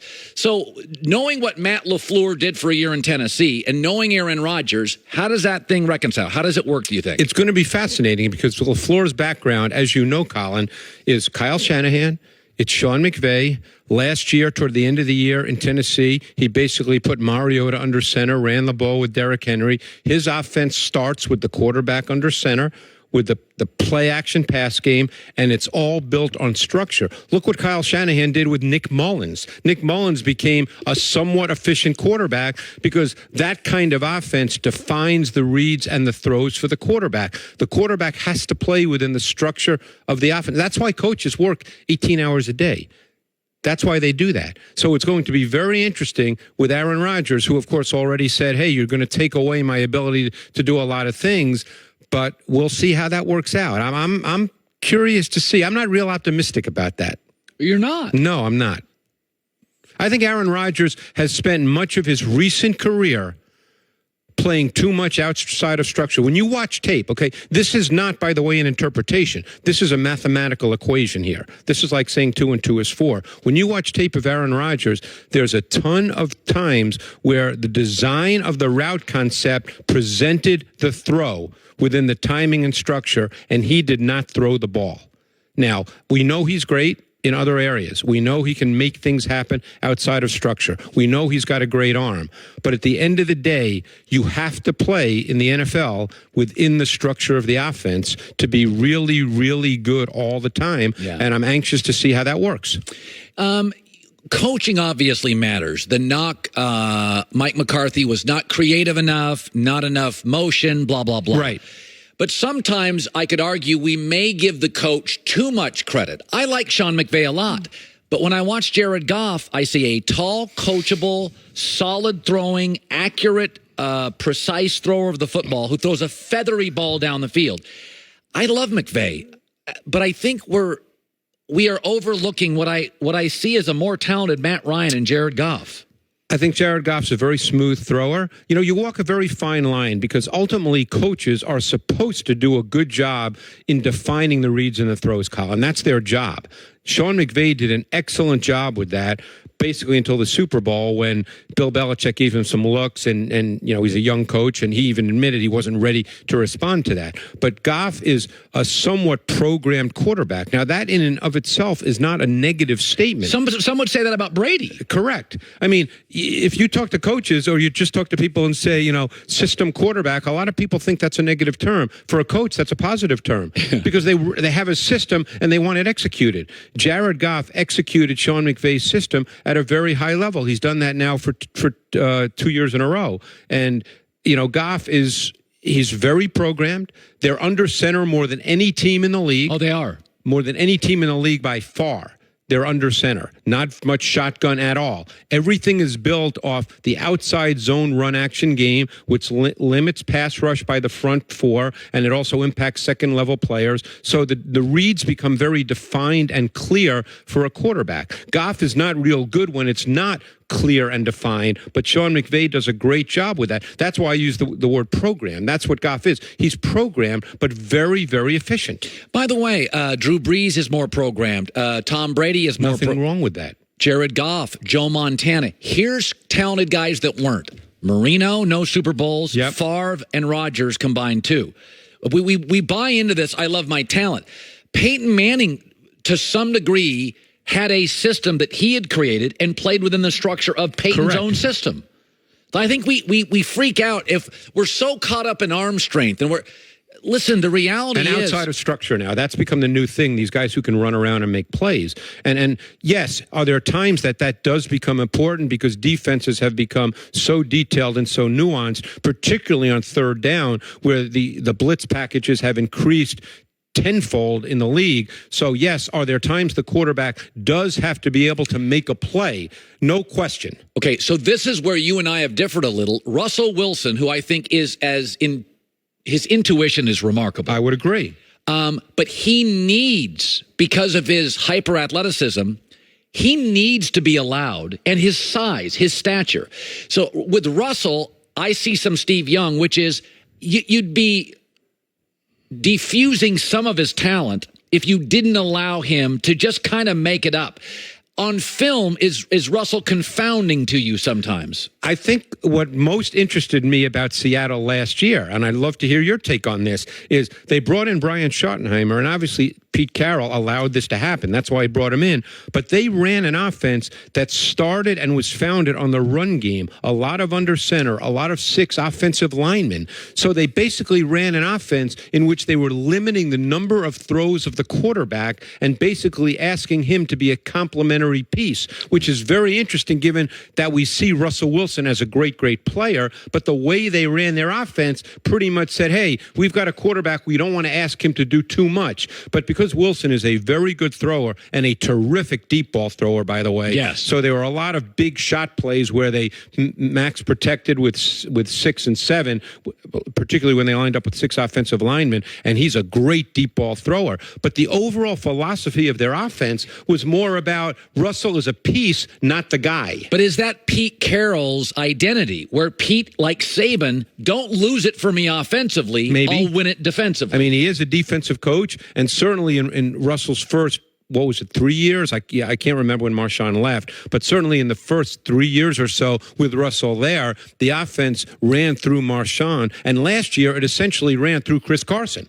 I mean, I think they ran the ball, and I know there's some of Russell's runs in this, but I think they ran the ball either first or second most attempts in the league last year. They were a running football team in terms of volume and in terms of structure with the quarterback under center. Yeah, I'm not opposed to that. I don't want my quarterback throwing 42 times a game. I don't think anybody does. I want 28, and I want you to go 21 to 28. That's what I would want. You know, it's hard to protect.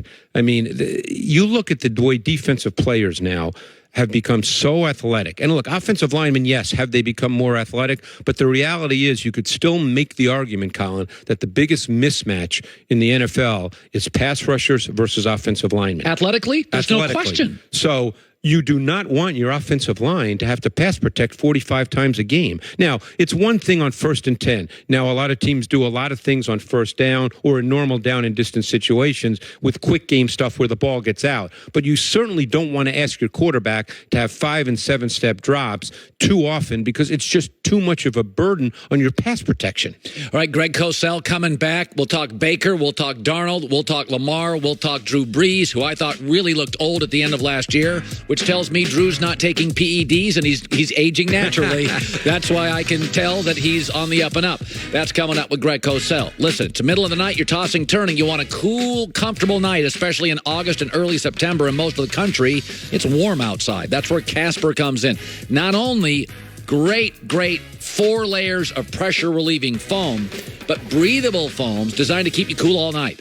And what I love about Casper, they've got the duvets, the bedding, the bed frames. We have one of their dog beds and 6 beds. They ship it for free, and if you don't like it after 100 nights, they ship it out for free. It comes in a box so small, hard to believe there's a mattress in there. Sleep cool and comfortable. Casper.com, the code is HERD, H-E-R-D. That gets you $100 toward the purchase of select mattresses. Additional terms and conditions may apply. Breathable foams, perfect sleep environment. Get rid of your heat-trapping heavy mattress and get a Casper 100 nights. Risk-free. Casper.com, code HERD.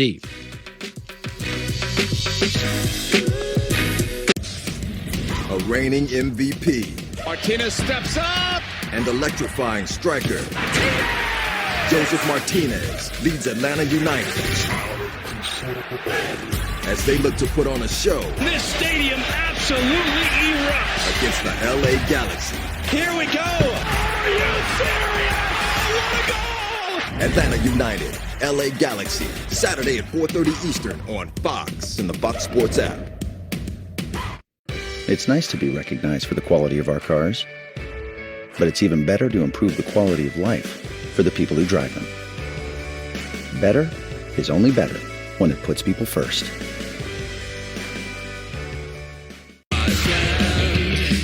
Each charted course, each careful step along the byway. Much more than this. I did it my way.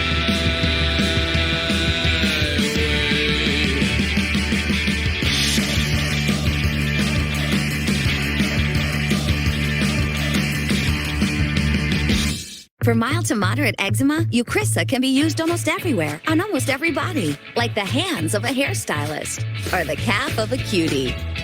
Prescription Eucrisa works at and below the surface of the skin.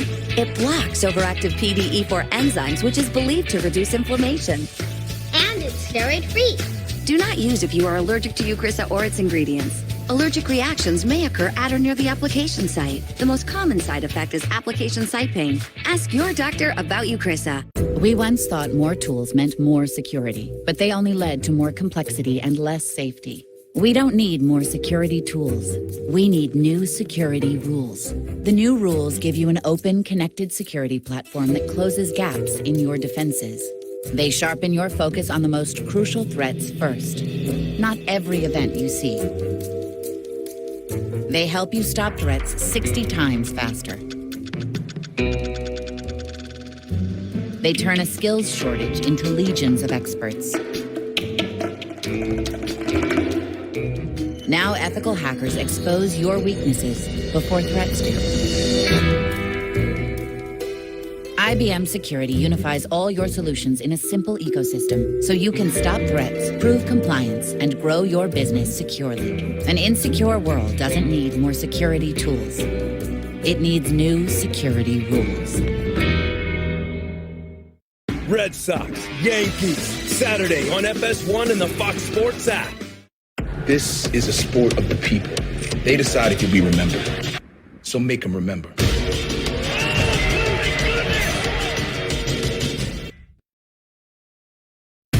Start Saturday strong. Start Saturday on Fox. Training camp. NFL Network has 9 hours of coverage every day. Right there, right there! With access to all 32 teams. Inside Training Camp Live continues this week on NFL Network. I'm Todd, an alpaca whisperer. And I'm Tucker, an early adopter. And we're looking for a refurbished beachfront mountaintop chalet in Malibu. But we only have $7 million. At Realtor.com, we bet you're not outlandish home buyers on an unlimited budget. You're real home buyers looking for a real home within your very real budget. Oh. Carl, what do you think? Is Carl going to split our mortgage with us? Price tracking to find homes for the real of us. Realtor.com, the home of home search. Start Saturday strong on Fox with the all-new Big Noon Kickoff pregame show at 11, followed by the Big Noon Saturday Game of the Week. Start Saturday strong. Start Saturday on Fox. Players like JT. All right, welcome back. How come I can't hear music there? What is that wrong with my music? Greg Cosell is joining us. All right, now we got to get down to business. Okay, now my job as a commentator on sports is beyond just film. And so I've been critical of Baker Mayfield, Johnny Manziel. Okay, come on. We now have a new player in the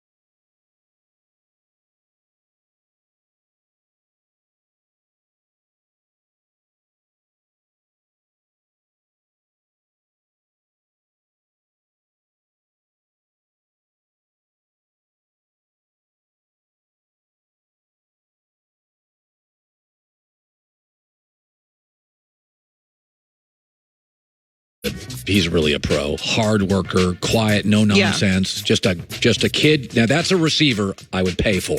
Right. I get no nonsense. The only downside to him is he's been banged up. Some of that's just they've relied on him for 7 years. Exactly. I mean, he's the guy they go to. So, speaking of being banged up, Todd Gurley recently told reporters to stop putting bad energy on his knee. And that has not stopped the questions. There's more energy going towards that knee. And Sean McVay seems to be over all the questions of Gurley's knee also. He's feeling good, and he's right on track with where we want him to be. I do. And you know what? A player of his caliber, that's as special as he is, that's to be expected. But he's in a good place, and we feel good about Todd right now. Negative vibe. Listen, the Rams addressed this, though. I'll give the Rams credit. They went out and drafted a very good running back from Memphis in the 3rd round. So they don't have their head in the sand here. They're not ignoring it. Nope. And they're Gurley's going to be a 16 carry guy, not a 24. So they got to pay him. So let's make this puppy work. But the thing about the paying him is football, right? This is a risk you take anytime you pay any football player, no matter what the position is. Todd Gurley was the best or top 3 running back in the league when he got paid. He's the highest paid running back in the league for a reason. He had back-to-back 1,800-yard seasons. But we're looking at it now and what happened in the Super Bowl, 10 carries, 35 yards, and you're wondering what happens? How does that drop-off happen? And, of course, that's why all this bad energy is going towards the knee. It's not because people want him to continue to fail. They want to know what happened, and is he going to get back to where he was? Now, the good news is Jared Goff's a year older. Like Dak, I think quarterbacks tend to get better. He's not going to have to rely on him as much. Cooper Kupp is back. So they have a great wide receiving core. They have good tight ends, solid but aging offensive line. They have a very good head coach. They drafted a running back. So the good news is they really needed Todd Gurley 2 years ago to carry this offense. Now they just need Todd Gurley at times to be the workhorse. And that's fine. That's fine. I don't think that any team should ever get caught up in, we talked about this a lot with Des Bryant and Dak. You shouldn't get caught up in, you pay this guy this much, or this guy is the superstar, so let's force everything to him to make this contract worth it. The contract is the contract. It is what it is. Mm-hmm. Don't get caught up in the money of it. And do what's best for the team, which drafting a running back would prove that. So he doesn't need to be the every down guy. He needs to be able to do what he's best at in spurts, like you said. Yeah. Hopefully his knee holds up. Finally, Khalil Mack feels a sense of urgency to push towards a Super Bowl title while he's still performing at an elite level. He talked to reporters yesterday and recalled conversations with his former teammates Charles Woodson and Justin Tuck about players' limited time frames. You're running out of time, man. There's not that much time. All these older dudes, because they kind of let us know, man, at an early point in my career, it's like, man, we ain't got no time to waste, man. We're trying to win. Absolutely, you got to win. You got to win now. I'll tell you, their defensive personnel, they have a good roster. The Bears were dysfunctional. They were the Lions. I mean, if you take out that brief time with Jim McMahon, they've been a lot like the Lions for the last 20 years. You always feel like owner, GM. The only difference with the Bears is Chicago is such a sports city that it never really felt like it was that bad. And they had Urlacher, they had some stars in and out there, but I don't know what to make of the Bears. I think they have a really talented team, and obviously they made the playoffs last year. They're 12-4. Mitch Trubisky showed some promise. But I don't think Mitch Trubisky is ready to win a Super Bowl. I don't know if Mitch Trubisky can win a road playoff game. I think at Soldier Field he could win one. Bad weather, they run the hell out of it. They play defense. If you send him down to a warmer weather in January and said, go carry us in a fireworks show, but boy, I'll tell you what, I love their coach. I love their young GM. That they have big time players everywhere on this and they don't roster. have bad odds to win the Super Bowl. What about 15-1? They are. Well, the Patriots are favored obviously at plus 700. Bears down there at plus 900. So that's a little high, but they're in the Cleveland Brown category. Yeah, which and I think they Vegas have a better loves right now. So well, and I think the Bears have a better coach. Well, I mean, we have no idea what Freddie Kitchens is, so you have to feel better about their personnel in that regard. But I think they're going to be what they were last year. I don't know that Trubisky, like good, you said, but a lower ceiling. Yeah, I don't think he's there yet. Yeah. Joy with the news. Well, that's the news. And thanks for stopping by. The Herd Lie News. Rob Parker just comes and just lights a big fire on the set. He's got all sorts of opinions, and they just drive people crazy. And Rob Parker's right around the corner. So much fun. Greg Cosell. I know that whole meat sandwich thing. It's just, I feel like I'm just eating a huge burger and I just got so much. And now Rob Parker's going to come and spoil it. And he's just going to throw matches and gasoline on the set. And he's coming up. Just got aluminum carry-on from Away Luggage. It's incredible luggage. Every feature of Away bags perfectly engineered to make you, the consumer, feel like you got the perfect luggage. I want you to go to awaytravel.com/Colin. Awaytravel.com/Colin. $20 off when you enter the promo code Colin at checkout. Away Luggage.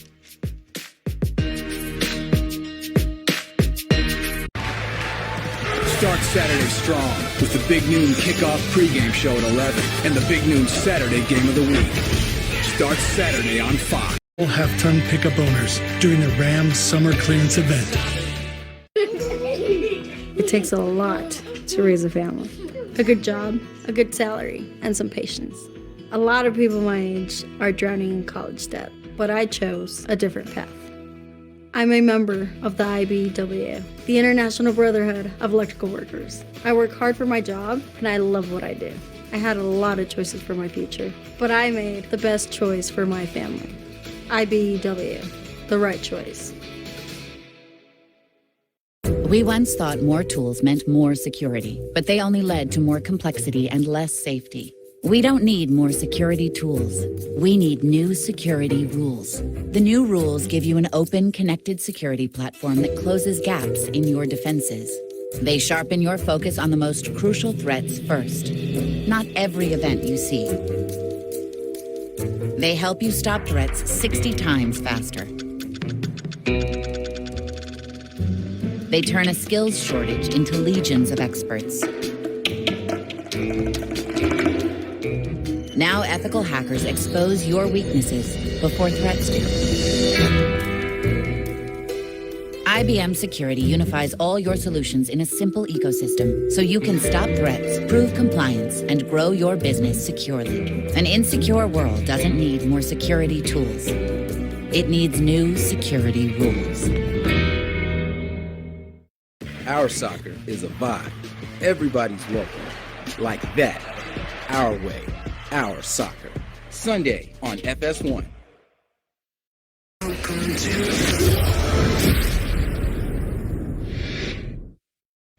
Training camp. NFL Network has 9 hours of coverage every day. Right there, right there! With access to all 32 teams. Inside Training Camp Live continues this week on NFL Network. If you believe in breaking the traditional mold, why suffer from a blade made with tech that's old? Ditch the blade.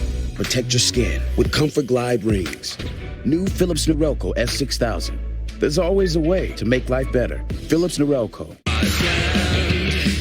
Each charted course, each careful step along the byway. Much more than this. I did it my way.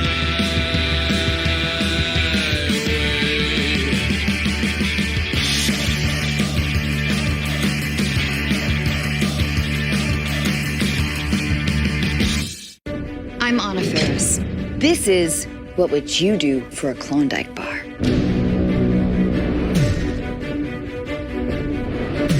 This is nuts. Nick, we need a decision. These days, we all feel a little anxious sometimes. But if you could see inside my mind, you'd find I go to my happy place. See, if we let tensions run the show up here, then our bodies won't perform at their best out here. Wait, are we going to the sound check? Priorities. So I'm partnering with Cigna to remind you that how you're doing emotionally affects you physically. Go for your annual checkup and be open with your doctor about anything you're feeling, physically and emotionally. Body and mind. Cigna, together all the way. This is a sport of the people. They decide if you'll be remembered. So make them remember.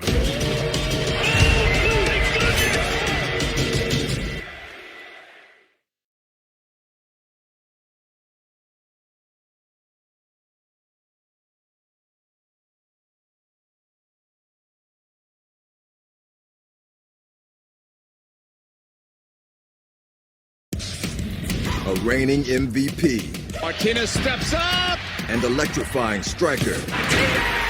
Joseph Martinez leads Atlanta United as they look to put on a show. This stadium absolutely erupts Against the LA Galaxy. Here we go. Are you serious? What a goal! Atlanta United, LA Galaxy, Saturday at 4:30 Eastern on Fox and the Fox Sports app.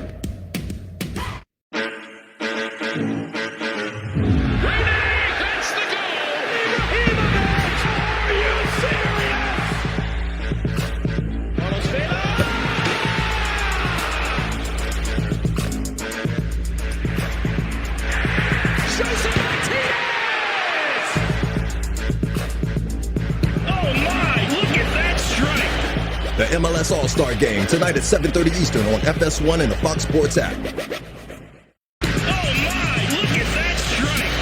The MLS All-Star Game tonight at 7:30 Eastern on FS1 and the Fox Sports app.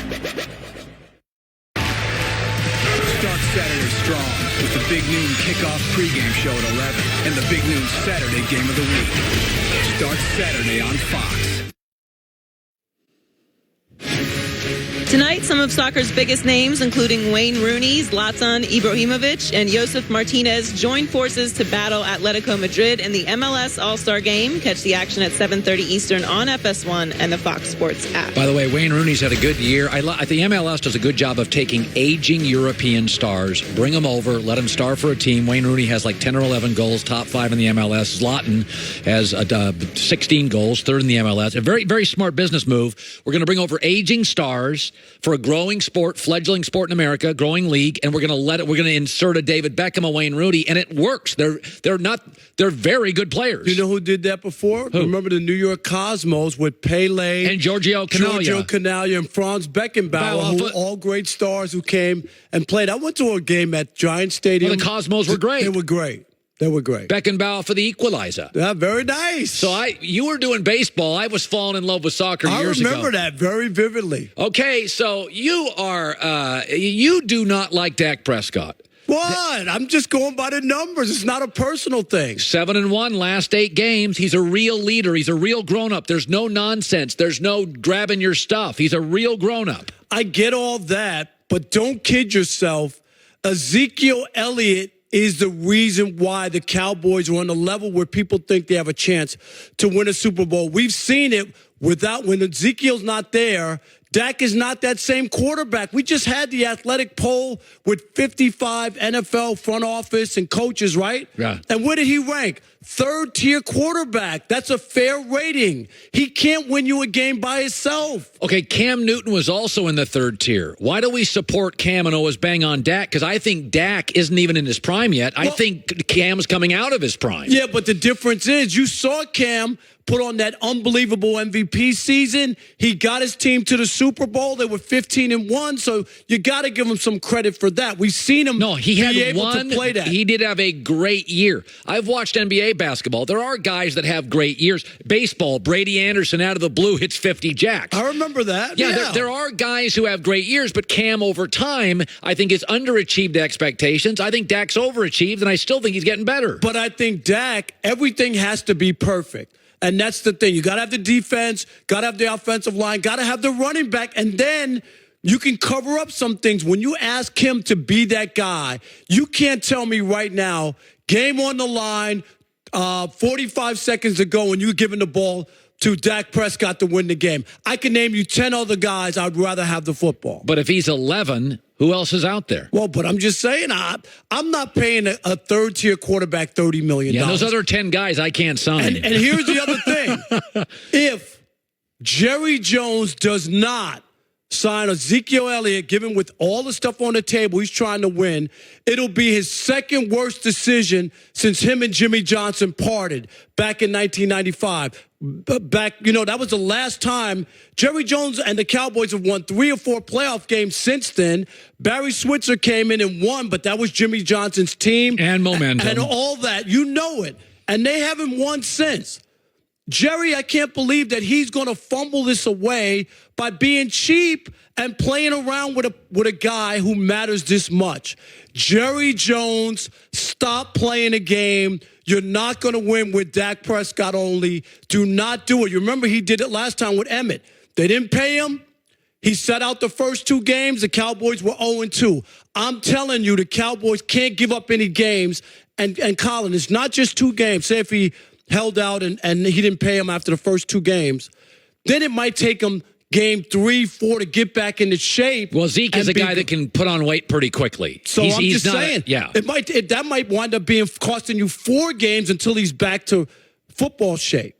I will say this, Philadelphia is the most talented team maybe in the league. It's not a division to screw around. And the NFC, whereas the AFC is the conference of Brady, the NFC is the conference of parity. There's a bunch of good teams. And imagine if you mess around and don't have your running back and you lose to the Giants, a team you should beat. That would be one of those games you look back and go, we gave that up. Why did we give that up and go and play the Giants when we weren't at full strength? By the way, I do believe Michael Thomas is a good contract because I think Drew Brees at the end of last year was not the same quarterback. And this proves Drew Brees is on the up and up.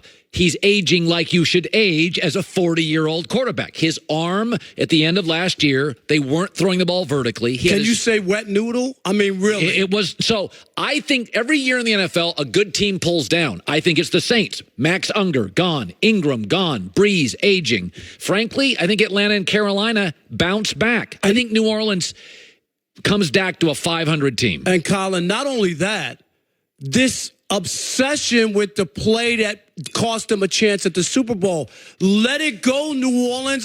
What are you doing? They got a court case and somebody else. They want the NFL to come down there and talk about it. There have been bad calls in the history of sports. Let it go. If they don't let it go, the people of New Orleans, I might have to make up a voodoo doll and cost them and say that they never win another Super Bowl. But you know what's funny about it? After that bad no call, they kicked the field goal, took a lead at home, still couldn't win. Thank you. It's called a mirror. Nobody Look into ever remembers that. Right. It was almost like the Cubs with the Bartman. Do you know that they still could have won that series? Everybody thinks that was the end of the series. It wasn't. Right. So, it's interesting. As a guy from Detroit, you should not like Aaron Rodgers, but you tend to defend him. You're very tough on Detroit's quarterback, Matt Stafford, who you call Stat Padford. He's pad stats. But Aaron Rodgers, who owns Detroit, you love him, even despite there's some arrogance. He's increasingly been hurt. He can be, I think it's fair to say, more challenging to coach than some quarterbacks. Certainly not all. Jay Cutler was a handful. But you still defend Aaron Rodgers to the hilt. No doubt about it, because the numbers bear it out. And Bucky Brooks, you know our buddy Bucky Brooks. I love Bucky, a man of common sense. You know what? Bucky Brooks swung and missed big time when he said Aaron Rodgers was overrated. There's no way you can call him. You might say, he's been down the last couple years. He's got to show me something this year. He's got to prove, I'll buy all that, okay? But to say a guy who owns 6 NFL quarterback records, who set a record last year with 402 consecutive completions, who has the all-time quarterback rating in the history of the league, not the last 10 years, the history of anybody who's ever played quarterback, who has the greatest touchdown to interception ratio of anybody. He's 4.2 to 1. Tom Brady, who's a pretty darn good quarterback, is 2.5 to 1. That's how big the gap is. To call him overrated is ridiculous. I nominate Bucky Brooks for a job with the NFL and with the XFL as a general manager. That's where you belong, with the XFL, because your football analysis when you're talking about Aaron Brooks is Aaron Rodgers. Aaron Rodgers, I mean. No, Bucky, what are you doing? Listen, I think Bucky is a man of common sense and integrity, and I think Aaron Rodgers hates me because I was the first, and I stay on this. Quarterback is about a lot of stuff. Michael Vick had a great... Could we have that Michael Vick bite? Michael Vick talked about this yesterday. Quarterback's different. And Michael Vick walked into the league, and he was probably the best athlete in the Atlanta Falcons. And Michael Vick never really understood first 2 years in the league. It doesn't matter. You're not one of the guys. Vic said this yesterday on the show. I remember my second year, Dan Reeves, before the game started, I was, jumping around with the guys and super hyper. And he pulled me to the side and said, "Oh, hold up. You're the quarterback. You got to be different." Because quarterback is about leadership. Is it fair to say about Aaron, I've got family members, players, teammates, coaches. I've had enough leaks saying he's difficult that in the leadership thing, sometimes he's a little stubborn and a little condescending and doesn't have a Montana or Brady or Russell Wilson ability to kind of galvanize players simultaneously. He's not great always in that. Is that fair? Okay, that's fair, but I think that you would not be having this conversation if the tight end, when they had Seattle beat, didn't block the ball from Jordy Nelson on an onside kick where they would have won and gone to the Super Bowl. He's had to play, and I'm not making excuses for him, it's just fact. His defense in big playoff games have given up 40-plus points at least 3 times. I might be missing one. It's almost impossible to win an NFL playoff game where your defense gives up 40 points. That's fair. Aaron Rodgers has put them in position. The only reason year after year they've been in position to even be included in the talk is because of his ability. That's how good he is. Yeah, no, the criticism of the Packers front office giving him a defense is absolutely just and fair, but I do think the last 2 years they've drafted and they've gone after defense.